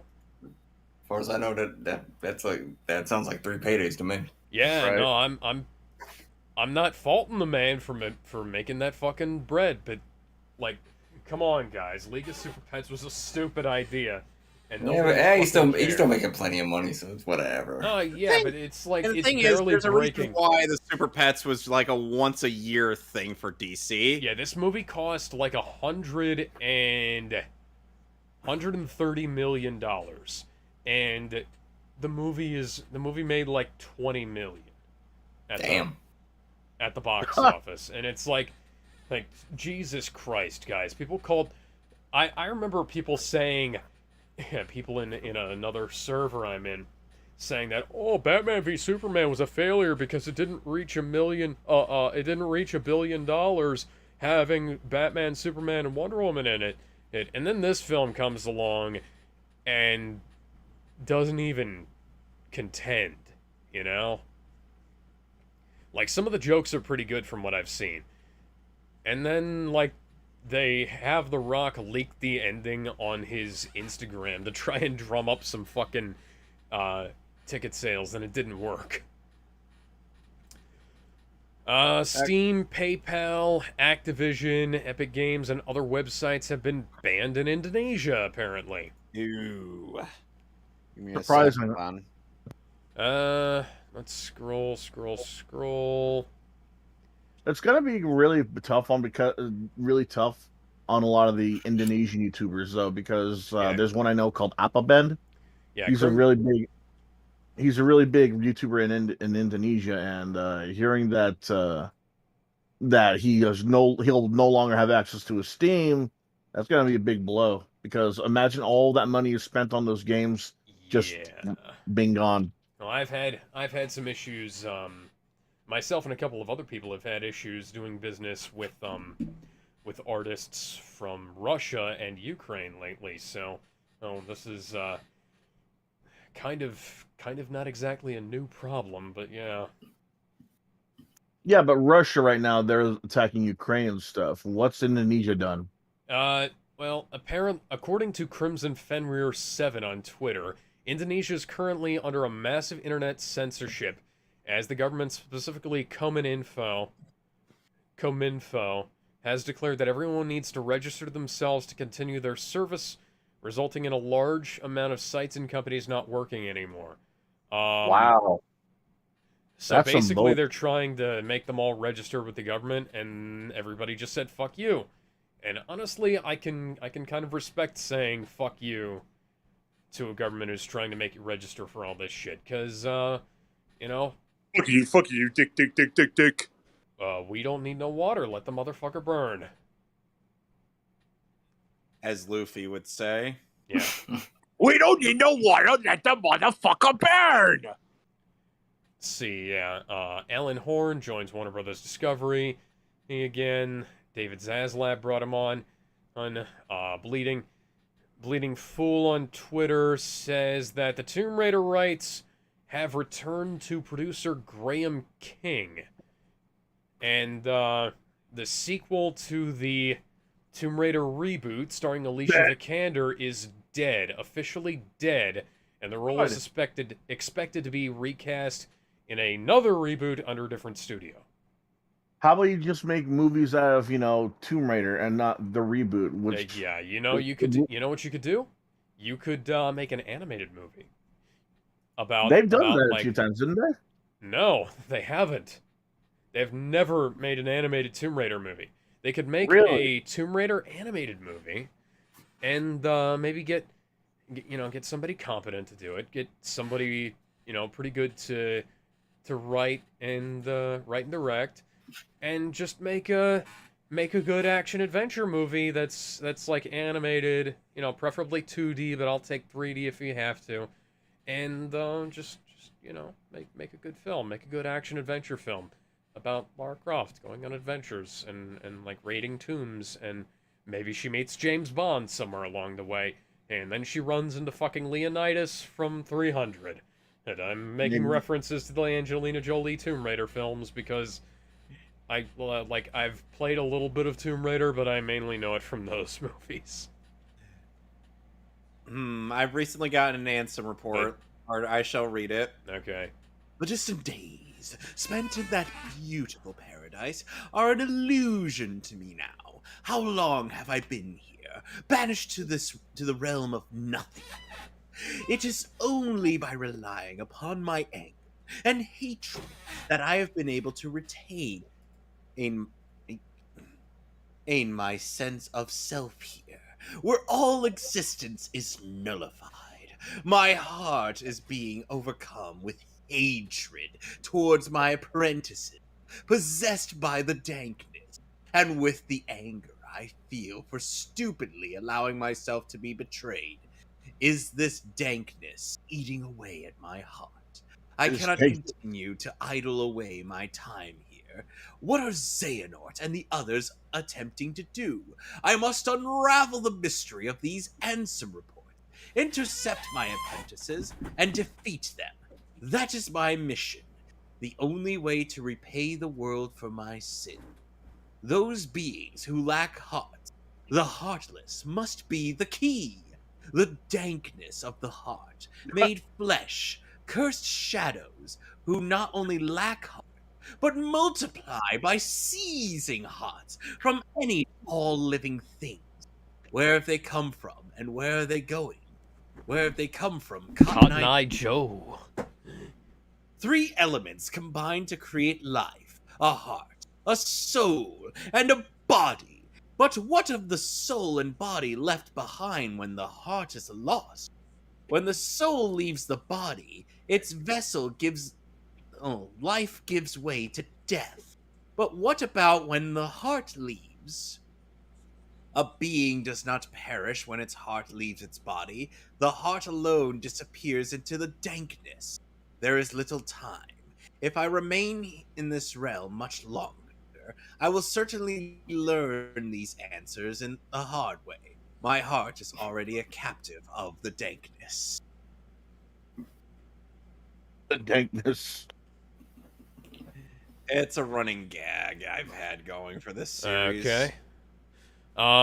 Stranger Things 11 is going to appear in the Multiverses game. Ooh. Stranger Things?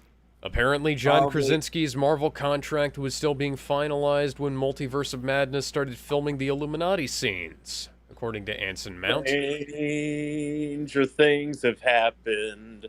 Data mining has revealed that things Raven, Static Shock, Black Adam, Poison Ivy, Robin, Marvin the Martian from Looney Tunes, Gandalf from Lord of the Rings, Gizmo, and Stripe from Gremlins, 11 from Stranger Things, Scooby-Doo from Guess What, Craig from Craig of the Creek. I think those are appearing in Multiverses. Wait, what? Stripe in Multiverses? Yeah. Pat Carroll died. Nichelle, rest in peace, Nichelle Nichols and Bill Russell. Yep. Hey. There's a new Mortal Kombat animated film coming as leaked by a German website, Mortal Kombat Legends Snowblind. I don't fucking care. Oh yeah, you forgot to add one more thing. Is Columbo coming back? No, Gizmo's thirsty for Tara Strong. Oh. When am I not? Well, obviously. When am I not, though? Is that like your celebrity crush, or do you have, like, more than that, Gizmo? Let's see here. Teddy Fresh, Teddy Fresh, the clothing brand by Ethan and Gila Klein, has been stealing its clothing designs for years. That's news? Oof. Yeah, where they've got, I thought everyone already knew that. They've got... Nope. They've got copy-paste art from, Cabela's Most Dangerous Hunts 2013 on one of their shirts. And people have overlaid showing that it is exactly the same image with a bunch of filters put over the top of it.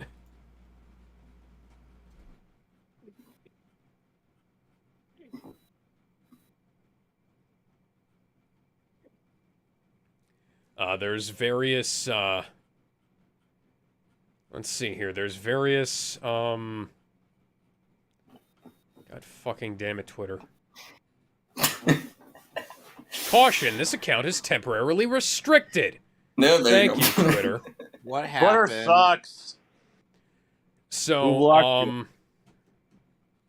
Twitter's only for anti. basically the Teddy Fresh line has been taking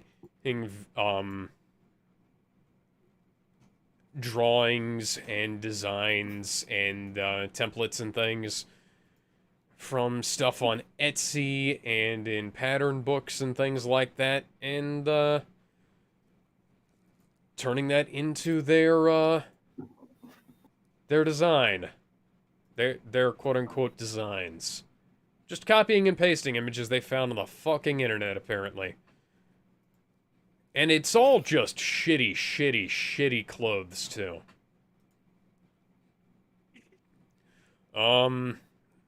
Friday the 13th Definitive Edition 2.0 has been C&D'd again. What? Friday the 13th 2.0. What is this? Okay, so the fan update for the Friday the 13th video game got C&D'd, and they kept working on it anyway, and it got C&D'd again. No surprise. Yeah. I mean, And finally, the blame them there? Flash I mean- TV show is ending with a 13-episode season 9. And you know what? I think that'll probably be the best season of The Flash yet. Because... Let's hope. Huh? Let's hope. Yeah, because The Flash always has way too many episodes in a given season, and that's why it's shit. All the Arrowverse shows have way too much filler, not nearly enough content. And then when Legends is over... I actually liked Legends of Tomorrow. Legends of Tomorrow Season 1 was good, Legends of Tomorrow Season 2 was alright, and then as it went on, then it got worse. Arrow Season 1 was good, Season 2... got lame. Season 3 was where they started hardcore doubling down on the filler. Superman and Lois does it pretty much right. Superman and Lois has 15 episodes in a season. Which is more than enough to get your fucking point across with 15 one-hour episodes. Meat. Yeah, this has just been a problem that people have been talking about for years now. But, yeah, The Flash is finally ending. The Flash being the longest-running Arrowverse show in the entire CW. Like, Arrow didn't last as long, Supergirl didn't last as long, Batwoman and Legends haven't lasted as long, Black Lightning is only second to fucking Batwoman in terms of shit that nobody asked for or that got canceled. But unfortunately, the shortest Arrowverse show is still Constantine. Yeah. The good one. Yep. They should have put that in HBO Max and then resume it as R-rated or something. Yeah. Well. Oh wait, does They Lucifer should have count? picked... As... Hell, no. That's I think they Lucifer did was a crossover Fox for at least show, a bit. wasn't it? And was Lucifer a DC show? Well, Lucifer was a DC comic. Oh, okay. So yeah, it does kind of count, but I don't know. But yeah. So yeah, they picked up fucking Supergirl for fuck's sake. They could have done something with that, but that's the thing. Supergirl got canned and it got picked up by the CW. You couldn't have picked up Constantine. You couldn't have done that instead of letting Roberto Aguirre Sacasa ruin Archie Comics all over again. Disrespect the legacy, disrespect the costumes, disrespect us with the acting. Fuck Riverdale. And then Riverdale why is that even the thing? And then Riverdale turned into a superhero show in the last couple of seasons. What? That seems like a bad idea. Yeah. You're kidding me. The characters developed superpowers. Why? I don't know. Because Roberto Aguirre Sacasa is not a sane man. What the fuck is Riverdale? What the fuck is with TV nowadays, man? I don't fucking know. Who asked for a grim and gritty fucking Archie show, man? There was That's like turning Seinfeld into a horror movie.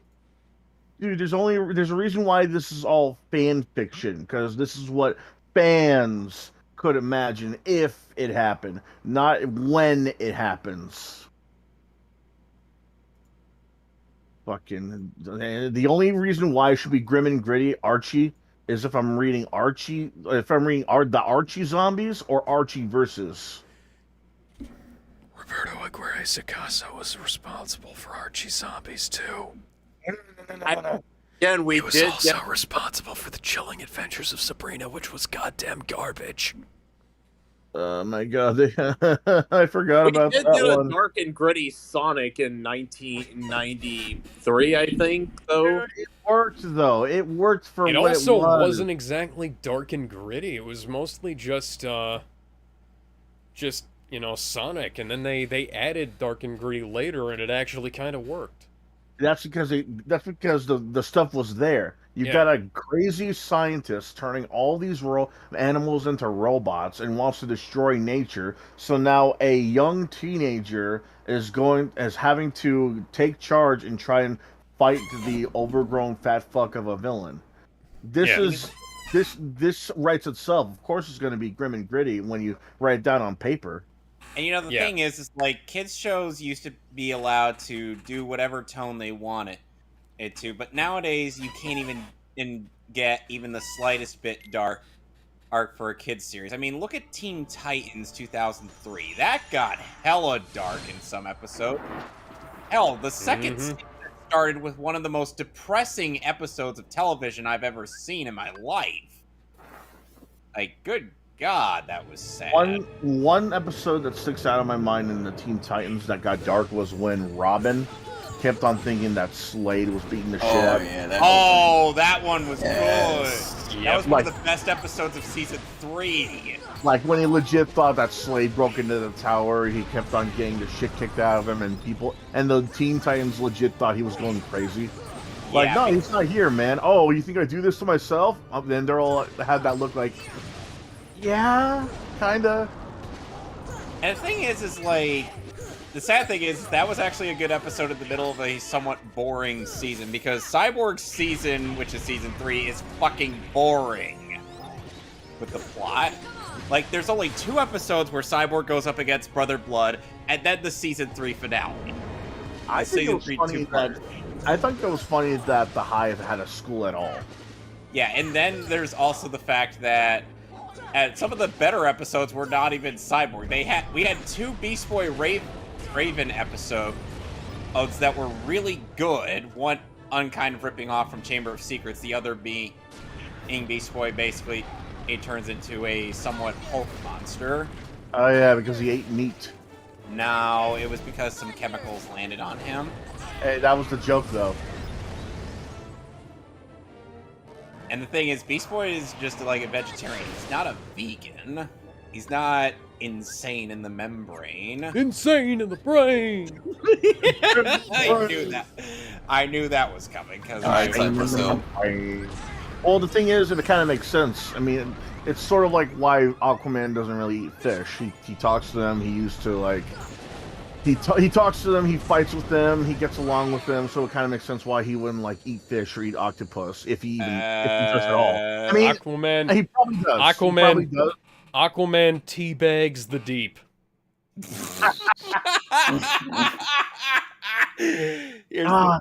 was the deep part. Oh man, I remember that. James Gunn actually he ended up making it seem like Aquaman is a ichthyophile. Yes. I'm like, someone's seen The Boys, without understanding that this is a parody of Aquaman, not the actual Aquaman. Peacemaker is such a cringe show. I smacked the shit out of I you. really don't want to taste this, James Gunn. Oh, dude, that show was really good. It's funny as fuck. Well, then there's a point where John Cena actually set as during a blooper bit and adding James Gunn to the list of people who actually deserve to be suspected of murder. They're like, that one wasn't even a real person. And I'm like, that is actually a good joke. And speaking of actually good jokes in media that we're not fond of, you know what was a good joke in the Digimon movie? Thank you for visiting .com. I think a good vibe. And didn't you hear me? All the lines are busy. That was good too. I think the greatest dub line was when the TV said, "If you're having trouble with your phone company, call your operator." The dub was weird, but it was fun. You can tell they had some fun with it. Yes, even though it was one of 2 turds being promoted with a giant bomb, it was still hilarious. At times, it was one of 2 turds being promoted with a giant bomb.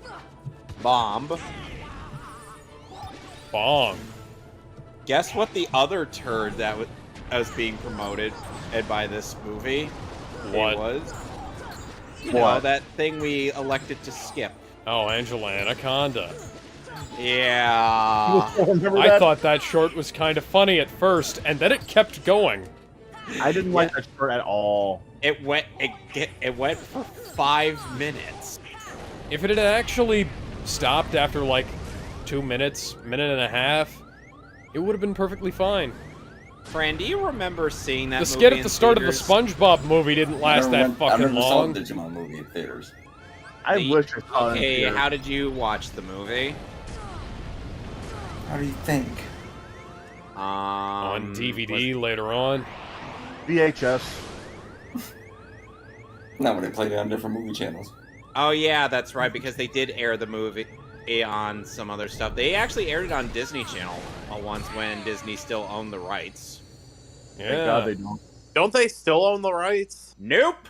Nickelodeon currently owns the broadcasting rights, and they haven't done jack shit with it. They probably forgot. Nickelodeon. They stopped broadcasting after the second season of Digimon Fusion ended. And they didn't And that even... was how long ago? I think they ended it in 2015. Yeah, then they probably forgot by now. Oh my god, and there was still a third season left. Not the first time that's happened. Oh dear lord. Yu-Gi-Oh! 5Ds, anyone? The Yu-Gi-Oh! GX, Yu-Gi-Oh! 5Ds. GX Zexal was the only... Zexal ended up being the one that averted it due to the fact that they actually aired every episode of that show. That show was So fucking I have awful, though. I have a confession to make about the Yu-Gi-Oh! Actually, series. I stopped watching Yu-Gi-Oh! After just only a few episodes of GX. That's fair. Yeah. Because the thing is, like, it's one thing if you have like a school, like full of That teaches you how to play children's card games. Right. It's like whatever. It's anime, whatever. You're trying to suspension of disbelief. But then I'm hearing rules that have changed. Like, okay, what changed?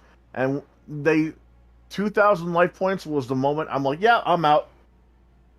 2,000 life points was dual. Yeah, that was early. That was early Yu-Gi-Oh! And then they bumped it up to 4,000. When they went to Battle City, they bumped it to 4,000. And you don't think that's weird for any kind of duel? 8,000 No. life points for me was like the norm for every Yu-Gi-Oh episode and game that I participated in and watched.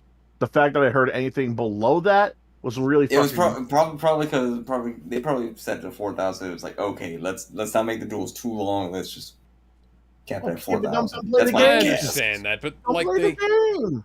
the 4,000 life point one was good enough, you know. Although Yeah, it was a good enough balance, I'd say. Yeah. Anyway, it's time for us to end the stream. We've been going on long enough. Yeah, So next week. I was gonna start next playing week, Fortnite because I got bored.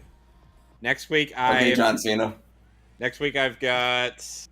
Oh dear lord, more Nuzlocke runs. Yeah, And you'll I live. have to play Pokemon again. Yes, you do. You live. You have to grind for Whitney. Yay. Yeah, just do the same thing I did. You'll be fine. He has a level 17 Quilava.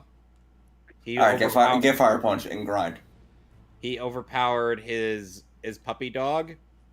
Oh, excuse me. Like I said, grind and get Fire Punch. You'll be fine. What the dog doing? I'm gonna play one round of Fortnite. Does anybody want to join me? Not a Fortnite guy, man. No. Sorry. It's getting Okay. late. Sorry. Well, See y'all later. I'm gonna play a round of Fortnite and then call it a night. Yeah, no surprise. Bye. Bye. Bye-bye. Bye. Later, Okay, I'm dears. done. I'm okay. Night, I'm guys. done. So I'll see you guys. So Fran. Fran left. Ah, damn it. Yeah, he already left you. All right. Well, I'm going on, guys. See ya. True. Nice, If I don't- nice you to join us, Gizmo. That's no ETA problem. 1 hour I'll and see you 47 again. minutes. Dear God. Damn. Why is matchmaking taking so long in Zero Build? I just want to play one match. Whew. That's the longest damn I can do.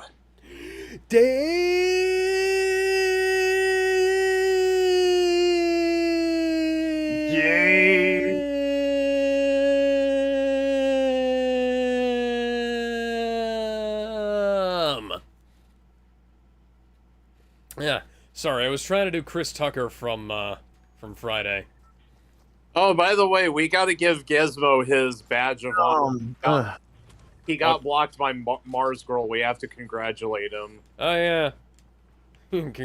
Congratulations. You are win. WinRAR is you. WinRAR is you.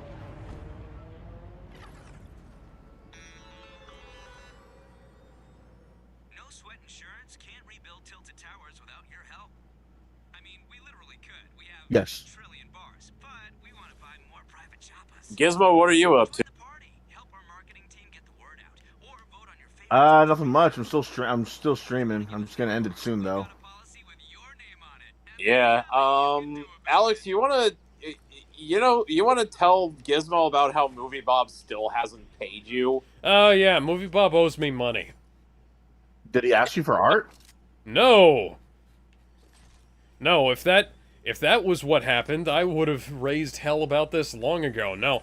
Oh, Movie Bob made a bet that no journalist would ask Donald Trump a question, and as I am technically a journalist, and was at the time, I took that bet, because Movie Bob worded his bet incredibly poorly, and I just asked Donald Trump on Twitter, or like, whatever the hell the question was. And Movie Bob still has not sent me my $100. It has been 6 years. What was the question? I don't even remember at this point. Huh. I believe I linked it at some point, but,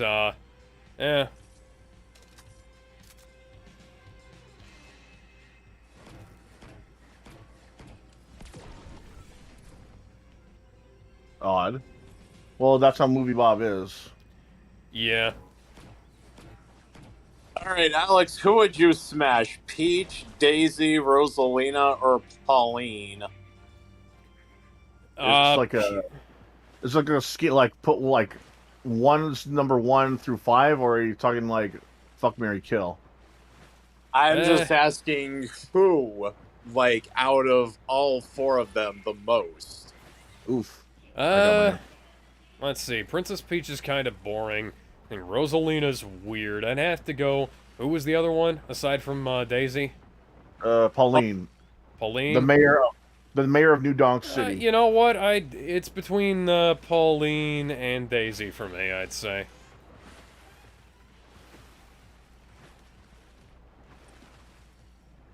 Peach. For me. I mean, I understand that. It makes perfect sense, but, you know... Like, not only is she active in her community, she also can bake a cake whenever she wants. Which, yeah, somehow... but Pauline looks like Jessica Rabbit. Yeah, I even shared some lewds in Discord. I should probably share them in the I Stand With Vic Discord, if I haven't already. We're the only ones still active in that server. I don't know. Kevin's still active at times. I mean, hell, yes, we as in like, those of us who are on this stream. Largely, I believe we are the only ones who are active in that server. Wait, are we still live right now, or...? Yes, I'm still streaming Fortnite. I'm still streaming. So I can't say the N-word, then. I'm gonna say the N-word. I'm gonna say the R-word. I'm gonna say the S-word. I'm gonna say the N-word. I'm gonna say the L-word. Latinx. Oh god, that's the worst one of all. You'll get us banned forever. They won't even take us on the weird sketchy platforms now.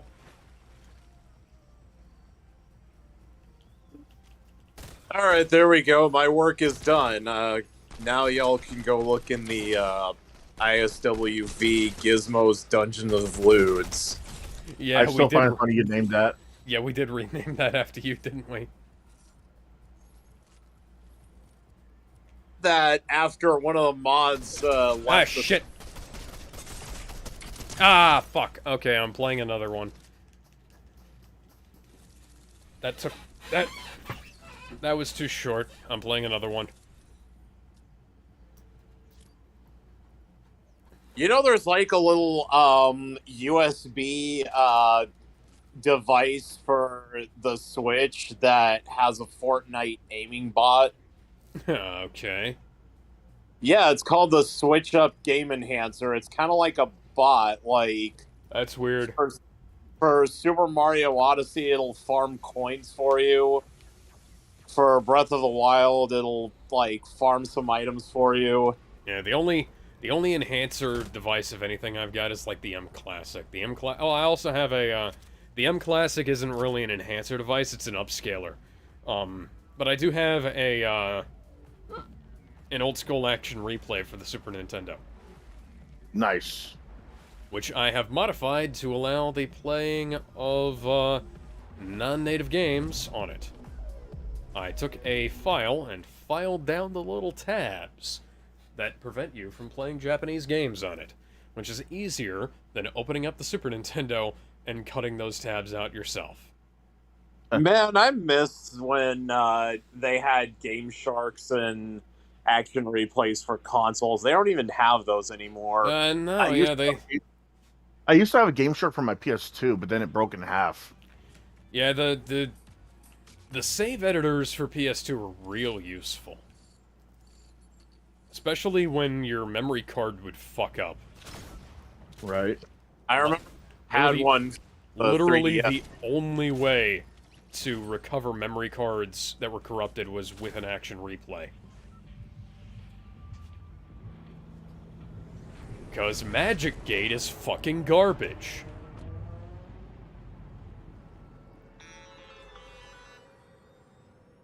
I'll be back Sony in a is minute. trash.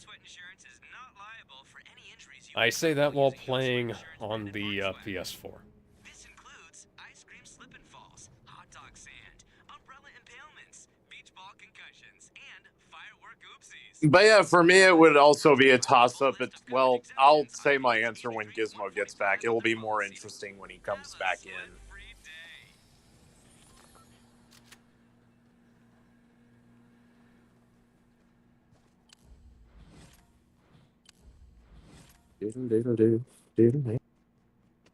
Gallon, what is... Well, hold on. Oh, shit, I forgot what I was going to say.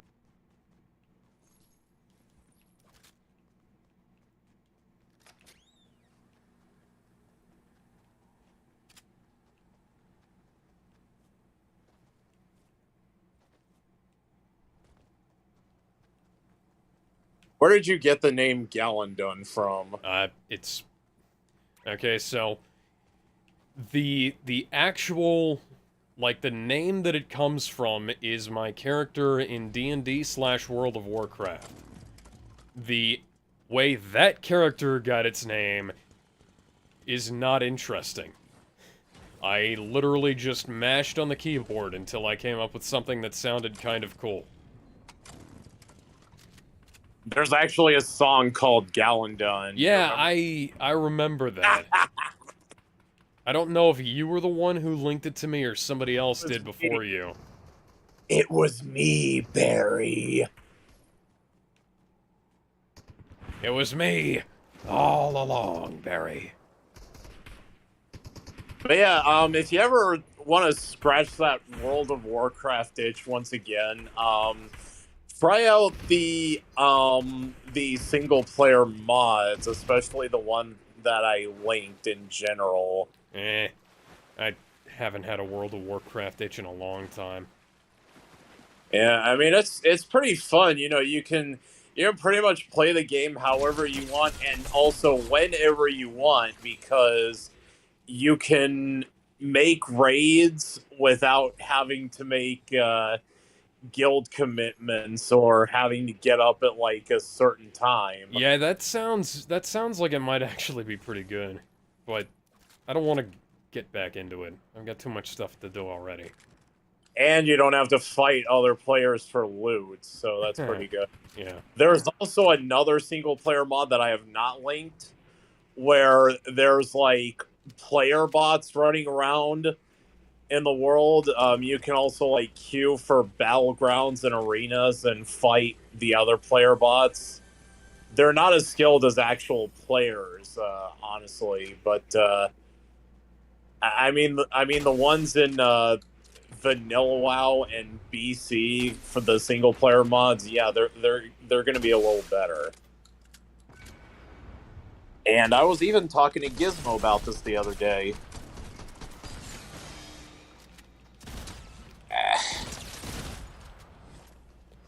Okay, one more round. I'm gonna try and get as far as I can. If I don't, I'm just gonna call it a night. This guy's got an Among Us backpack. Oh man, I missed the Among Us backpack, didn't I? Oh. That would have been neat.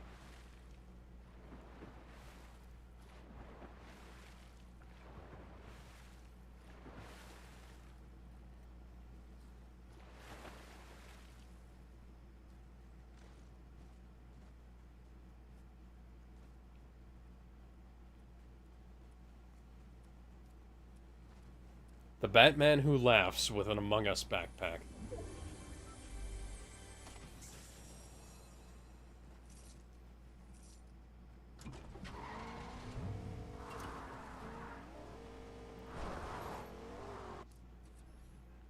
I think Dragon's Dogma is pretty good for, if I ever wanted to do the World of Warcraft thing, but I haven't played that in forever. Hell, I can't even tell you if I've played it correctly. I remember I liked the theme song, but I can't remember if I did anything else. What class did you play in WoW? I was a paladin. Druid. Yeah. I've played a paladin liked in just about everything that had let me. I liked being able to do everything in the game, like, especially if I was doing like world PvP or solo playing. I was always more. I always had like better self healing and more durability, especially in like Mists of Pandaria when they buffed feral druids like balls to the wall. See, I like being the tanky healer. I like being able to walk up, hit things, and heal people. So that's why I play the paladin. I've even bootlegged paladin classes in games that don't let you have a paladin. Like in Adventure Quest Worlds, before the paladin class was a thing you could actually get, I took the healer class and gave it the warrior upgrade, so it had a bunch of health and defense and strength and stuff like that. And then bada bing.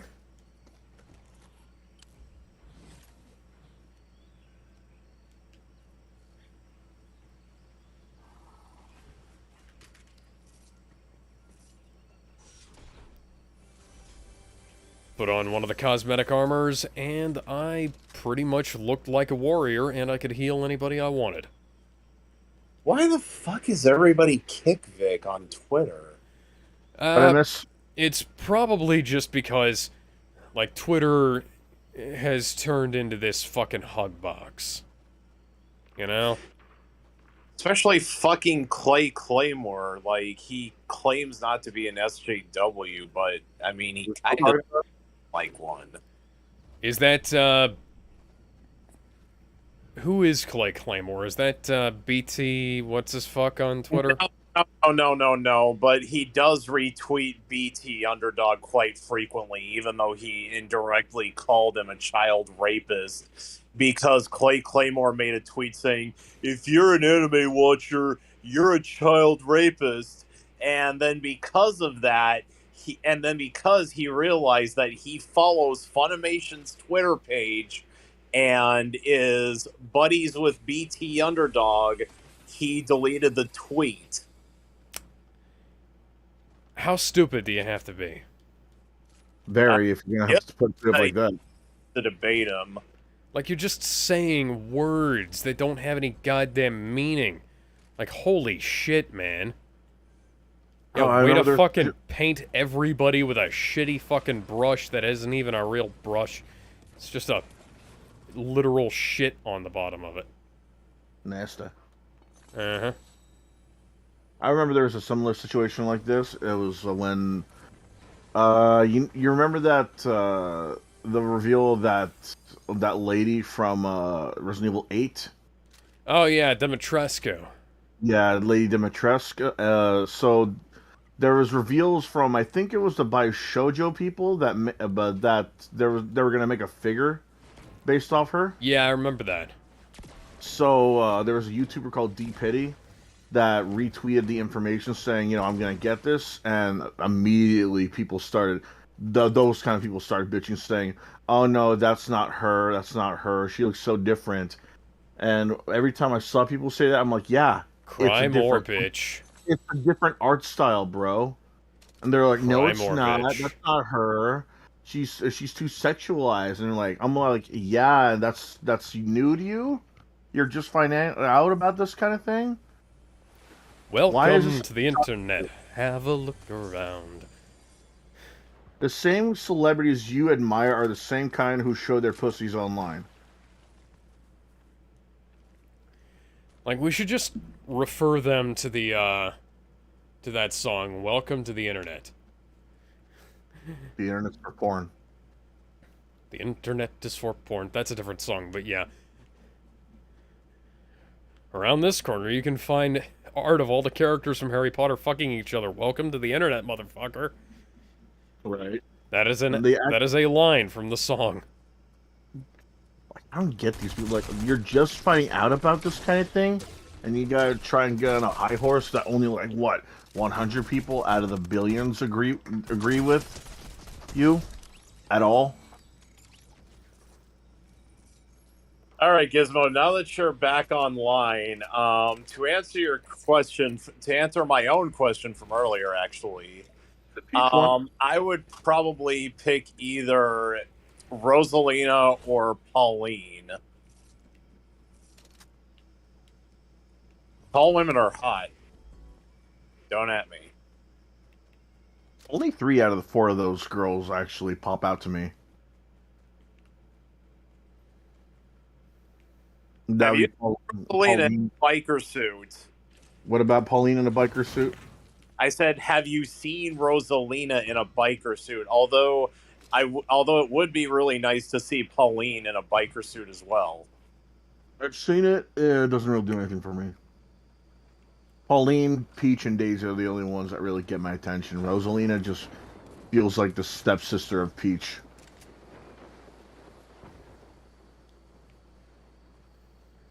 Rosalina's a little too weird for me. I wouldn't say weird, more like too odd.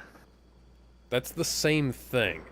Not really. Weird is like that girl that likes to alphabetize her bitten nail collection. Odd is just you can't figure her out. Okay. You can't figure her out. You don't know what it is about her that just does not make you want to do anything with her, whether that be a bad thing or a good thing, whether that be sexual or romantic, or even platonic. It's just something. And that's how it is with me and Rosalina. It's just there's something about her. I don't know what it is that keeps me from wanting her in any way. Go away.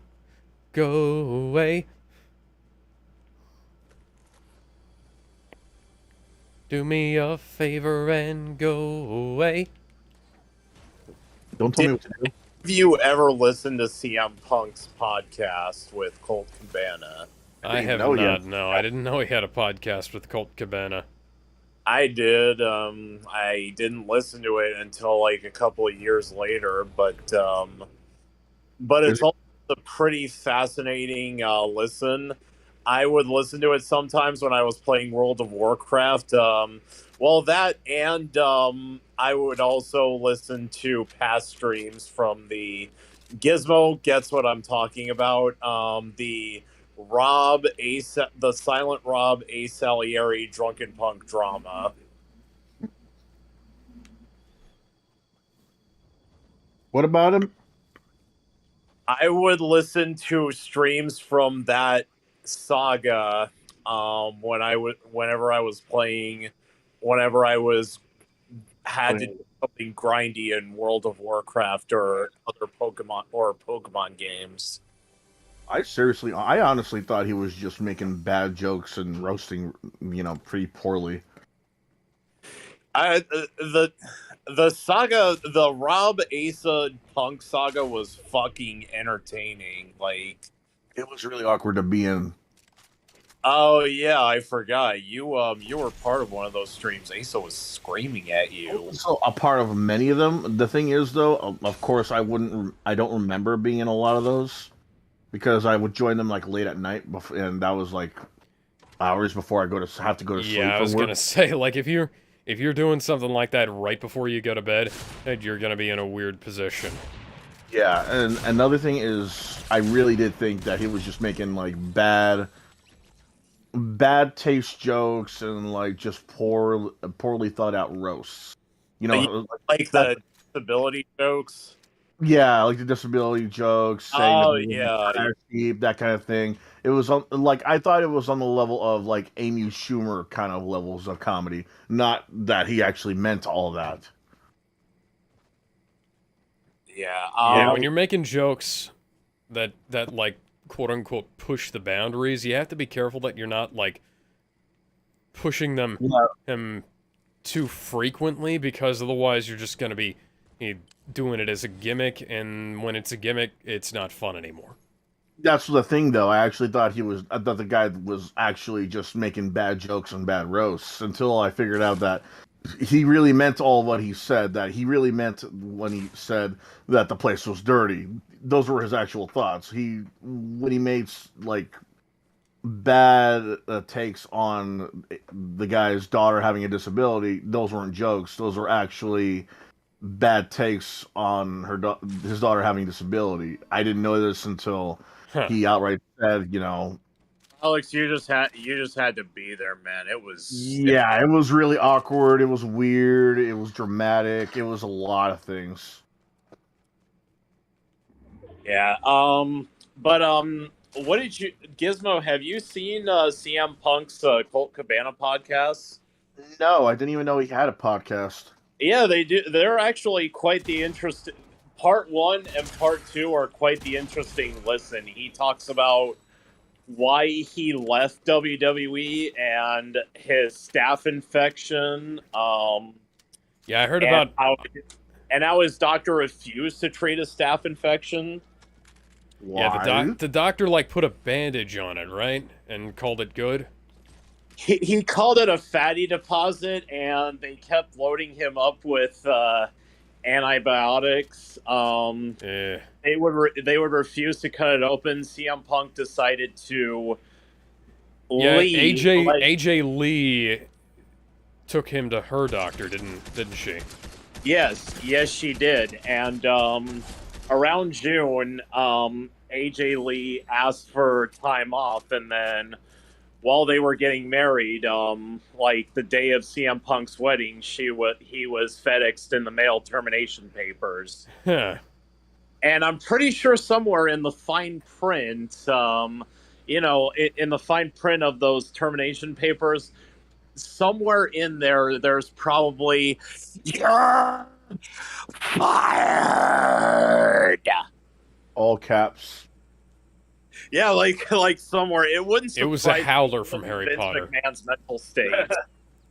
Now, what I really don't believe is that this was intentional, like for it to pop up on the day of their wedding. Probably not, but I believe it. I would believe it too, but the thing is, it feels way too convenient for it to just out of nowhere be delivered on that exact day. It's snail mail after all, It's not exactly FedEx is snail mail. Snail mail, going to like packaged mail, envelope mail, and physical mail. I call anything that has to do with physical items, whether it be a letter or a vacuum or a parcel, snail mail, because that's what it is. You wait for a while and it's slow delivery, even if it's just 2-day shipping. You still gotta wait. He explained that it was FedExed overnight. and Yeah, so then that was definitely intentional. Oh yeah, overnight. Yeah, it was intentional. yeah. That's but the CM Punk's like last appearance on any media with WWE was the Royal Rumble 2014, and the ref was like, Kane's here, he's gonna pull you out early. That's really why Glenn Jacobs came back out to the ring, was to pull Kane out so that CM Punk could because CM Punk was physically not feeling well, and he told Vince after, like, the very next day, he was supposed to be on Raw, and the very next day, CM Punk was like, Vince, I need to talk to you. I do not love this anymore. Well, hold on a minute. Didn't they also haul him off of 12 rounds too? Yeah, he was supposed to be in it, and then they decided... Gave it to Randy Orton, yeah. Sensing a pattern. Isn't Randy retired already? You know? Huh? Isn't Randy Orton retired already? No, Randy Orton's still wrestling. Still? He's part of a tag team. Wait a minute, hold on. Let me see. No, he is not retired. Hot motherfucker. This motherfucker. Not yet. Hold on, where is it? I mean, this guy did survive a ton of shit from McFoley, so I wouldn't be surprised he's still surviving all the shit now. Then, where is it? I think it starts here. Oh yeah, and also because of the antibiotics that CM Punk took, he shit his pants one night on a SmackDown in 2013. And he literally tweeted word for word, just shit my britches on SmackDown, please retweet. And then the board of directors was like, oh, you can't say the word shit, can you take it down? And CM Punk was like, you fuckers just aren't fun. I was laughing, Vince was laughing, Ambrose was laughing, but you're mad that I said the word shit? Fucking grow up. So I deleted the tweet and I said, this poop ain't fun anymore. And Alright, so... I'm sorry. Oh, that's and gonna like, be there's me for nothing the night. I wrestled, like, that day I showed Doc that thing on my back, which was now purple. Fire me that if I was a fraud and I was any for this, take another fucking piss test, and they were telling me that I was working that night, and then they're telling me that I wasn't working that night, and like I just fucking had it. And the theme here is you're argumentative, and you've told me before you're like, I didn't like how much I was telling people to fuck off. I hated it. Right? And it was happening. Yeah. You were doing it. You were telling people to fuck off. You were telling everyone, fuck they you. were like, we need you to sign this for this visa for this country because we're going on this tour. And I was like, right now, in Cleveland, Ohio, take fucking care of me right fucking now. Don't worry about where I'm supposed to be tomorrow. Don't worry about what segment I'm supposed to be. Fucking fix me. My fucking ribs are broken. My knee is fucking torn up. I'm fucking sick. Fucking help me. And they were just like, no, you have to sign this. You have to piss in this. You have to fucking go take this. And I think that's right. Fucking help me. And then I just went, you know what? Vince, I need to talk to you. And Yeah. Hunter was in the room and he goes, oh, I'll leave. And I went, no, you know what? You can stay. I don't care. You need to hear That was the day after And I just looked Vince in the eye and I said, I do not love this anymore. I'm fucking sick. I'm fucking hurt. I'm fucking confused. I don't know as a business what we're doing anymore. Every day you tell me this is a team effort, but every day it's a fucking individual effort by me to find shit, man, what's necessary to even fucking come here. I said it's not fun. I have zero fucking passion for this. I'm fucking concussed. I'm fucking hurt.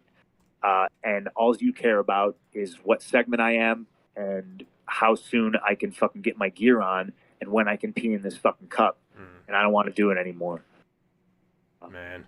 I have talked fucking openly been there. about bringing back Dave as a babyface. And I was like, how do you not see how that is the worst idea? How do you not see? Even Dave. And he was quoted as saying. Dude, I don't know. I can't remember if you were here or not. Dave was on the fucking couch a couple months ago, and we talked about all of this. So please, dirt sheets, don't try to stir shit. Me and Dave are friends. I'm giving you a recanting of exactly what I said and how I felt at that time. And Dave was fucking cool with all of it because I fucking talked to him about it. You know, I mentioned something about the piss test. Hunter goes, well, you know, Dave just took the same piss test you did. And I just looked at Hunter and I went, did you? And he had nothing to say. And then I said, look, I thought when I re-signed 3 years ago, Vince, I told you if I couldn't be all that I could be, that you should fucking fire me. That if I was a fraud and I was anything less and fell short of the fucking mark, I said, I sold more shirts than John Cena until I turned fucking heel for you. You said you owed me one. I worked guys that were fucking dangerous. And you said you owed me one. I did all these fucking things, and all I wanted was the main event of WrestleMania. And it's fine if you don't think that is me and that I'm that caliber of a fucking superstar, but then you need to fucking fire me. Because I do not want to be here, and I do not want to be anything less. I will go somewhere else, and I will get more fucking over, because I know I can. You have shackled me. You have creatively stifled me. You have made this a very toxic environment. I no longer want to be here. I said, it boggles my mind how Daniel Bryan has not figured into your plans to be in the main event of WrestleMania, because this is his fucking year. Just like 2 years ago, it was my fucking year, and I was white fucking hot, just like he is now. And what did you do? You fed me to this guy. And I pointed right at Hunter, and Vince was just like, "This is the concussion talking. I can't believe you're saying any of this. You're in the main event. It is the main event. You're wrestling Triple H." And I turned to Hunter and I said, "All due respect, I do not need to wrestle you. You need to wrestle me. I do not want to wrestle you.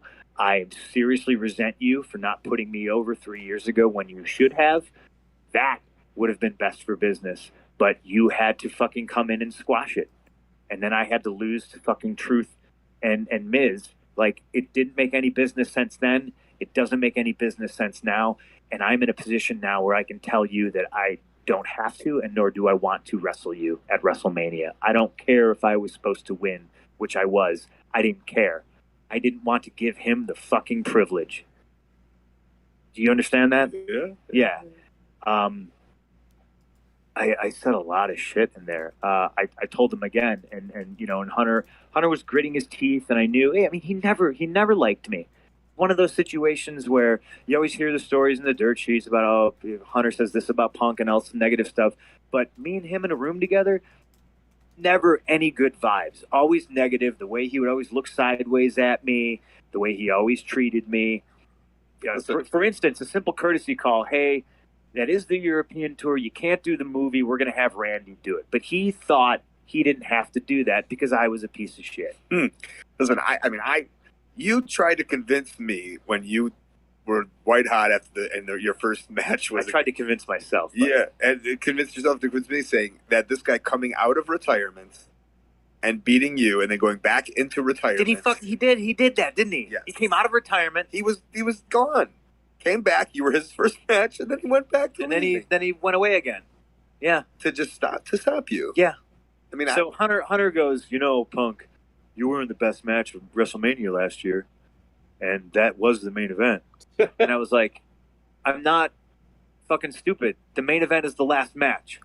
You can push it to people who buy the pay-per-view that, oh, there's 4 main events. There's one main event. There's always been one main event. And I deserved it. Yeah, the whole multiple main events thing, that's bullshit. You're Especially gonna give it to East and Randy?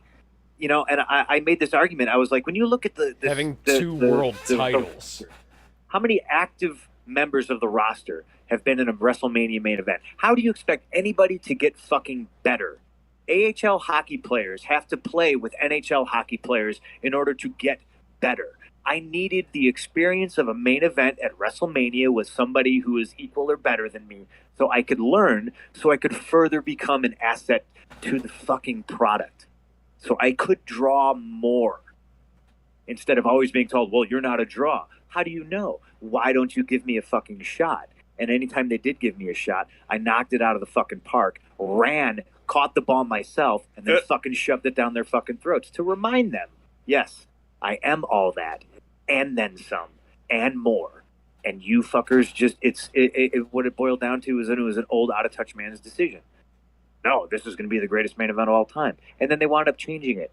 And I'm so fucking stoked that Daniel Bryan got his fucking main event. That they can never take that away from him, ever. Whether they want to make fun of him or whatnot. But Hunter told me I was in the main event because I wrestled The Undertaker. And I turned to him and I said, tell me that I got paid the same amount of money as you, Brock, Cena, Rock, or, whoever. And he was like, And once again, he had nothing to say. He didn't say anything. And I was just like, right on. All right. He said, I'm out of here. Right.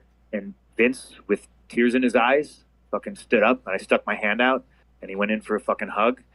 And it was like a reluctant, I just kind of patted him on the back a little bit, and I looked at Hunter, and he stuck his hand out. I shook his hand, and I said, goodbye, and I walked out. No, but you weren't like, I quit. Fuck you. It was like, or what? I mean, no. Right. And this is my rationale when I think about it. It's like, people be like, oh my God, he walked out on his contract and he did this. First of all, I'm an independent contractor. I could have walked whenever I wanted to. Right? Second of all, I didn't do it in the middle of a program. I didn't say I'm quitting unless you do this. I didn't say, I didn't hold them up. I got chokeslammed through a table at the end of the Royal Rumble. I wasn't up. There wasn't everything advertised. It wasn't like Kane versus Punk at the next pay-per-view. I walked, and now after all of that, this is where the fucking story actually starts to get really good, because a week after I fucking left, Vince texts me, just like the 2 surgeries. How you feeling, pal? You ready to come back to work? And I text him like, no, I'm so mentally fucking shot. I still can't sleep. This is that. My lovely wife convinced me to go to her doctor in Tampa. I went to her doctor in Tampa. I walked in. I've never met this guy, right? He looked like Patrick Bateman. It was kind of creepy. Like if Patrick Bateman had white hair, it was him. His last name was Bateman. It was very strange. Sorry Kevin's not here for this. So I walked in, and it was Patrick Bateman. So I walked in. Well, I mean, I've never seen him before. He's got no idea who I am. He's like, okay, so what's the problem? And I fucking yanked my shorts down, and I show him this fucking thing on my back. And he looks right at it. He doesn't touch it. He just looks at it, cocks his head sideways, and he goes, that's a full-blown staph infection. Full-blown. Yeah, and I looked at him, and I laughed. And you were there when doctor told me I had a fractured skull. Same laugh. I just went, like, yeah, of course it is. I have a staph infection because of course I do. Why not? And I was like, all right, what are you going to do? And he's like, he's like, that's like MRSA. He's like, I can tell right now. Like, the thing's like purple and green. He was like, I can cut it out, and you need to go to a hospital and get an antibiotic IV drip. And I was like, well, let's say we didn't have time for that. He just loaded me up with antibiotics. He cut the thing. He squeezed it. Shit shot onto the ceiling. I've had tattoos in some of the most painful places. I've fractured my skull. Ryback has broken my ribs on a kick on purpose. I've wrestled 3 weeks after knee surgery. This was the most painful experience of my entire life, and I don't know why it hurt so bad. Did it get videotaped? No, but I sweat like I was in the fucking Sahara Desert. Like I was clutching the table, and this doc was just squeezing this shit, and he kept squeezing this shit, and then he patched it up, put a Band-Aid on it, and he gave me 3 months of antibiotics. And I was like, great. And so I asked him, I was like, I've been on antibiotics for a long time. Like, why wouldn't it do this? And he was like, unless you're on specific antibiotics to kill a MRSA infection. He's like a Z-Pac's not going to do anything. Right. And was he like, you've been working on this thing? Yeah. Did he say it was like possible too? No, and he said, how long? And I was like, I don't know, at least 3 months. And he was like, you should be dead. You could have died. Because I look up staph infections, people. They're nothing to fuck with. My girlfriend's had a couple. I get that of those. taken care of, all of a sudden I Yeah, can. my family's gone through a couple of those. We were ground zero for a fucking hurricane. Vince texts me and says that I'm suspended. He says, "Well, I wish you could have, you know, lasted till the end of your contract, but you're suspended for 2 months." So I did the math in my head. It was the day after Mania, my suspension was up. So I was like, "All right, I'm missing Mania. Fucking whatever. I don't care. I hate wrestling at this point. You know what I mean? I'm just like, whatever." So the 2 months is up, and I don't hear anything. Nobody texts me. Nobody says your suspension is up. I had to listen to Vince on an investor call say that I was on a sabbatical, and I was like, "Huh? Why wouldn't he announce to his investors that I was suspended? That's fucking weird." And then I don't get my royalty check.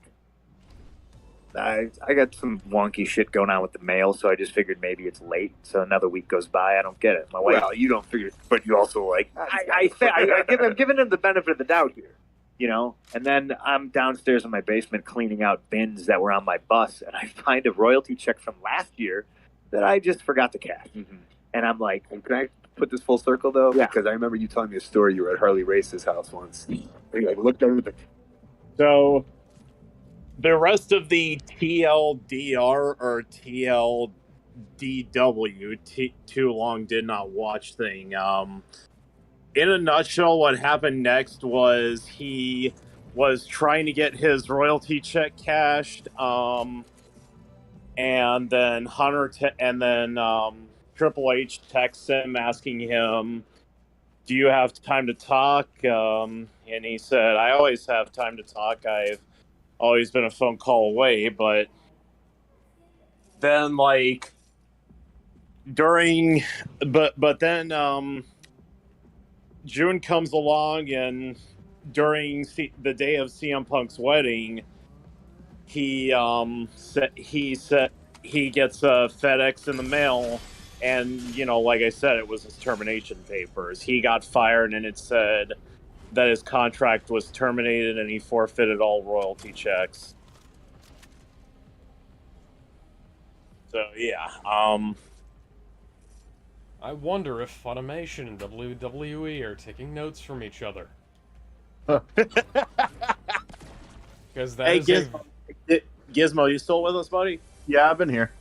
Okay, good. Yeah, but yeah, I think the rest of the podcast from like where I paused it was probably like 20 to 30 minutes remaining after that.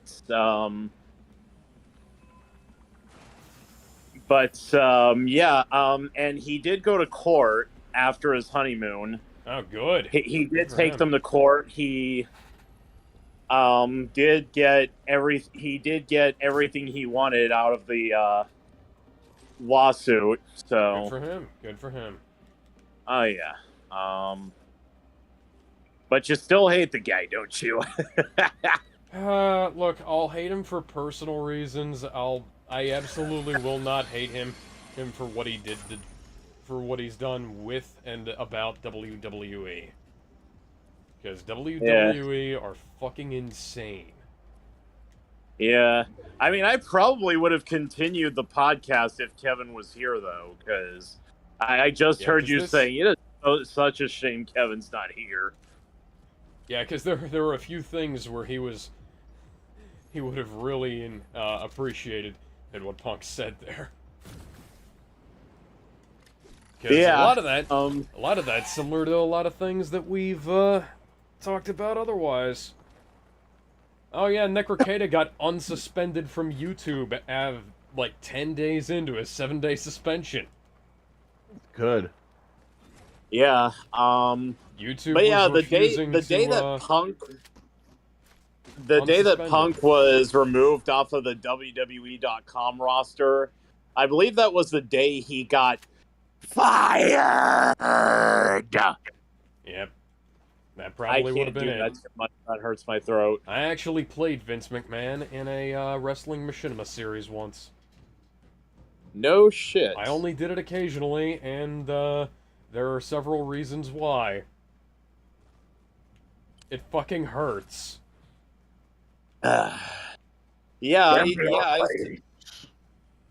Yeah, every time I said a wrestler got fired, instead of just saying fired, I'd say fired.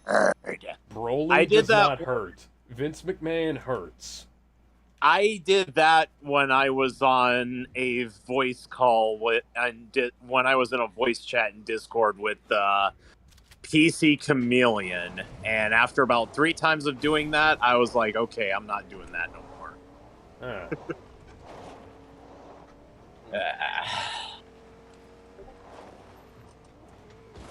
Imperial Docking Bay Alpha. I'm raiding your shit, Empire. Yeah. Man, I gotta clean my fucking, Well, it's not even a house or an apartment I live at. I live in a motel room right now.